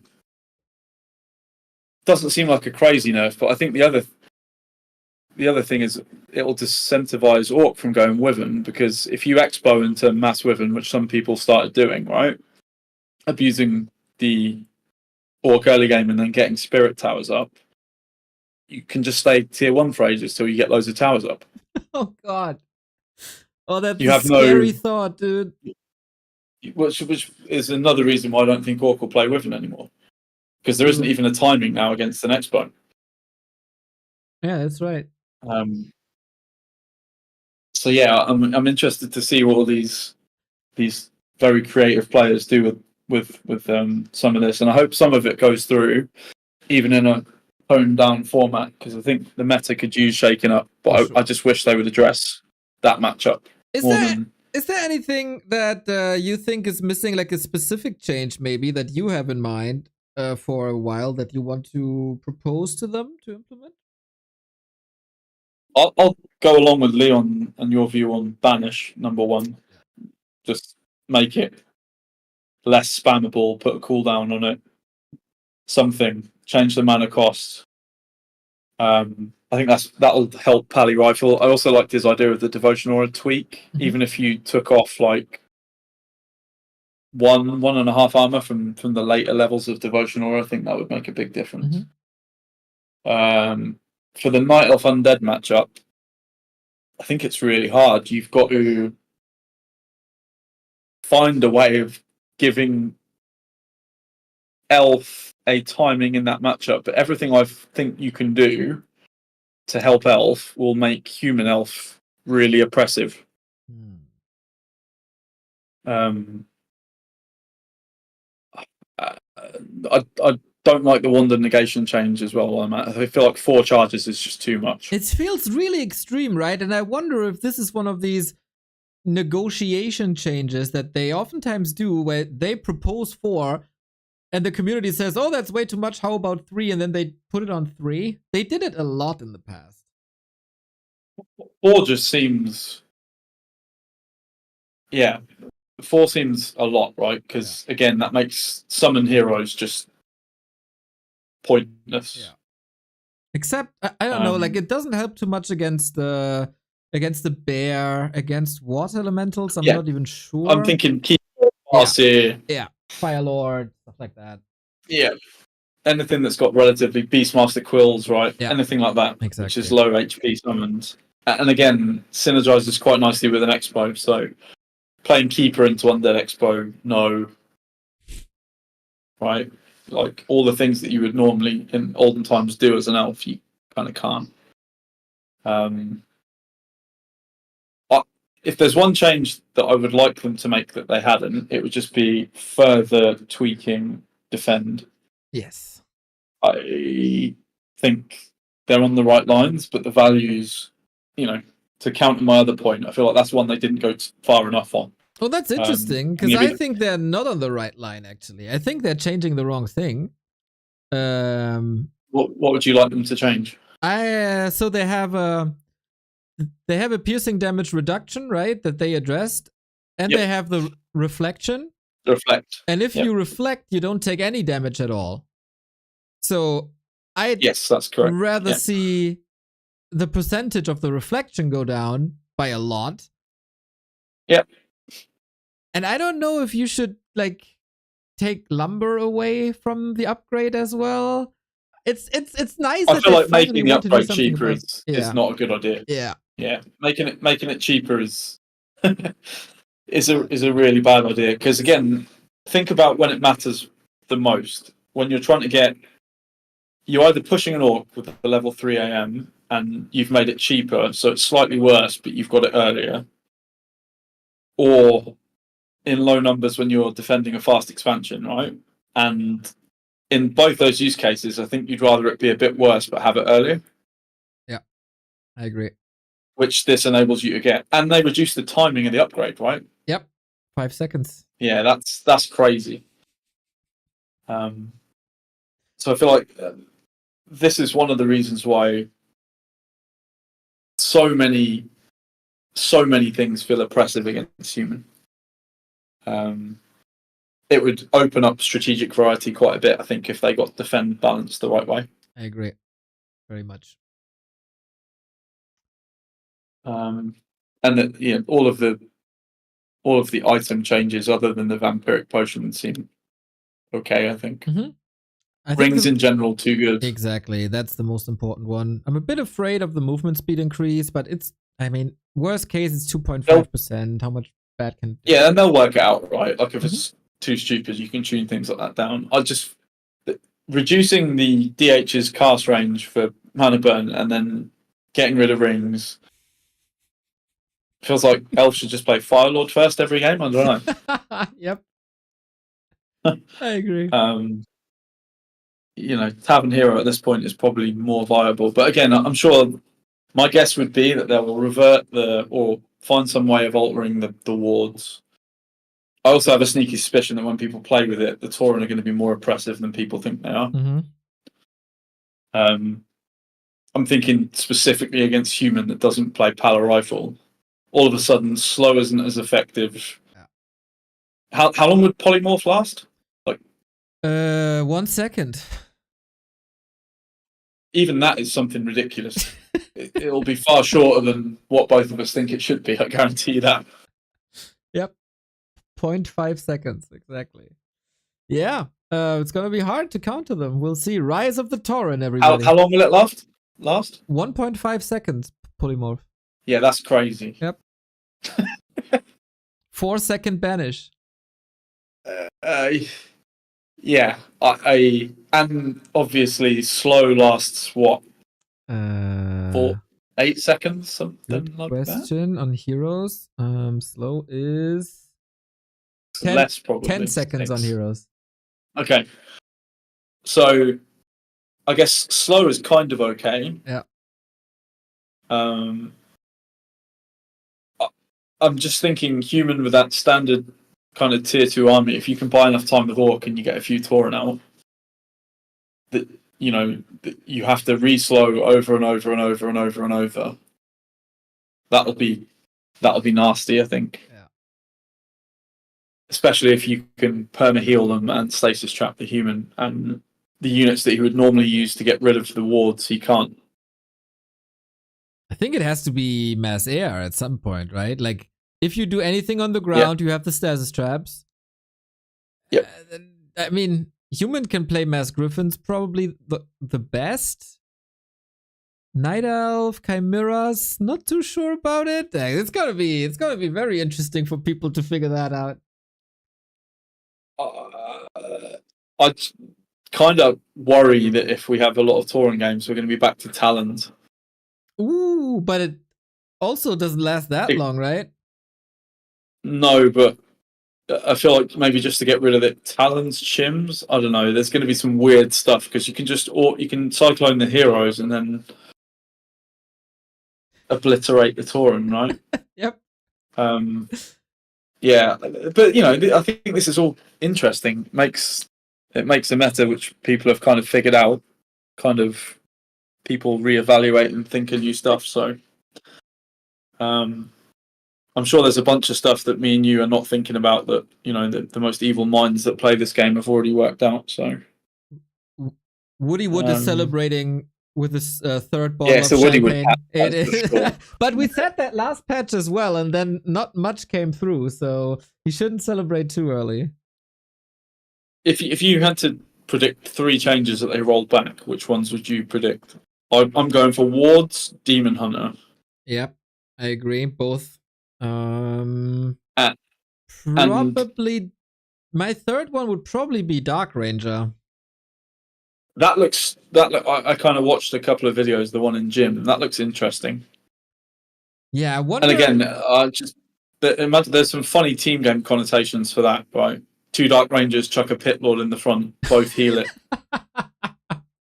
Yes, yeah, that could be crazy. But it also I want to see it. This is one of these changes that I really want to see in games and over a week or something. Show me what you can do when this spell behaves like this, and show me how this is counterable. Do you have to go silence against the Dark Ranger for the first time in Warcraft history? It's gonna be interesting. And I feel like we're talking about edge use cases, right? Mm-hmm. Not like something that you do in every matchup against everything. So the other one that I think will get rolled back is Web Tier 1.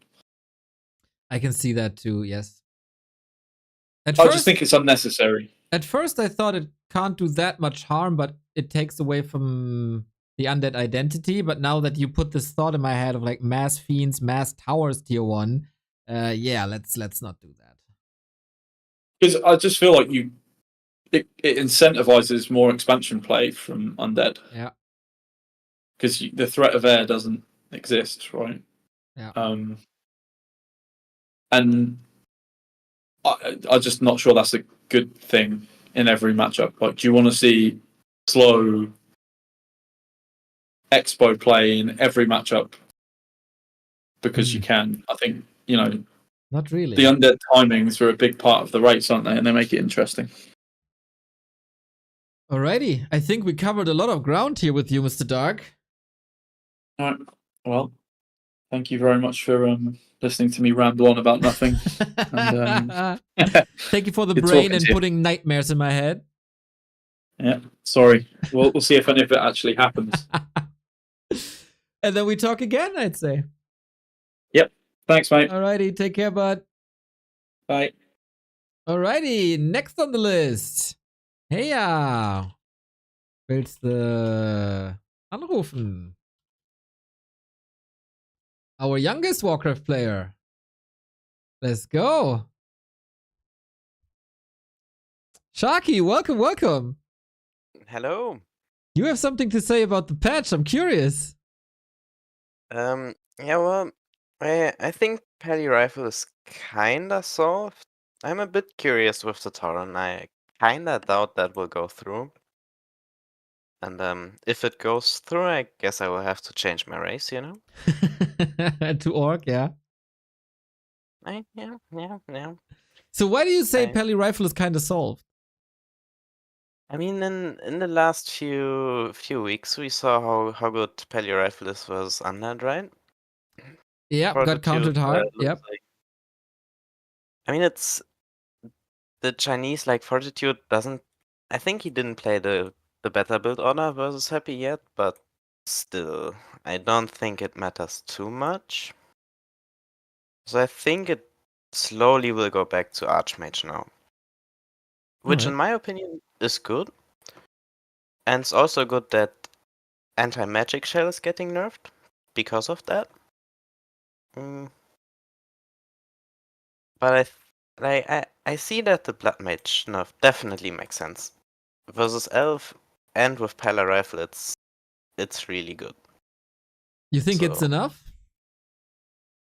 I mean, that's hard to say, you know? That's why I'm asking. Hard questions. I mean, the range, like the starting range is a good nerf in my opinion, but the area of effect range, if I understand it correctly, is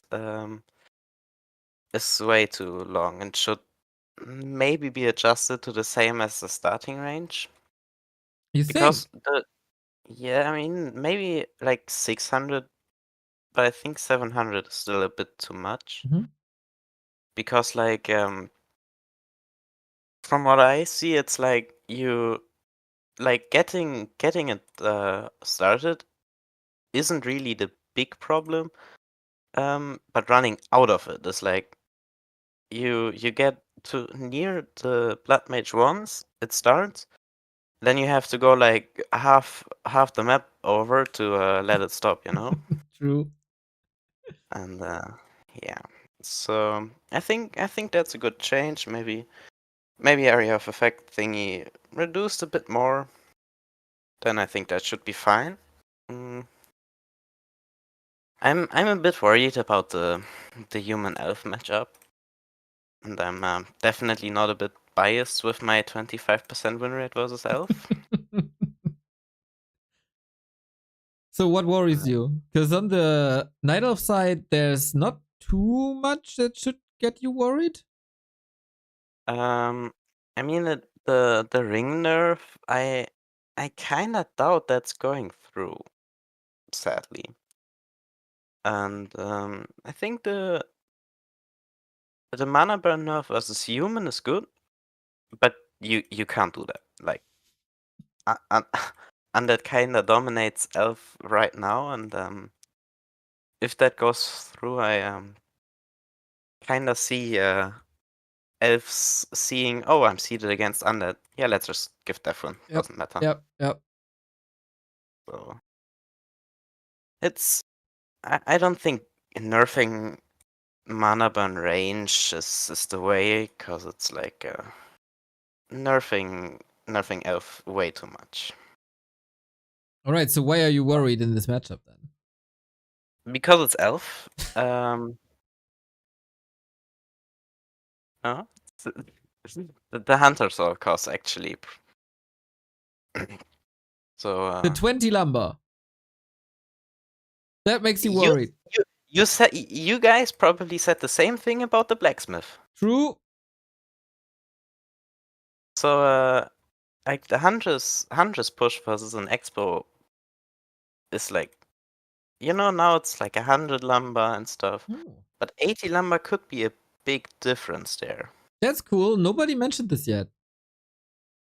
I saw it in chat. I stole it. Oh, I didn't read too much. I was talking to people. But good point that we haven't had in a call, at least. Yeah, so so also if the ring patch goes through, I think my win rate will probably go from 25 to 75%. Like, what does the demon do? He can go immolation, and then I just kill him because he can't survive, Yep. Yeah.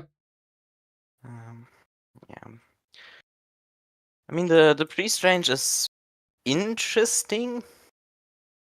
The thing is, I'm playing Petty Rifle versus Orc most of the time, so I don't really use the heal too much. But when I did saw like versus Ensnare and versus Shockwave, it's pretty hard to micro against that and having them heal. I think that was a point from Dark as well. But yeah, I mean, what scares me the most, Orc. Yeah, that seems to be consensus. So your biggest worry is Tauren. You think this is the wards should stay this way? I mean, I don't care about the wards. I don't like if they do that. I'm fine with that. Okay. I will just go. Oh wait, is magic immune also versus breakers? Probably, right? I think so. Yeah, I'm not sure though, but yeah. I don't care. I just go Mask Griffins and kill the heroes. Doesn't matter. All right, I like that attitude. I mean, a wind rider change is huge versus human and versus undead. But yeah, the Tauren and the orb. Like reducing orb gold is a good thing, but like doubling the summon damage and nerfing gold cost. Buffing gold cost. I'm stupid. Yeah, I don't think that's a good idea. Yeah, it has shown in the history of Warcraft that nerfing a thing twice or buffing a thing twice is rarely a good thing. I agree. I mean, and then you have the militia nerf. Like, why? Because they are a bunch of farmers and they are more tanky than a footman, and it makes no sense. Yeah, but footmen aren't tanky, so I mean. Yeah, but should militia have more armor than a footman? You can change the armor. Like, I mean, I'm totally fine that militia get 2 armor and footmen get 4. Yeah, that's a great idea. And then we get rid of the defend nerf as well, and then should be fine. Yeah, I mean, defend nerf is. I don't really think it's a nerf, it's a buff, probably. Especially for Expo. Yeah. Because it's cheaper and faster. Yeah. So, yeah, I mean, I'm very interested how much of this actually will go through. Because like the turn change and the demon hunter change and the ring change, like that 3 things are probably the most important ones. Very good, very good. Is there anything that was not mentioned yet that you would like to see changed? Yes.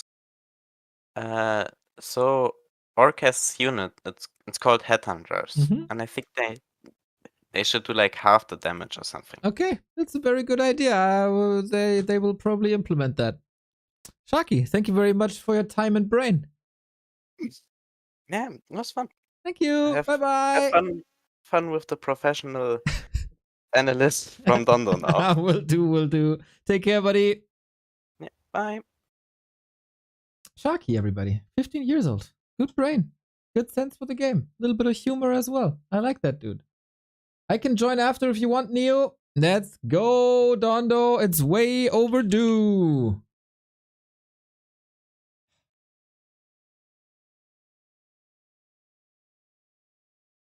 Let's see if he picks up the phone. Good old Dondo. There is a patch for 2.5 hours, 3.5 hours, and only now we can talk to Dondo Lade. What a damn shame. What was more important than this patch? Yo, you hear me? Yes. Okay, good. Sorry, I had to turn off the stream. It's like getting you in. Don't want to hear me twice. And also I was trying to listen to Grubby at the same time. So like Ay. three-way stereo. Yeah. Hello. Good evening. I was out, so I didn't know about this. Wow, real life. Yes. Yeah, I just was trying to like get through everything. It's kind of weird feeling when you have like a lot of changes that are included in a document you added, but like just parts of it, and then you kind of don't like the sum at all. It's like a weird feeling, but yeah, don't know how to attack this actually. So you can hear the discussion. Of course, I know that you've been working with Save Orcas once again on a big document, but maybe we should tell the people what you've been doing together with Save Orcas, of course, and who you've been polling about the balance stuff, because you are, of course, our balance expert.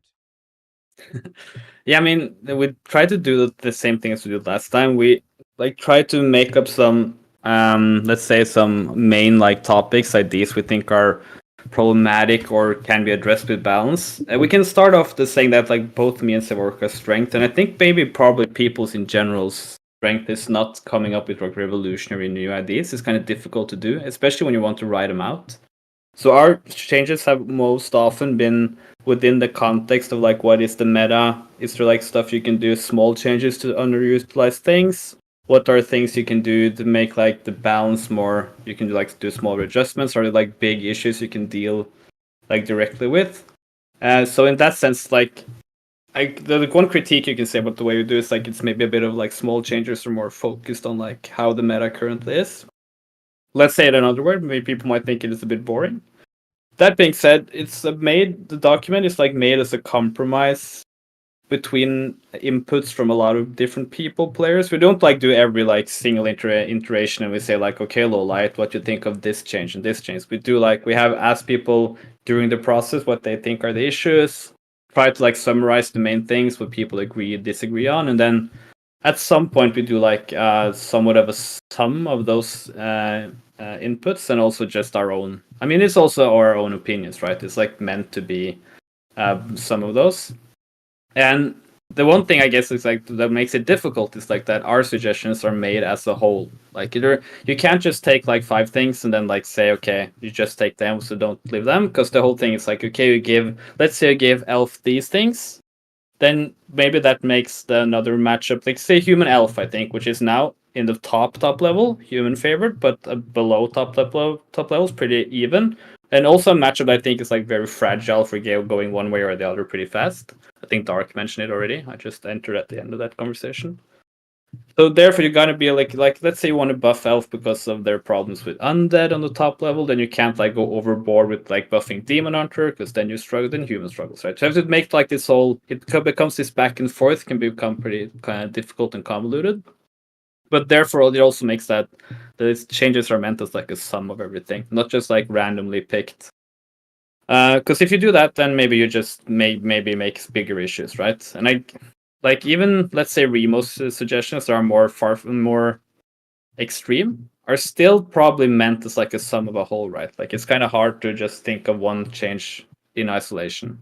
So yeah, that's like let's say the idea behind the suggestions, yeah.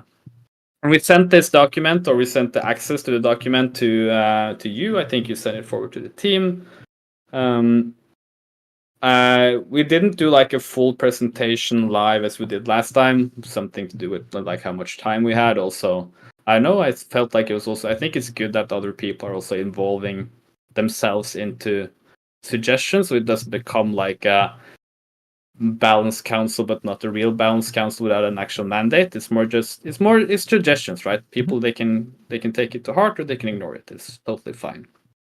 So yeah, that's a long speech, but yep.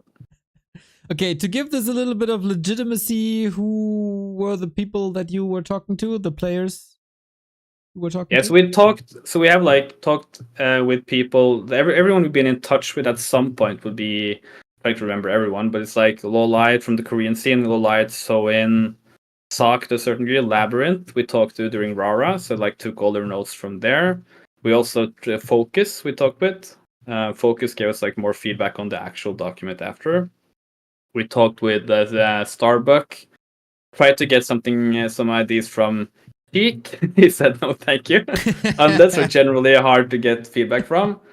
Save Orcas have some feedback from the CIS community in general. So like a lot of the top players there were like he's been talking to them, so he's gotten like his ideas through them.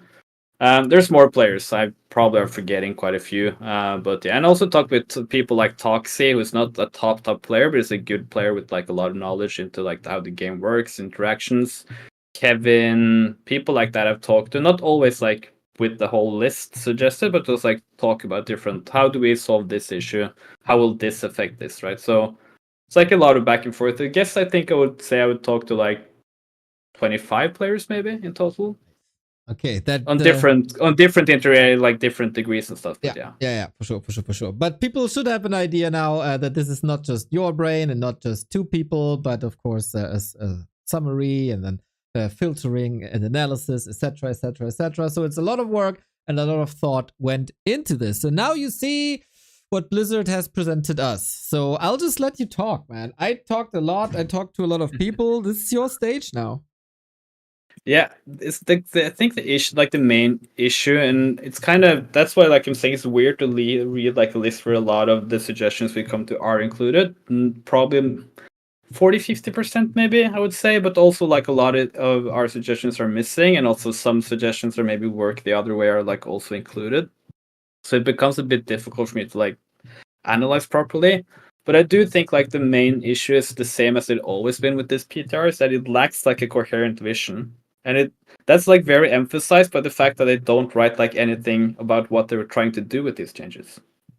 So we kind of have to just like how do they see balance, right? For instance, we just kind of have to guess, or maybe not even like it's even possible to guess. I think from like this some of the changes, like what are you trying to do with like buffing this? Do you want this to get used more? Do you want to use this to get used less? We kind of just have to guess through the changes, right?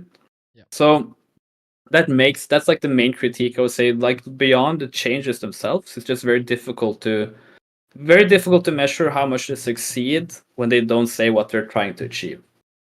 So that's just like the first like main thing you can just throw out there.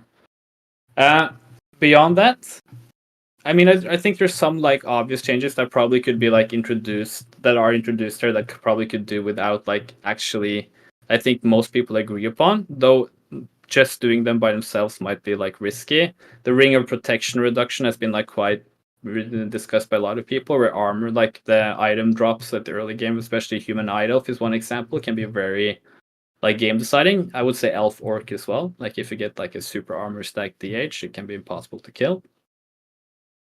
So you have that, stuff like that. You have stuff like the siphon mana range that addresses to a certain extent the power rifle strategy. That's probably a bit too cost efficient and a bit too easy to execute compared to how easy it is to use.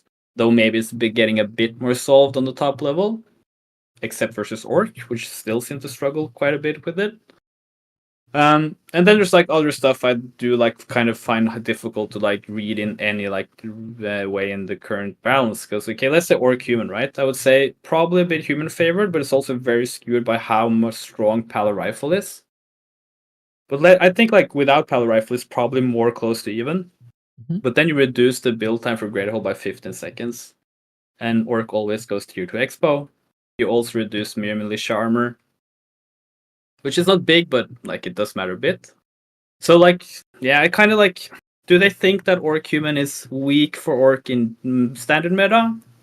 because then like you don't expo that much. You do expo against Pal Rifle, I guess, but you also kind of have these like weird strategies that go all over the place with that build order. So I find it very hard to like look at all the full list and kind of like decide what I think, because I can't like figure out what they think, what like their main purpose is. I would say like in terms of pure balance, I just think this patch looks horrible for a Night Elf.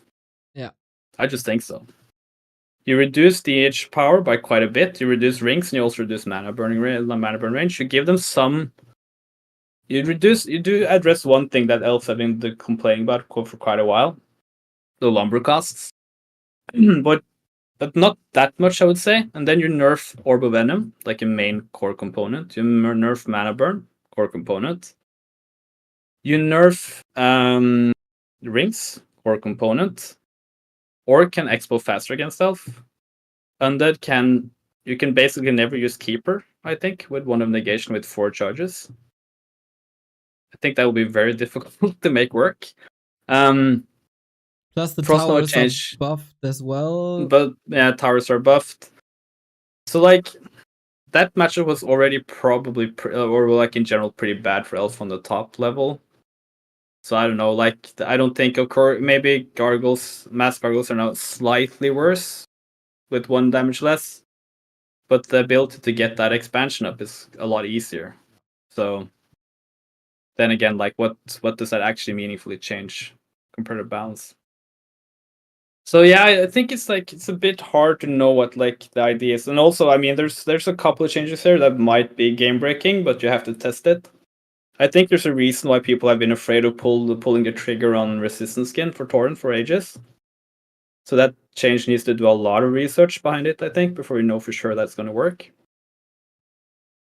It is some maybe that kind of like maybe you can do some more crazy experimental changes on top like that, and just be like ready to, if it goes beyond PTR, then just be immediately hotfixed if it goes like way beyond what's reasonable, like you did with the first simulation, right? That was way too strong, and then they reduced it pretty fast. But you gotta be fast though. Like if it becomes like a nightmare to play against, then you can't do that for like half a year. Doesn't work. But yeah, I just this patch in overall I think looks pretty bad for elf. I think human would remain strong, but I think they might struggle against orc. Oh, before you continue, I think this resistance skin thing, it's on the table for years now, right? We always talk about Tauren, and this is always one of the examples that people think we could do with Tauren. So them throwing the change out there for us to test is, I think, a good way. It's not like, oh my god, they have no idea what they're doing, it will be super OP. No, it's like, okay, here kids, play with that toy, and if you play with it for a week and we see it's broken, then we take that toy away again and think of something else, maybe. I don't think it's necessarily bad that this line is in the patch notes for a test patch. I agree, but what I would find like probably best way to do this is to have like, okay, we have these core changes targeted towards balance, and this is the reasoning behind it. Yes.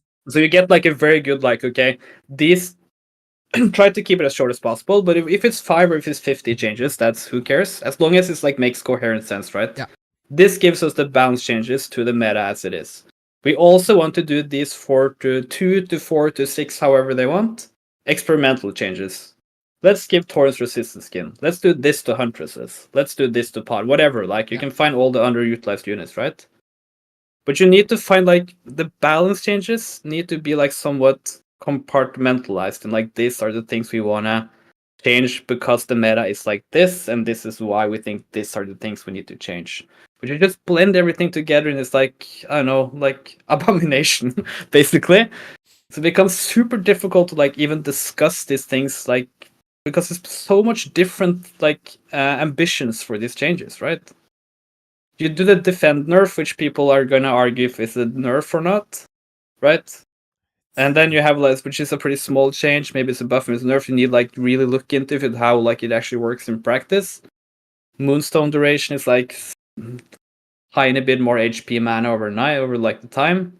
Then you like, and also by the way, this is a change that is like online with all the other changes. Resistance skins and magic immunity to stasis wards.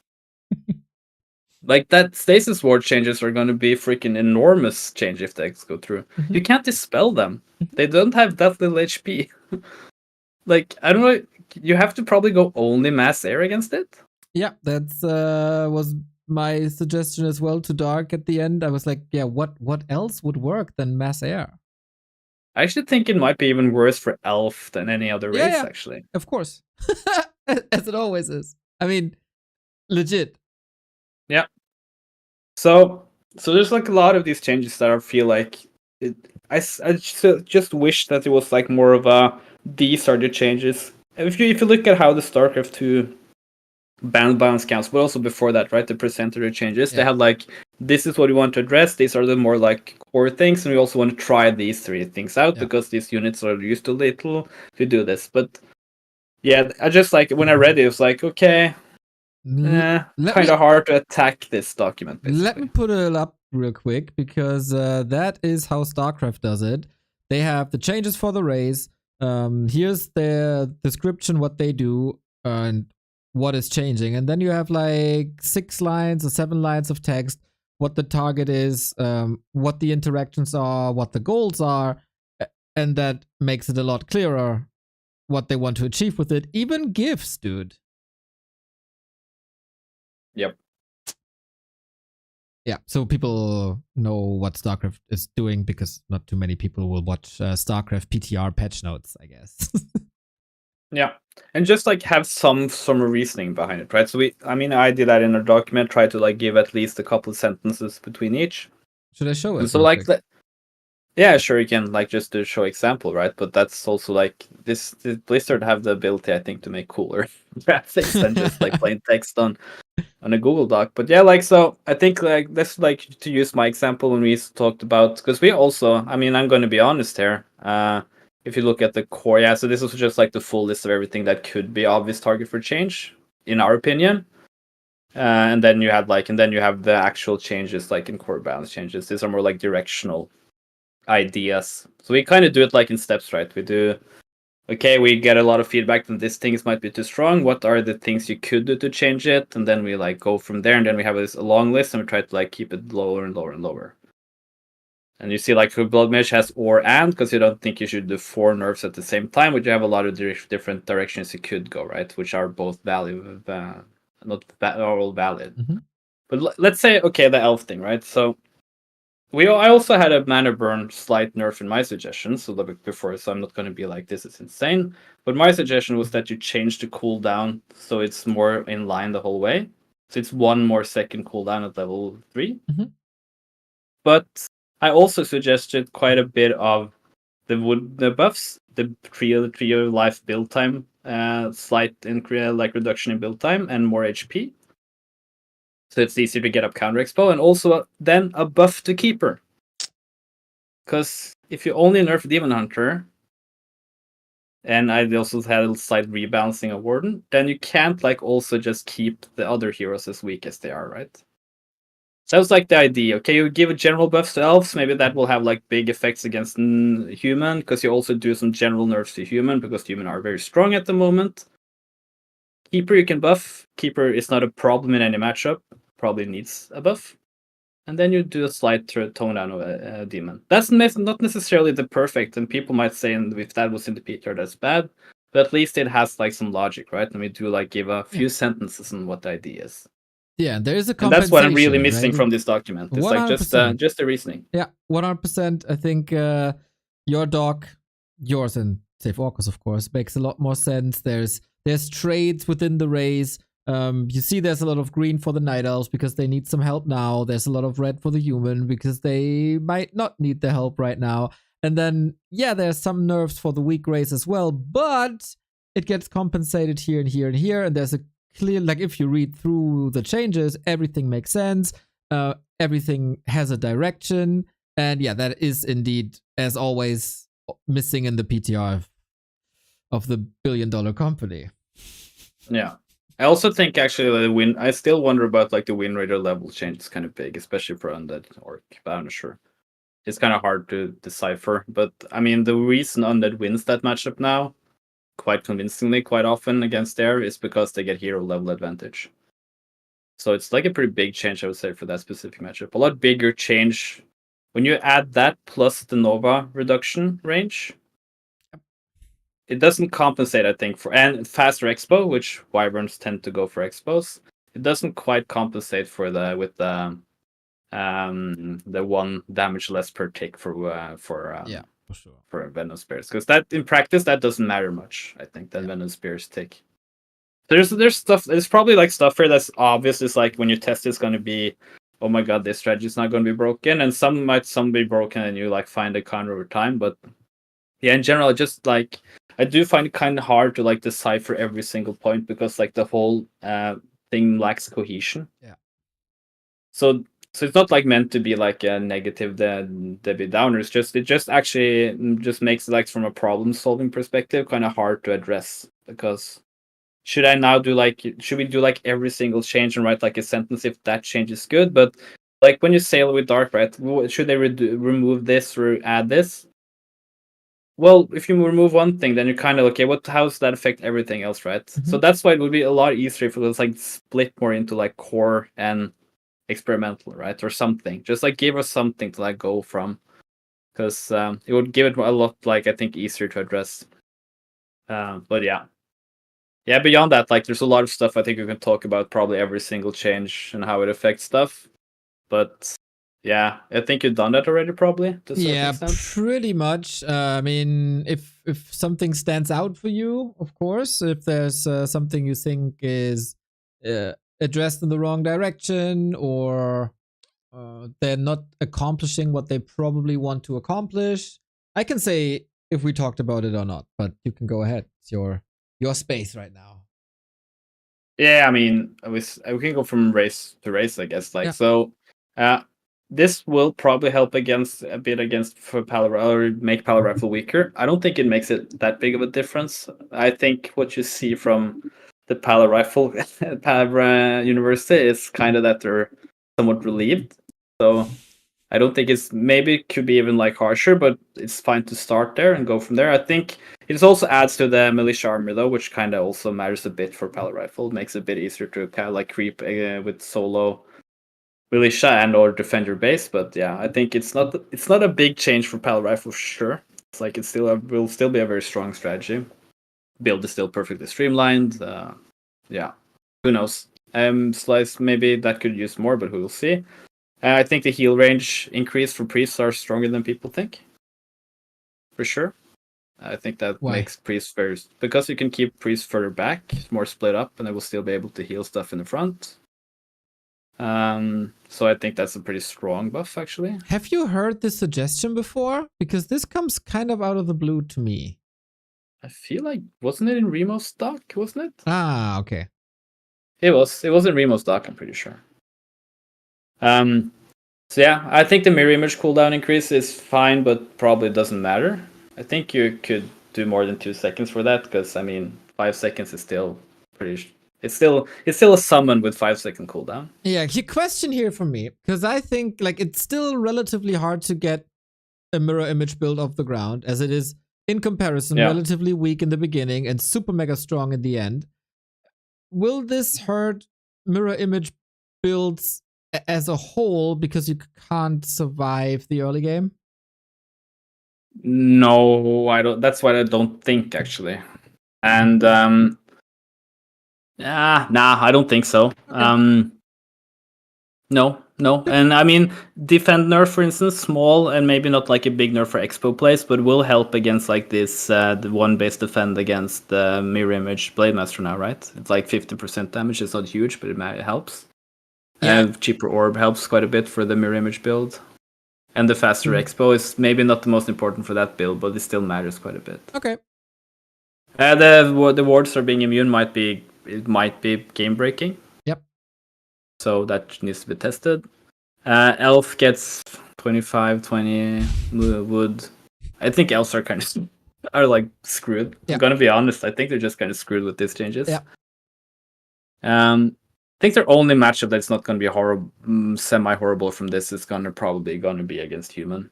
Still, I mean, it's going to weaken them against human, but I do think you can play like keeper for anyone that doesn't play Fortitude every day, basically. can still like play and not have a horrible time, but for the lives and the Cajos to try to beat Fortitude, I think they will continue to have a pretty horrible time. Yep. And Undead, I mean, yeah, Undead remains strong, and this Wand of Negation change might be super strong. I mean, I think that item, we suggest item to be cheaper because it's very, very underutilized, so it can't be that strong. But 4 charges is a lot. Yep. Like, yeah. Basically, Oreo Elementals for like, yeah, basically a full duration. And then, yeah, for against Keeper is going to be very strong. The Ritual Dagger change is also one of our suggestions. I actually think that is... You could argue that you shouldn't increase the healing on the other side. That was like a discussion point with me and Sevorkas. But I do think it's good that you have 1 charge, because then you actually get some value from canceling healing, which you now don't. Which is like one of the strengths of Ritual Dagger currently. Mm-hmm. Which makes... Ritual Dagger is very important in making Undead strong in the early game. I think people maybe estimate how valuable that is for keeping the creeping, etc. going. Yeah. First Nova range, I think that's fine. I do wonder like the human Undead like strength there, because you do change slightly the militia here, but like the main issues for the Undead here kind of remains, right? Like you can still cancel the Expo 15,000 times. Yep. And if you go Crypt Lord now against Archmage and you get into the late game, I think Anti-Magic Shield should block less, but I also think it's going to make it very hard against Mass Griffins. It's a bit of a conundrum, that matchup, for sure. And I do think it's not addressed at all by the fact that you can still cancel Undead Expos as easily as you were able to. Maybe like you can say, oh, you don't get level 3 Archmage as easily because of the militia, but I think that's going to be very, very situational. All of this, what I see in the Undead side, is like screaming Tet Fiends all into me. You get and with the Rain of Fire, right? Exactly. You get a burrow change. That helps for sure. You get a Rain of Fire from a Pit Lord that's back to where it was and how it was played 2014. And Human is still super mega strong at the late game, so you don't want them to reach that state. And then you go Tet Fiends all in. Good luck. Yeah. And that we also had that like as a suggestion, Rain of Fire, but it needs to be tested, right? Because the whole thing reason was changed from 800 to 700 for people who know that is because then you can outrange the Arcane Tower. Yeah. So you can basically just siege down a Human Expo without them being able to cancel. But that was a problem back then, but that was a different human race than we have now. So maybe they just can engage when the Pit Lord is there. Or maybe not. We'll see about that. My suspicion is that it was more common at that time to like the Undead timing hit when the human had like Archmage halfway tier 2, right? Because then they had like 15 towers try to survive. Much, yeah. I think more times now they will have like an MK that can bolt and cancel. But of course it's going to be niche cases where you do enough damage and it's kind of hard to hold. Yeah. But yeah, it's it's a bit of everything. I actually would wish that they, as I said, like I wish they were more coherent in their balance changes. But then they also, since they actually introduced the Tauren change, they could have like 3 more, like 1 for each race. That is like super experimental, right? Yeah, true. And then because it could almost be like a call to arms thing. Like, okay, we do this Tauren change, we know this is super risky, but we want to now okay, then if you don't like it, then actually make a good suggestion on people instead of like just so you can do that with 1 core unit per race that is not used, except human, I guess, because every unit is used. I mean, Dragon Hogs, but they have that little change there with the Dragon Hogs. I mean, it's not used that much, but I actually think like Dragon Hogs are actually pretty well designed units still. It's human is like pretty lucky from having like it's the most well designed race by quite a big margin, I would say. I said the very same at the beginning of the stream. Totally touting the same horn here. But yeah, so what about the Dark Ranger? This life drain thing. It's kind of interesting, kind of scary, maybe completely useless. I'm not sure. Yeah, I mean, which matchups do you use Dark Ranger? Would you use Dark Ranger, right? I mean, that's not really the point, right? What synergies could you create that are not? Yeah, that's why I'm thinking. Like, but what synergies could you create? So against human, you would also make the Dark Ranger very weak to nuking, of course, because I guess you lose life while transferring it. Yep. So But yeah, I did like the ideas they said that you can basically make like an immortal pit lord. Yeah, but it's also like I'm kind of like in between. Like we could test this, I think. Like, but I'm kind of in between if that actually would you, like is the use case ever better to transfer to another unit than just keep it like increase the HP for the Dark Ranger itself and take it from another unit? I find it hard to like think, but of course it's like a super. It could 3 be years and I will make it another at some 3 points years a if you super let me. useful heal, right? You're getting your So much DR and love. DK PLS, focused. do this You forever, use this to Neo. like keep it alive until he's out of the stun, right? That would be maybe like the most common use case. That actually could be pretty strong, I would guess. Yeah, that could be cool. Yeah, of course. I think initially you envision like an unstoppable demon hunter, but it's easy to forget that the Dark Ranger is rather fragile in the beginning, especially. And Life Drain doesn't pass too much HP in the beginning, so you kind of need her on level 3, and then it's another case like when do you really use that? When you can just. Yeah, do you want that over level 2 silence? Like the AoE for silence is so much bigger in level 2. Yeah. But yeah, Lemma says that you can like use DR for instance to save DK versus Orc, which I agree. But also like I don't think you ever go DR against Wyverns, right? Because that remains like the main strategy. Then I know like that 15 HP per second is not gonna help against like 25 Wyverns attack. Yeah, it is odd. You kind of need the Alk and you need the Lich anyways in that matchup. But yeah, I mean there's some interesting some out there changes, which is fine. They just need to test out their changes and maybe find like if it doesn't work, find better solutions for it. I wish actually there was like more for me, especially Elf actually, because Elf has like 2 units to use at the moment. Maybe try to do something with their underused light units, but I think they need to try to do it themselves because the suggestions we got for reworking like Huntresses, Hippo Riders were pretty undercooked. I'll just put it like that. Yep. Yeah, it could do more of that, but beyond that, I just think the changes towards more like the core like balanced gameplay is kind of all over the place and doesn't actually like take that much into account how the game works currently. I would say Orc and Undeads would be pretty big winners of this patch. Well, with Orc completely destroying Undead because there's not going to be an Undead solution to this Orc. Yeah, I think Windriders would be extremely strong. Yeah. And but you still but also you kind of don't. This does not do anything, I think, to fix the issue that you kind of have to do one thing against Undead as Orc either. So it's a bit of a bummer in both ways. Yeah. In fact, very underwhelming. Not the most positive, I guess. No. My initial reaction wasn't positive, and then my second reaction wasn't positive, and now after talking about this for 4 hours, it's still not very positive. So. You're not the negative Narbu here. It's just I think we share that feeling. Yeah, but we'll see. I mean, the thing people, I guess, like let's do like a call of times people need to do now is to actually give consistent good feedback on the things, right? So instead, I get like I get very upset with these PTR changes. It's like everything. It's fine to have like one day you just scream into the void. And then you have to like try to tackle it in somewhat of a productive manner, right? So speaking of being upset and screaming, Account Create wants to come on. Yeah, that's good. Let him come on. I'll jump off. All right. No, I can talk with Account Create as well, but I guess it can be messy with 3 people, right? No, it's totally fine. I would love to sit back because I'm talking about this for 4 hours, and I would love to hear a discussion between you guys. Okay. Create, I'll jump out if you get too crazy. Then I'll just he said take already. The No. He's very polite in the DM. I think I have to add him as a friend and then create a group. I'll create a group.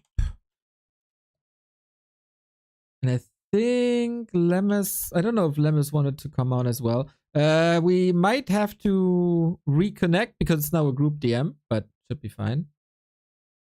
There we go. Dondo's back. Wonderful. Hello. The legendary Account Create. What's up, dude? Hello. Is the sound working properly? Because I've never used this earphone. Yeah, it works fine for me. It works fine for sure. It's a bit low quality, but should be fine. Just give me a second. Let me change to my desktop. Sure. I can turn off Twitch.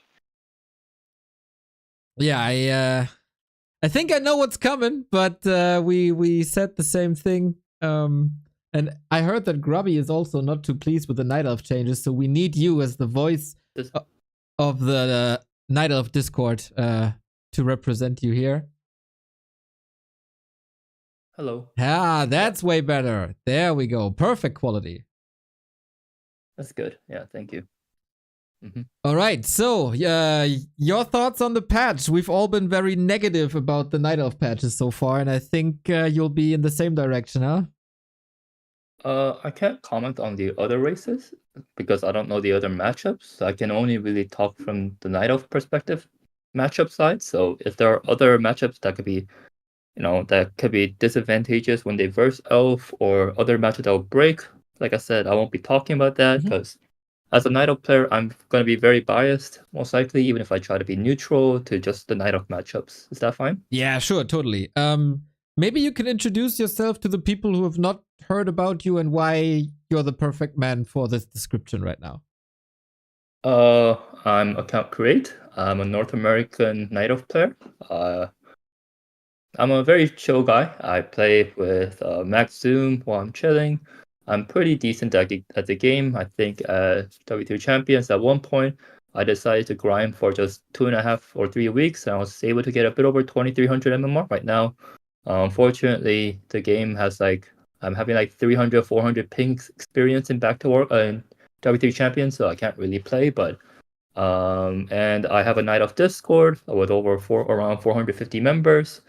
I'm Korean American, so I also get to talk with Loliet, Moon, and also the other fellow Night Elf players in the Night Elf Discord, which I'm an admin of, such as Jens, Dice, Razor Moon, Pato, Loliet, and so forth. And I'm very vocal on Reddit. I purposely go on the extremes to make an extreme personality because on Reddit you're supposed to have fun and troll around, but in this stream, when anything's official to the public, I'll try to avoid doing that. Perfect, man. Yeah. Perfect. Okay, tell us your thoughts. I'll start with versus human. My personal thoughts versus human has been that rifles come out a bit too quick and are a bit too powerful versus elf, and I'm a bit sad that was not really as addressed. And also, I kind of worry that the biggest problems Elf has is actually rifles and banish. And I don't think Siphon Mana is as much of a problem for Night Elf as Demon Hunter in the current meta is a melee unit, and once he gets slowed, he can't really leave the fight regardless. Just gonna leave that as there.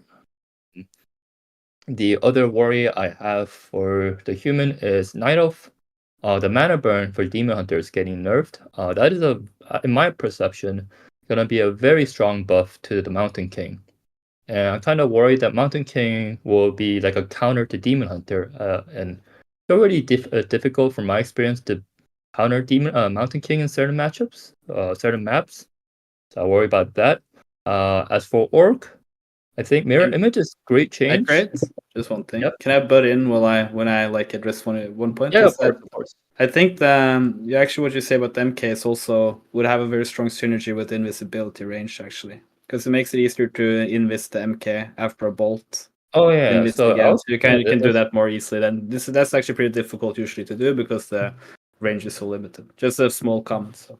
Oh, there is also invis range and the heal range. I think the heal range is pretty big buff actually. I think the priest line is gonna be basically untouchable.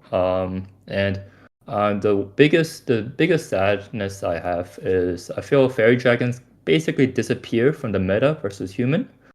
I mean, fairy dragons also got a damage nerf, while Dragonhawks got a damage buff. So Dragonhawks also beat fairy dragons in a 1-to-1 fight in a real 1v1 game, which used to be the other way around. Used to be that if you verse mass Dragonhawks, one of the actual hard counters before Flying Machine was massing fairy dragons yourself. That does not work anymore. So you just have to make more Dryads versus Dragonhawks.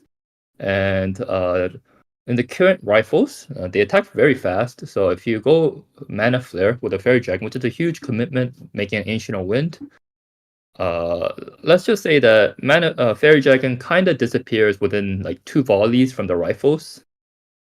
So Fairy Dragon, as long as rifles are very strong, can't really show up in a fight. It's a very big commitment, and with heal range being much larger, the Fairy Dragon, unless they go directly into the middle of the fight where rifles can easily right-click, which they can already easily right-click in the current meta, I don't think it's possible to actually ever. I don't think it already is the case in the pro scene to have a Fairy Dragon versus human. And like I said, the invisibility range already is very difficult, especially with Banish on the Demon Hunter to kill off units in the mid-late game. Because the Sorks, if they micro in the top scene, they'll keep invising the Priest or any unit that's low HP and just keep rotating. With the invis range increased, I kind of worry even further. So there's just that. I can go on to the Orc if that's fine with you. Sure. Maybe if you have a suggestion how to fix that, or what could make Fairy Dragons good, if you have any ideas. I think the biggest problem Fairy Dragons have right now is, I mean, it would be nice to have its damage reverted, because every air unit right now did have its damage buff, like for instance, Dragonhawk's got damage buff and stuff, so I'm not really sure why. I understand the damage got nerfed in the days that Keeper and Alchemist, Fairy Dragon was a meta versus Undead, but since then Keeper got nerfed, Alchemist got nerfed, and Fairy Dragon got nerfed. And other things from the Undead, like Gargoyles, all got buffed, so maybe Fairy Dragon damage could be reverted, but I don't think that will make any changes overall. As for using Fairy Dragon as is what it's supposed to be meant for, which is Mana Flare versus human casters, I don't think it's realistic to see Fairy Dragons in the current meta or in the near future anymore, as long as rifles are the way they are today.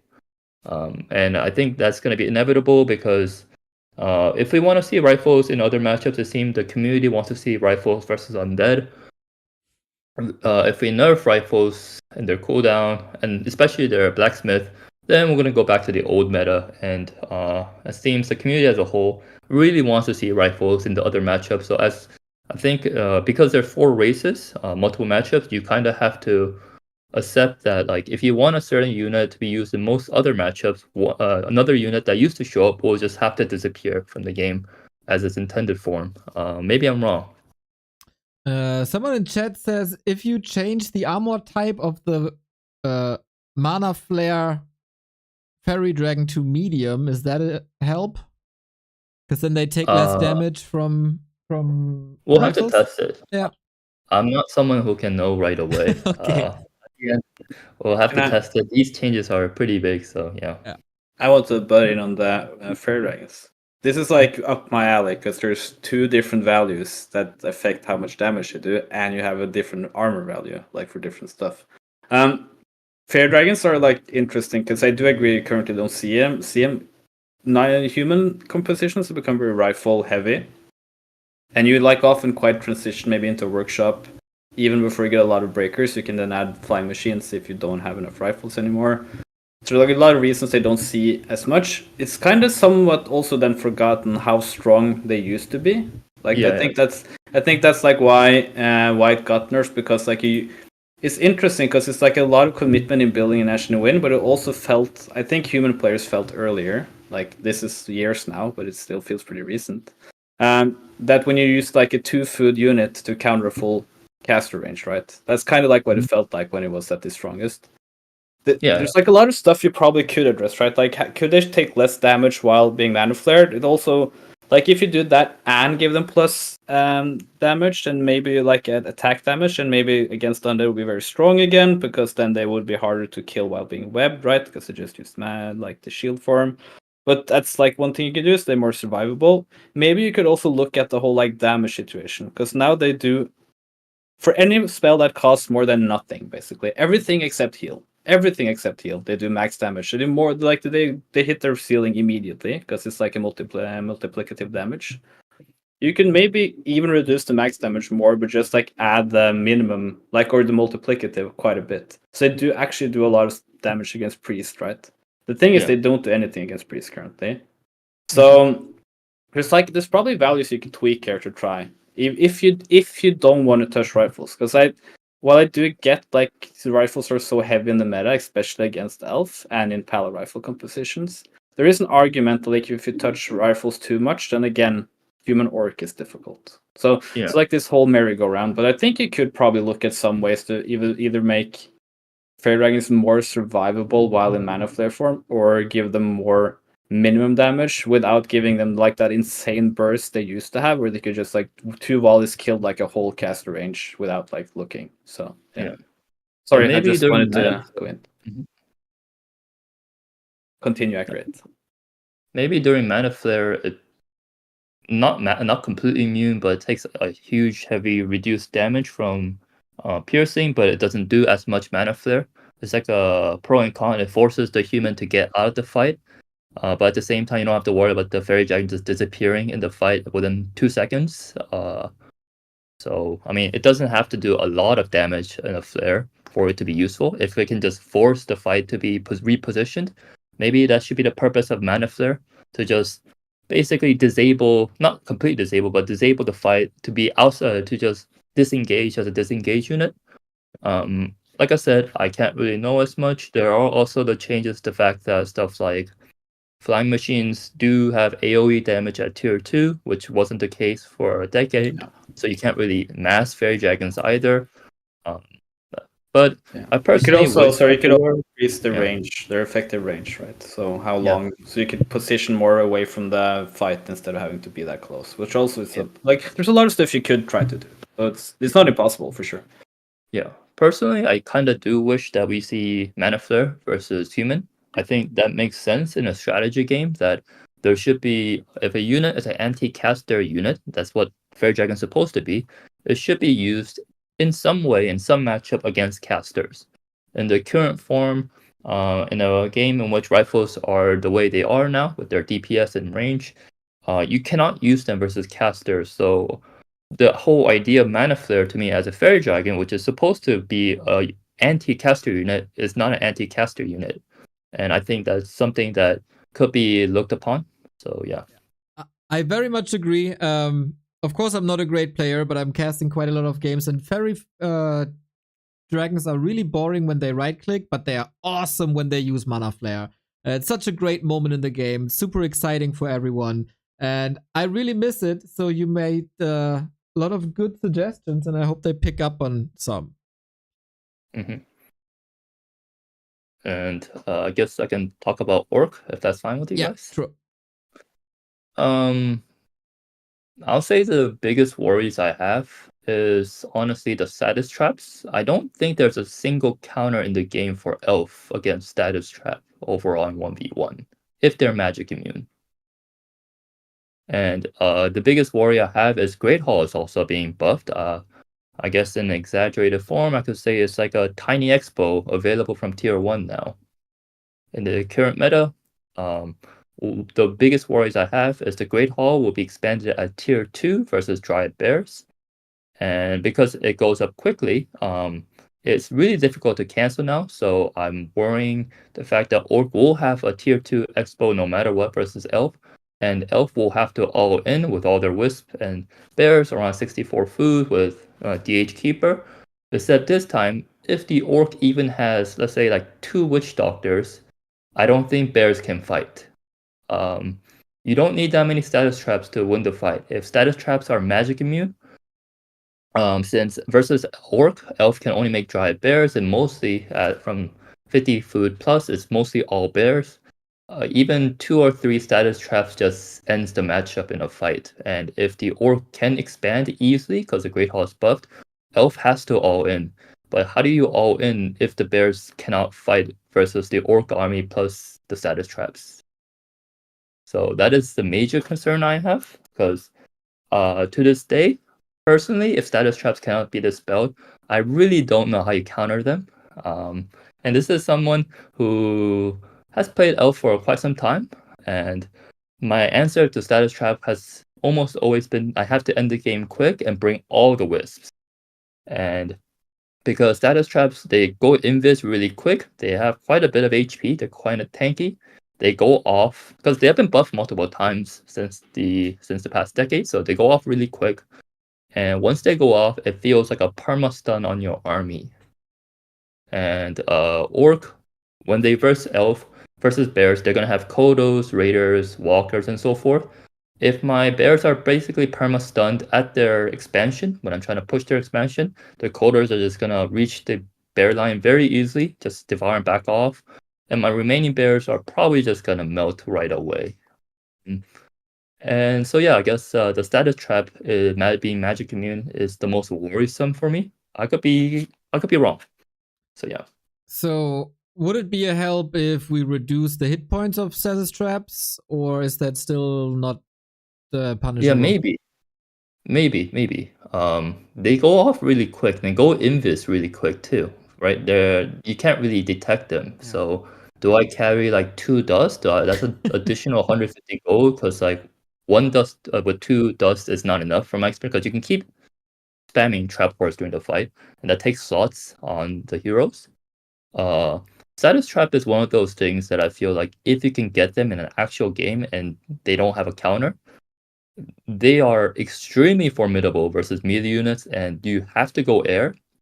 And I don't think there's good air units versus Orc in 1v1 for Night Elf. I don't think Hippo Riders or Fairy Dragons are stuff that you would ever consider versus Orc in this game in 1v1. So yeah. I can also add that I think like the issue is that like the hit points for stasis traps only matters if they're planted before, like, so they're not invisible basically, so you can see them, or they are or you have range units to hit them. But if you go like mass riots, mass riots can work against Orc, but it's really not the main meta currently for a reason. Bears. Yeah. You need mass bears and a high level Thorns aura. In the current matchup, I think Dries will just melt late game. And that also becomes like the fundamental issue of Orc versus Elf matchup with this upgrade, because status traps are probably some of the hardest counters in the game to bears. And the current matchup really revolves on bears versus Orc with Thorns aura. So we gotta spell that hard counters a unit that's where the matchup is balanced upon. That's the bigger worry I have with status trap. I think I'm surprised that not many people are worried about status traps. Yeah, it's a problem, of course. We wanted to make the Witch Doctors work for a very long time, and you said it as well. They got buffs and they activate quicker, and everybody tried to make them work, and all of a sudden their biggest weakness gets removed without any consequence on the other values. So if they want to keep this, like, nerf the rest, but yeah. Also versus Undead, this is not going to be great. This will be very, very, very strong. And I think Dark said it. Sharky said it. This is very risky. Yeah. And I guess we'll see a lot of casters, maybe as an elf and standard ladder. I can't talk about pro scene. I mean, heal wards in 4v4, I would say heal wards and status traps will show up a lot. At least they'll be very difficult to deal with in team games if they're in the back of the fight. But yeah, I guess the other war is the Great Hall. It feels like a mini tiny expo at tier 2. I mean, I don't think they will make it at tier 1 versus elf, but yeah, that's the other worry I have. I can't really comment much about Wind Riders, except that I don't think it's good for the game to encourage massing air, which barely give, if any, experience points. I don't think people would. Maybe it won't show up in the Night Elf versus Orc pro scene. But I think that will pretty much destroy the casual level play experience. I could be wrong. Maybe any comments? It's not fun to play against, and I mean, when I play against it, and I'm not even mid-level, but it's very hard to stop. And then if my heroes don't level as they do now, I don't really see what to do against them, even if the poison is mitigated a little bit. But I'm totally with you. Like, mass air is super boring. It doesn't really matter what it is. And this is a change that has been asked for a very, very long time, but I think it's just wrong. Yeah, I can chime in as well. I do think what you see like over time, and maybe it also this can be like a disease of we haven't played this game or known this game for too long, so you kind of get like blind over time. But there's like certain archetypes within the game that seems pretty logical when you think about it, right? So you have heavy air the heavy like damage, high damage, heavy air is like late tech, because if you mass them and you don't have like you need almost to over counter them, and that's fair because it's like a lot of input into getting it. And on the other side, you have like weaker versus ground level 2 air, but then can like easily falter against high level heroes. Gargoyles, maybe not always, but like Gargoyles, Dragonhawks, right? They have their weaknesses built in. And Wind Riders kind of now occupy this like weird mid-between level thing, right? Where they have very high damage. They kind of have the vulnerability of like those two other units to a certain extent, but they're also super high damage compared to like Gargoyles and Dragonhawks, especially burst damage. So it's kind of like maybe their like archetype fundamentally doesn't work within like the game, because mass air is like so strong because of lack of because they don't need to think of the pathfinding, etc. But yes, maybe they need like I still think Green Wind Riders, for making them more interesting, need more like of a grand rework, not just bumping one number up and down, because they don't have like this natural position within how the game flows, right? So that's why they're super bad in everything except one matchup, except like for being like trolly and abusing players that don't have like the perfect movement to counter them, which will be the casual players. Quite casual here is going quite high, I would say. Like 2,200 players will have a fun time against 2,000 players with this, for instance. So yeah. And I guess the surprising change, the biggest surprise I think of this patch, technically, should be the torrent change, the resistance skin. I don't know how that will play out. I will say that in 4v4, those units are going to be quite something. I can't comment on 1v1, except for larger maps like Twisted Meadows. You probably do not want to verse Orc late game in Twisted Meadows. So I guess maybe we'll have to change the map design, map availability for pro scene for 1v1, if torrents become an issue for 1v1, to be smaller.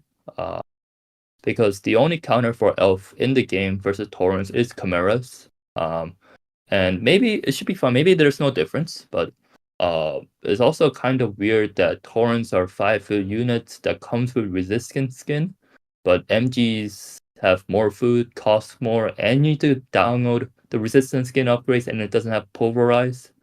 So kind of weird how Mountain Giants are just inferior torrents with no AoE damage, but like I said, maybe this is not an issue, something that people will look at quite carefully, and maybe they'll change quickly. Maybe it's fine the way it is, so I won't comment. But personally, for me, I'll probably be vetoing in standard ladder large map versus Orc with these changes, because Great Hall is getting buffed, status traps, heal wars are getting magic immune, and torrents not gonna have a real late game answer. So for me personally, in 1v1, I'll probably be playing very small maps versus Orc if these changes go through. Yeah, that makes sense. I think we're all worried about the Tauren. It doesn't really matter what the matchup is, except the Orcs themselves. They're quite hyped for Tauren Mirror. Yeah. I think torrents are gonna be in super large maps like Twisted, or at least in team games, gonna be pretty good melee units, especially versus breakers and bears. Yep. As for the Night Elf changes, I don't understand why Mana Burn is nerfed. I think Elf is losing to Undead in the pro scene for the past over 6 years. And Elf is also struggling versus Human. And Elf versus Orc is not an issue with Mana Burn. So the only matchups that, even versus Elf versus Human, the current meta is Blood Mage second, so Mana Burn is not an issue, because you either banish the Demon Hunter all fight, or just mana drain the Demon Hunter all game. So a human will have mana. So the only time Mana Burn comes to play is versus Undead in the pro scene, and Undead has been destroying, at least having great results for over 6 years now, almost one-sidedly, at the very top scene. So I'm not exactly sure what the Mana Burn range reduction is supposed to address. Are we supposed to make sure Undead wins even better versus Elf? Is that the goal in mind? I thought the game was to be more fair at the very top, not to make a somewhat one-sided matchup for 6 years be even more one-sided. But then, maybe I might have missed something. As for the other changes, I think the biggest change that I wanted to personally see as Night Elf was actually the Night Elf Tree of Life when it's getting built. And I'm surprised. I was kind of sad that we didn't see that. In the current meta, it seems that as we want to create more strategies in the game, it's become more macro, and human expands at tier 1, undead expands at tier 1, and orc expands at tier 2 versus elf, and so forth. I feel like the Tree of Life is currently way too easy to cancel, and the current map pool, you really can't place the Tree of Life anywhere, and if you place it far enough, because the other races like undead and human can expand at tier 1, you basically forfeit the game because you'll be behind the goal by around 3,000 gold or 3,500, which by then there was no point of an expansion.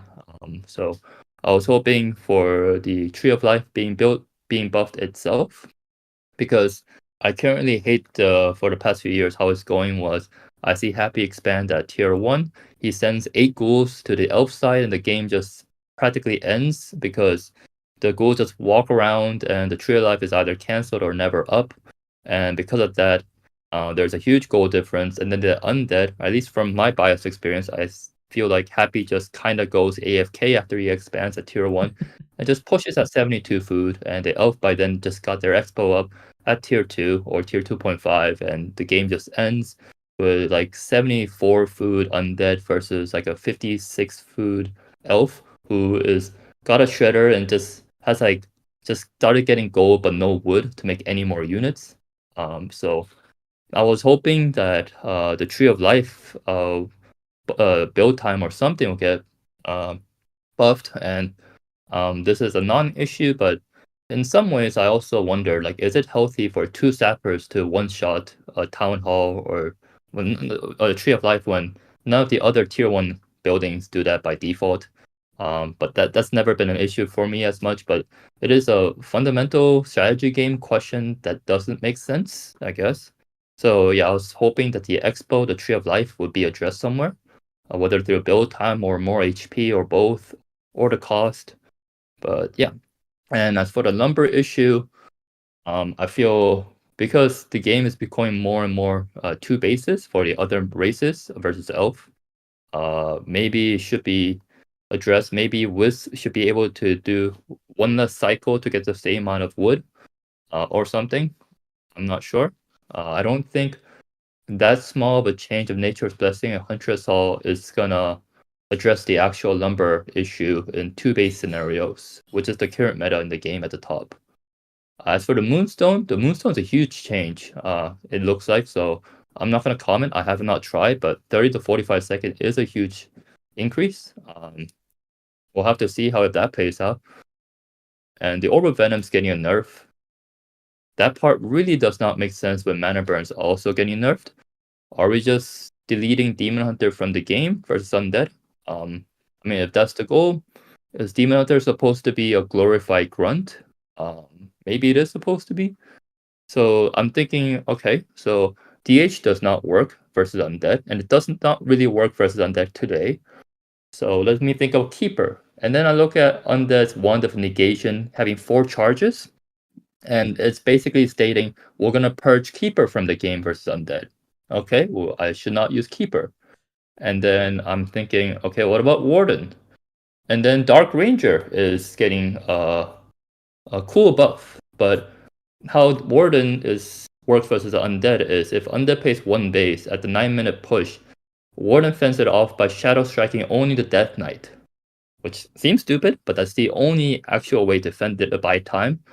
With Dark Ranger being able to drain life, you do not have a way to protect yourself from the 9-minute push with Warden. So you cannot go Warden versus Undead at all now, for my perception.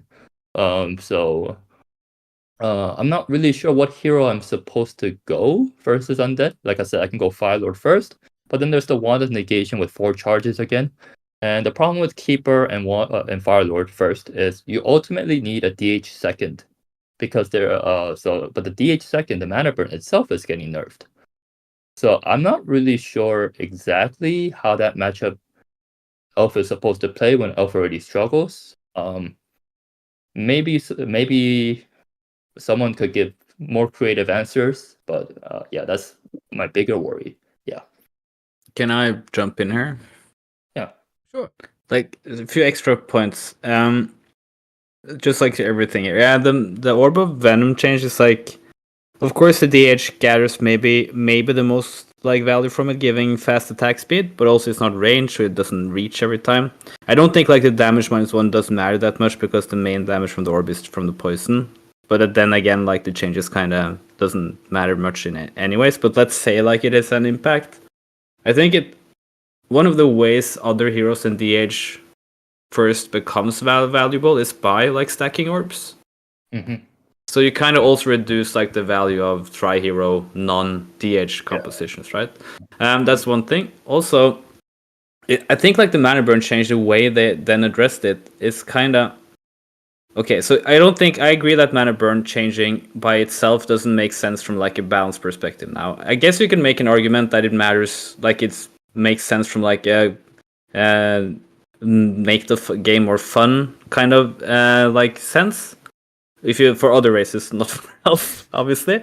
But then like the issue, like the way they fixed, like it addressed it here is kind of DH will still be equally hard to deal with those games where he can survive and be on top of your heroes, right? So if he has like enough armor and the elf is kind of even or maybe a bit in front, so he can like stay in fight, he can still like be straight up close to your heroes and still mana burn at level 5 every 5 seconds, right? So he can still be super in those cases, be super strong. But he maybe will never get there. So like even like if that is the target, I don't think reducing the range is maybe like the best idea even. Like because the fact like is that you still can burn 150 mana every 5 seconds if you are close enough. That will be less often now, but so like it's even with that target, it's like an inelegant solution. It's just like my point in that. So yeah, just a bit of extra rambling, but yeah.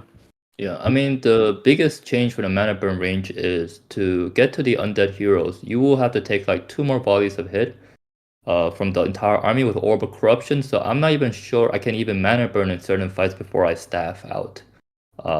So it basically, in some games, might feel like my hero is just a glorified grunt and it's not a hero, and everyone else is playing a hero game for the undead. So it becomes like a 3-hero game versus I don't have a hero, I have an army with a Naga second. That's because you lose your heroes all the time. That's true. Yeah. There is one situation, by the way, this matters also against like very much against other races beyond like the MK second Expo. Like it's actually the AM Naga push from human. Yeah, I think this will be pretty Naga, hurtful because you can't get close. Yeah. So that hurts actually quite a bit. Yeah, it basically disables like the utility of a DH outside being a grunt in many fights.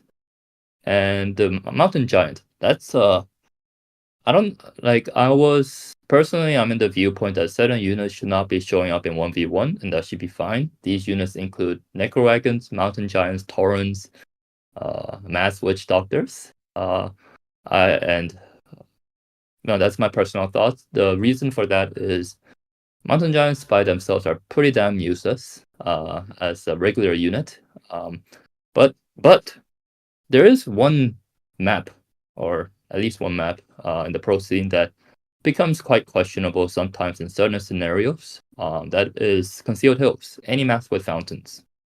Today, I worry that if Mountain Giants are 6 food, maybe because the Orb of Venom gets nerfed, maybe that's going to balance it. And I don't think the strategy is really that effective, so the humans will probably win regardless. But in the everyday scene, I think we're going to see quite a bit of Mountain Giants and Concealed Hills for average ladder experienced players with triple orb on Keeper first versus human. And that can be very frustrating to play. And of course, Keeper first Mountain Giant versus human in the very top scene is not really effective, even in Concealed Hills, due to how the game has changed. But I mean, 7 to 6 food is a big cost reduction. So maybe we're gonna see a lot of versus human Keeper Mountain Giant laming in Concealed Hills. What I mean by that is, since you can have one more MG and 50 food, you grab clubs on all the MGs and circle around with the Keeper and try to right-click the expansion Town Hall whenever the human leaves the base and just play base lane. And that's how the win condition is made in Concealed Hills versus human. So that's at the same time I also understand like Elf like at the current meta is basically just bears on every matchup. So yeah, so just something that I just want to point out. I don't want to take blame if such things do occur in Concealed Host. Yeah, sounds like exciting gameplay. I want to add here that like the whole mana burn change feels like mostly like, oh, let's reduce something that some players or opposite players find anti-fun. I don't think there's any less fundamentally interesting interaction in the game than taunt from Mountain Giants. It's like this. It's like that's like the most anti-fun thing ever. And for people that remember like the double taunt era, that was the probably most depressing era of Warcraft I think ever. At least from a viewer's perspective.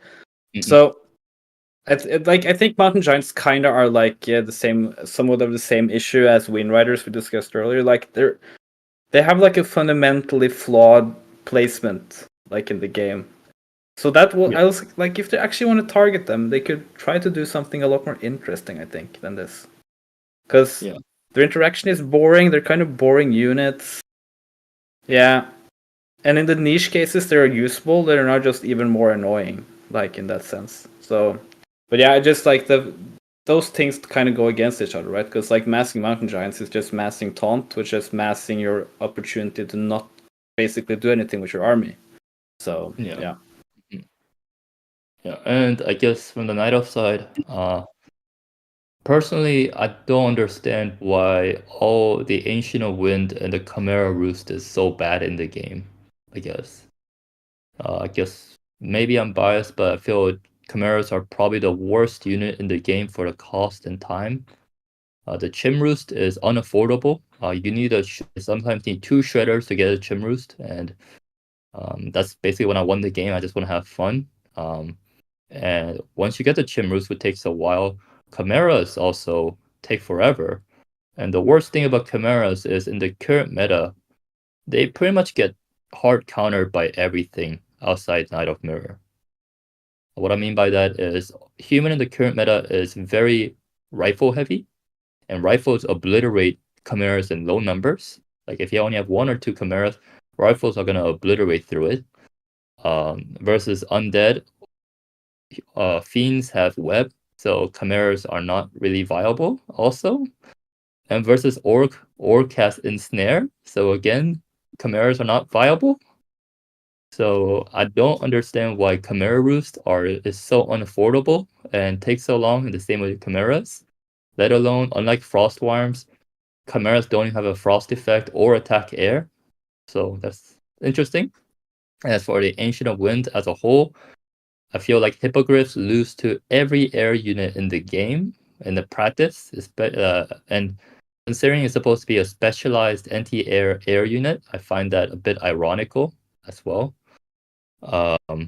And Hippogriff Riders kind of break your upkeep, and for 4 food, they don't really do anything. Except, I don't know, I'll call Hippogriffs and Hippogriff Riders for the most part flying EXP tomes, which Grubby used to joke around with Wind Riders. As for Talons in the Ancient of Wind, I feel like Talons basically got deleted from the game, and they're meant to only be just being crows. Versus Destroy, which crows are good. I think that's a very good change that we made. But the Talons as a whole, as a caster, just disappear from the game overall. And that leaves with Fairy Dragons, which also basically got deleted from the game because it is not an anti-caster unit. So the whole Ancient of Wind, I'm not exactly sure what its purpose is outside making crows in the current. And I wish that they kind of addressed that for the Chimera Roost and the Ancient of Wind. But, it doesn't have to be as much of a priority if we're going to focus on balances first. Any thoughts on that, Neo? I totally agree that crows are awesome, and I think they should get a big help with the Nova range reduction. I think a big issue is I don't actually think chimeras and like crows and stuff are bad units. I think it's oftentimes an issue of getting the expo up, which you addressed, and it's totally true. So helping Night Elf with the expo is great.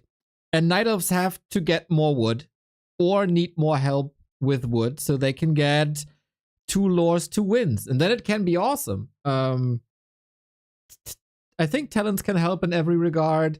Even hippos can be used as a distraction. I've seen some great live games where exactly that is happening, and also recently some Lawlight games. I feel like there's a little bit of a development towards more lumber for Night Elf, and if we push in that direction more than this patch is actually doing, then Night Elf ultra late game can be pretty damn awesome.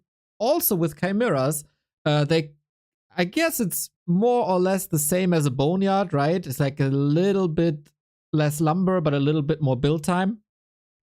And worms do see play, and also chimeras could see play. They got hard countered by anti-magic shell, but that's been reduced. And yeah, there is ensnare and there is web, of course. But hey, you have to play around it. There are solutions to this. Yeah, of course. Yeah. So I think the main issue for Night Elf is get the expo up, reduce their lumber cost, and then it's kind of fine. Yeah. Yeah, I agree too. Yeah, Like, so I think the Blizzard problem should with definitely do something in that regard. I think the difficulty in this game is some units, if you can get them and mass them, and like you can get a very different scenario. But like because of like the how game goes in 1v1, that's not attainable. But if you just keep changing numbers until that becomes a part, you'll get a very different scenario in the game. Yep. So that's why I'm always a bit more hesitant. I guess like the only question I have really in this game is what are hippogriffs for? Because crows are better than hippogriffs because crows actually attack destroyers. And every game I've been using hippogriffs, I lose to gargoyles, I lose to dragonhawks, I lose to flying machines, I lose to bats. So just curious, what should be the goal of hippogriffs? I don't want them to be completely strong versus air and just delete the air at the same time. But then we actually have a nice air unit called crows now. So I'm curious, like, what should be the role of hippogriffs? Or if maybe they shouldn't have a role, then maybe hippogriff riders should have a role. So yeah. My idea would be like that how hippos probably are most interested, because like the whole full anti-air battle, like air versus air battle, I don't find that interesting. I actually think the nerfing of gargoyle ground damage can be useful in the sense that I think there's still like a few unbeatable armies in the game. I don't say that about one base undead gargs. I think that's more like figured out these days for sure. But I do think like that if the undead gets a pretty easy expo up, you can still like have that like unbeatable. If especially if the elf ends up going Naga second, which they sometimes have to do before they have information about the undead tech. They don't have like any real counter to the mass Garg Frostworm combo.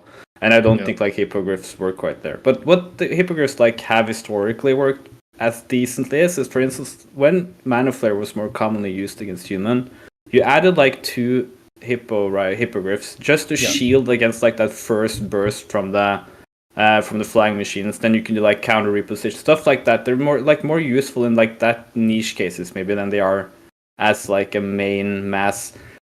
I guess like I agree like that the Night Elf tech tree in general is like a bit too is always way too much limited actually. But maybe hippos is fine if they're more like we build a couple of them because they have decent synergy with upgrades.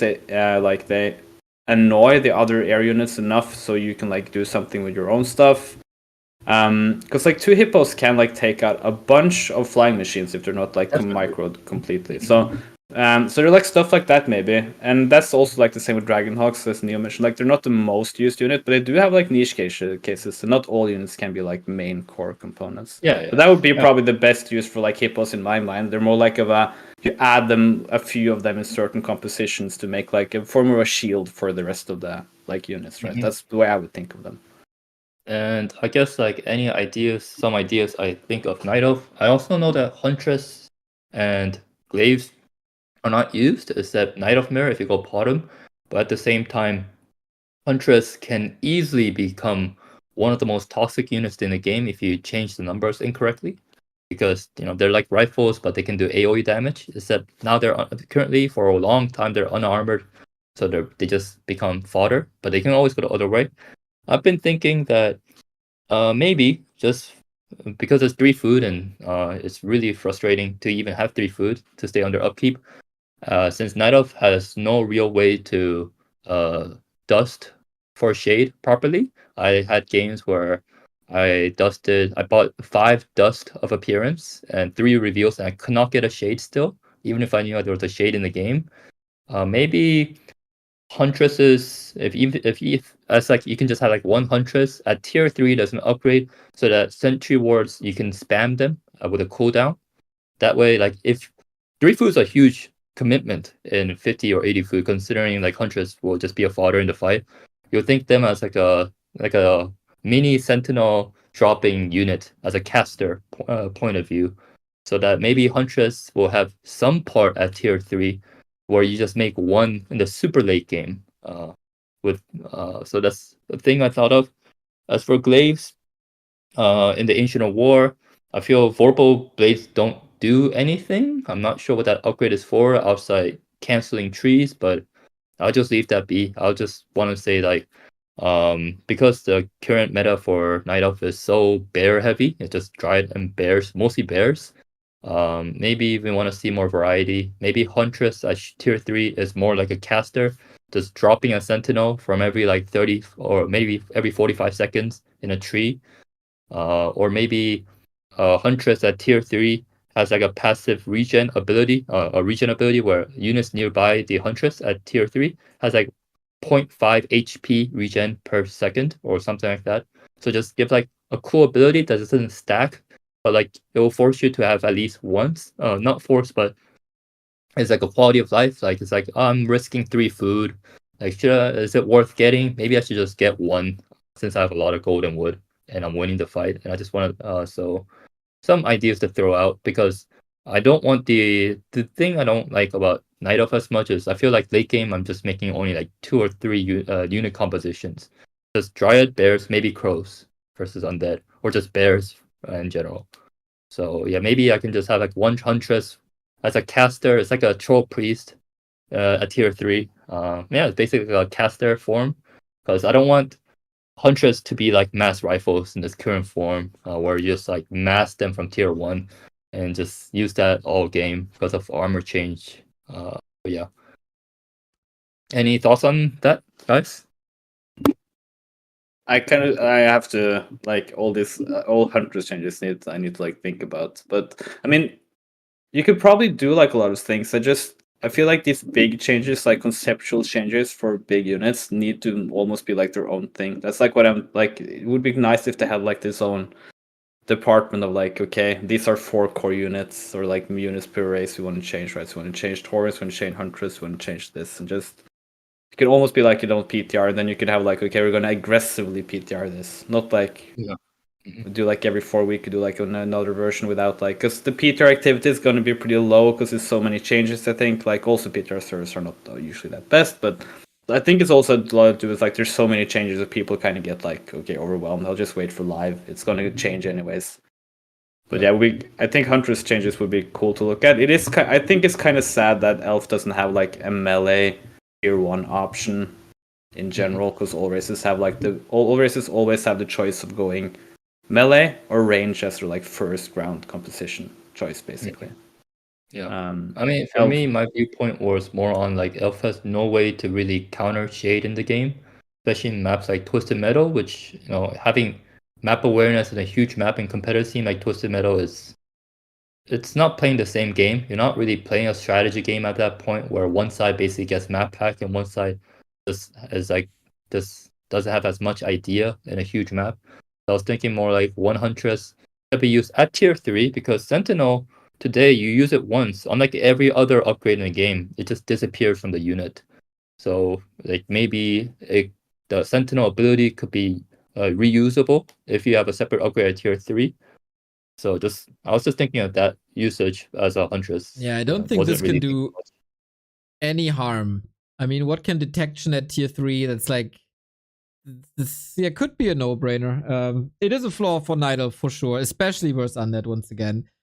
Shades are also a thorn in my eye, basically. Like, I would love them to expire, for example, because it's so boring if one has a map pack. I totally agree. And yeah, it's some food for thought that I don't disagree with. But I think I kind of have to leave, by the way. But yeah, I'm just I was about to wrap thing. this up as well. Yeah, This was I have one cool... more thing actually I I would add. which is like one change that I actually didn't think much of, but then I read it again, and I didn't kind of notice it first. I talked earlier about like, okay, even if things are underutilized, maybe have a niche role doesn't mean that it's super bad or needs like a huge buff. The spike carapace damage buff is insane. Yes. Oh yeah, that's a huge buff. It's completely insane. The numbers. It's bonkers numbers. Yes. Because like, of course, it's a pretty niche spell. It's kind of hard maybe to work, but you do see Cryptlord add as like a third hero sometimes. Maybe retraining into late game would be pretty useful now. Like returning up to 50% at like minimum when you have level 4 and 75% at level 3. I actually wonder if you can go Cryptlord first versus Blademaster, because Nerubian Tower is getting buffed again. So maybe in certain maps, and if that ever happens, I think Blademaster is just deleted. And just like again, you say Orc can now go Tauren, but then against Undead, but then also like you have the main front line, maybe one of the heroes returning 75 damage % of what they do. I know, just like it goes all directions, but just like those numbers are insane. Pretty Like if that still doesn't make it good enough, then you need to like, that's my thing, is like if the numbers need to be that big for it to work, then you need to actually fundamentally change how the spell works, right? Because in those niche cases where you have like 3 knights taking 75% of their damage back, that's just like, the number is just like, I don't know, beyond like insanity. So then you just need, I think it's better to just like find a rework for it and to just bump up the numbers until you get to like, oh, the numbers are not so high, we can't ignore it, basically, right? Yeah. And I just want to quickly point out, I think Water Negation being 4 charges deletes like Keeper, Firelord, and from the game. And that I also want to say that if Nerubian Tower is getting reverted because Goldmine got buffed as a compensation, that just means that you're just undoing the struggles that Night Elf is already having versus Tier 1 Expo Undead. Maybe Nerubian Tower needs to instead be magic damage or something to help against human. So yeah, that's all I'm going to add.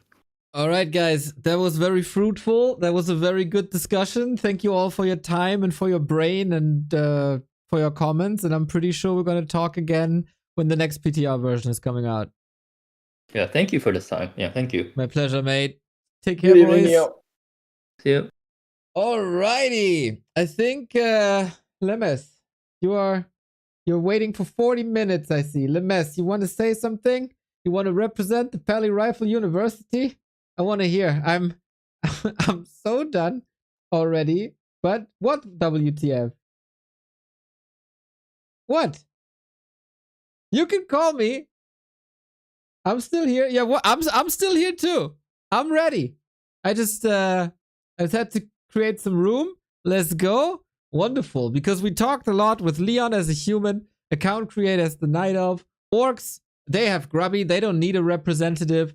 But just because we have a human player doesn't mean we have a representative of the Pally Rifle University. And of course, we need a representative for the Pally Rifle University. And who better than Professor, Dr. Headmaster Lemes, who is probably quite happy, I would imagine. But we'll see about that. The call has been started. Waiting for Lemes to probably find his headset. And then we'll see. That's the last call, everybody. But we couldn't do this without comments from the Pally Rifle University. Lemes, what's up? Yeah, hello. And I talk quite, not loud. Okay. Can you hear me? Very, very quiet. I'm trying to boost you on the stream. Wait a second. This should be it. Okay. Is it okay now? Yep. Now it's fine. Okay, so that was quite a long discussion about Night Elves, but let's go through the balance changes from... I will go fast through the items. I kind of disagree with items that buff your movement speed and the rune of healing. Like AoE healing, I don't think it might be super like one-sided if one guy get it and the second does not. And movement speed is just really bad if a race that has movement speed already got this one and your opponent who doesn't have it, it's like you're just getting super outspeeded. but overall changes through the items are good. In case of militia, I think this is like the push into more into into tier 1 expansion, because now they are fragile, and if you are losing militia, it's hard the most if you are attacking. If you have the expo, then you kind of don't care if you lose them because you can just replace them. You kind of start to sound a bit robotic. It's hard to to understand you actually. I need to speak really, not loud. Okay, Sorry. okay. So yeah, I really don't like this change because it just puts human more into tier 1 expansion style. Next point I wanna point out is this mana siphon range. I understand why they're doing it. I think it's better to increase the mana that you need to spend on mana siphon instead of reducing the range. Because now it's just making it that the ranged heroes are better against Blood Mage, but TC, Panda, etc. they still need to come to you. So it kinda doesn't make change. Alright, so your suggestion would be? Either increase the cooldown on the mana siphon or increase the mana that you need to spend. So it will be more punishable if you, for example, interrupt it. Yeah. So it's not for free anymore, basically. Exactly. Yeah. The rest changes are nice. I think it's like I'm not going to go through all of them. It's midnight. So yeah. Well, Orc's mirror image get deserved nerfed because it was too spammable. And then we have the Tauren's resistance skin. Yep. So I think people was just afraid of this. I'm one of them. I mean, how Undead is going to deal with them if the Nova ends up after like 2 seconds? Usually they just die when the Nova, before Nova ends, the effect of Nova ends. Now they can just, move forward and kill stuff. So it's like a really big change in all the matchups. So this has to be heavily tested. Also, this is the kind of breaking that stuff where tier 3 heavy armor melee units, usually none of them have resistance skin, only them MGs that don't do too much damage and have medium armor. So it's like we're putting the stuff that was never on the tier 3 melee units. But yeah, like, I think it's too good, but need to be checked. In case of sentry status and healing wards, it's kind of breaking the FFA, or it's already the best at FFA. Now you have unremovable sentries in a fight. So if you only want to make status trap work, you need to change the effect, because right now it's I think it's better than level 3 stomp from the TC, level 5. True. I think it's true. Yep. So maybe we could change it with a clap effect, attack speed, mana speed, and then movement speed nerf is instead of stun, because stun is insanely powerful. In case of Night Elves, and here's this Orb of Venom and Mana Burn changes. I mean, my heart is, pumping really good, really hard right now, and I'm really enjoying it. I know it's not bad. It's bad for the game to nerfs both of them at the same time. I think what we are missing here is actually Princess of the Moon rework. And I know it sounds weird, but the fact that Night Elves don't have a hero that can heal other units, including heroes, in the fight, make it super hard and overall hard to balance the game. Because every race after getting Coil Nova, they can either coil, Holy Light, or Kill Wave. So they can keep their heroes safe. And Night Elves don't have this pleasure, they need to stab the hero. True. So making the Princess of the Moon remove the sealing arrow and give the target strong healing. For example, healing and healing over time. Like you can, there's a lot of stuff you can get. But if you give them burst heal in the fight, then Demon Hunter can stay in the fight, and then you can nerf the mana burn. True. Yeah, that's a good trade-off. I like that. And then not nerf the range, I would say nerf the mana. So now Demon Hunter will need to like think about which hero he wanna mana burn the most. Right now it kinda makes no sense because he always have mana to mana burn. So increase the mana. So in this case. And then for example like increase the mana. That's basically the thing. But only in combination with the bottom healing. Exactly. Yeah, gotcha. And then I think the one of negation it's killing too many heroes, I think. If you're playing Summon, you cannot do it against Undead right now. Overall changes are okay for me, I would say. Like, yes, this my character is really good, but if you play melee against Criplord, who have like Stomping, Impale, and then you can just ignore him. If you play melee against him, it's your own fault, I guess. Exactly. You just play air. You dodge everything that Crippler have if you play air.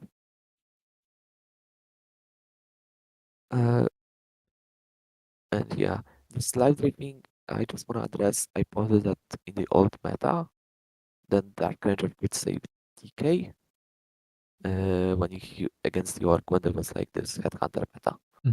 But now, yeah, against Wind Riders, it's like kinda not used right now. I don't see the reason to use it.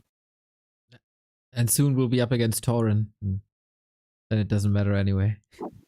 Yeah, like I mean, Taurens are best line, like melee versus melee unit because as far as I remember, splash damage, the pulverize doesn't ignore the armor. Yeah. So I am okay fighting against 2 Taurens, but against 5, 7 might be tough. But yeah, I don't want to keep you forever. You might need an alchemist against that. But what I take from this is the Pala Rifle University is pretty happy. Yes, we didn't get nerfed too much. and when I am on the vision, 20 Lumber Blacksmith doesn't matter. Trust me. Okay. It doesn't matter. I can go all build order and I will take at the same time with 3 rifles. Okay. Slightly delay. So we can put the 20 lumber back on top. I mean, you can. It doesn't matter for me. Okay, I see. There was some pretty cool ideas in comments, Lemes. Thank you very much. If you have more, my line is open tomorrow or the day after or whenever. Okay. Yeah, for sure. Maybe at the time. Sounds good, man. Take care. Yeah, see ya. The mess, everybody. Hard to understand, but still some good ideas came through. I filtered them all in my brain. And yes, that was 5.5 hours of balance talk, everybody. Jesus Christ. Yeah, I think we covered everything. No worries, dude. No worries, no worries. It is late at night. I'm gonna grow into the kitchen now. Grow into the kitchen? Yeah. I totally understand, man. I totally understand. We'll probably have some more people say stuff. I'll read through the Discords, and there's probably something coming up that I haven't thought or that we haven't thought about. I hope that everybody saw that we're willing to give everybody a platform. People should get their voice out, especially when it's reasonable and a smart one. Those were some cool discussions, man. Those were some cool insights, and we kind of hive mind some interactions together that people might not have thought about. You need to go eat. Yeah, that's for sure, man. Everybody who contributed today, thank you so much for your time and efforts, and to come on this big stage and help us out.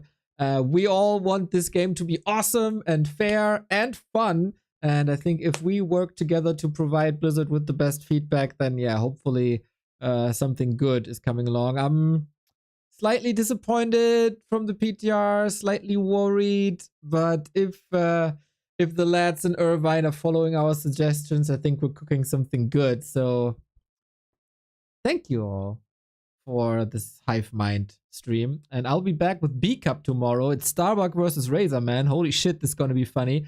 And Sheik versus Foggy as well. I'm off to the Discords, and take care, guys.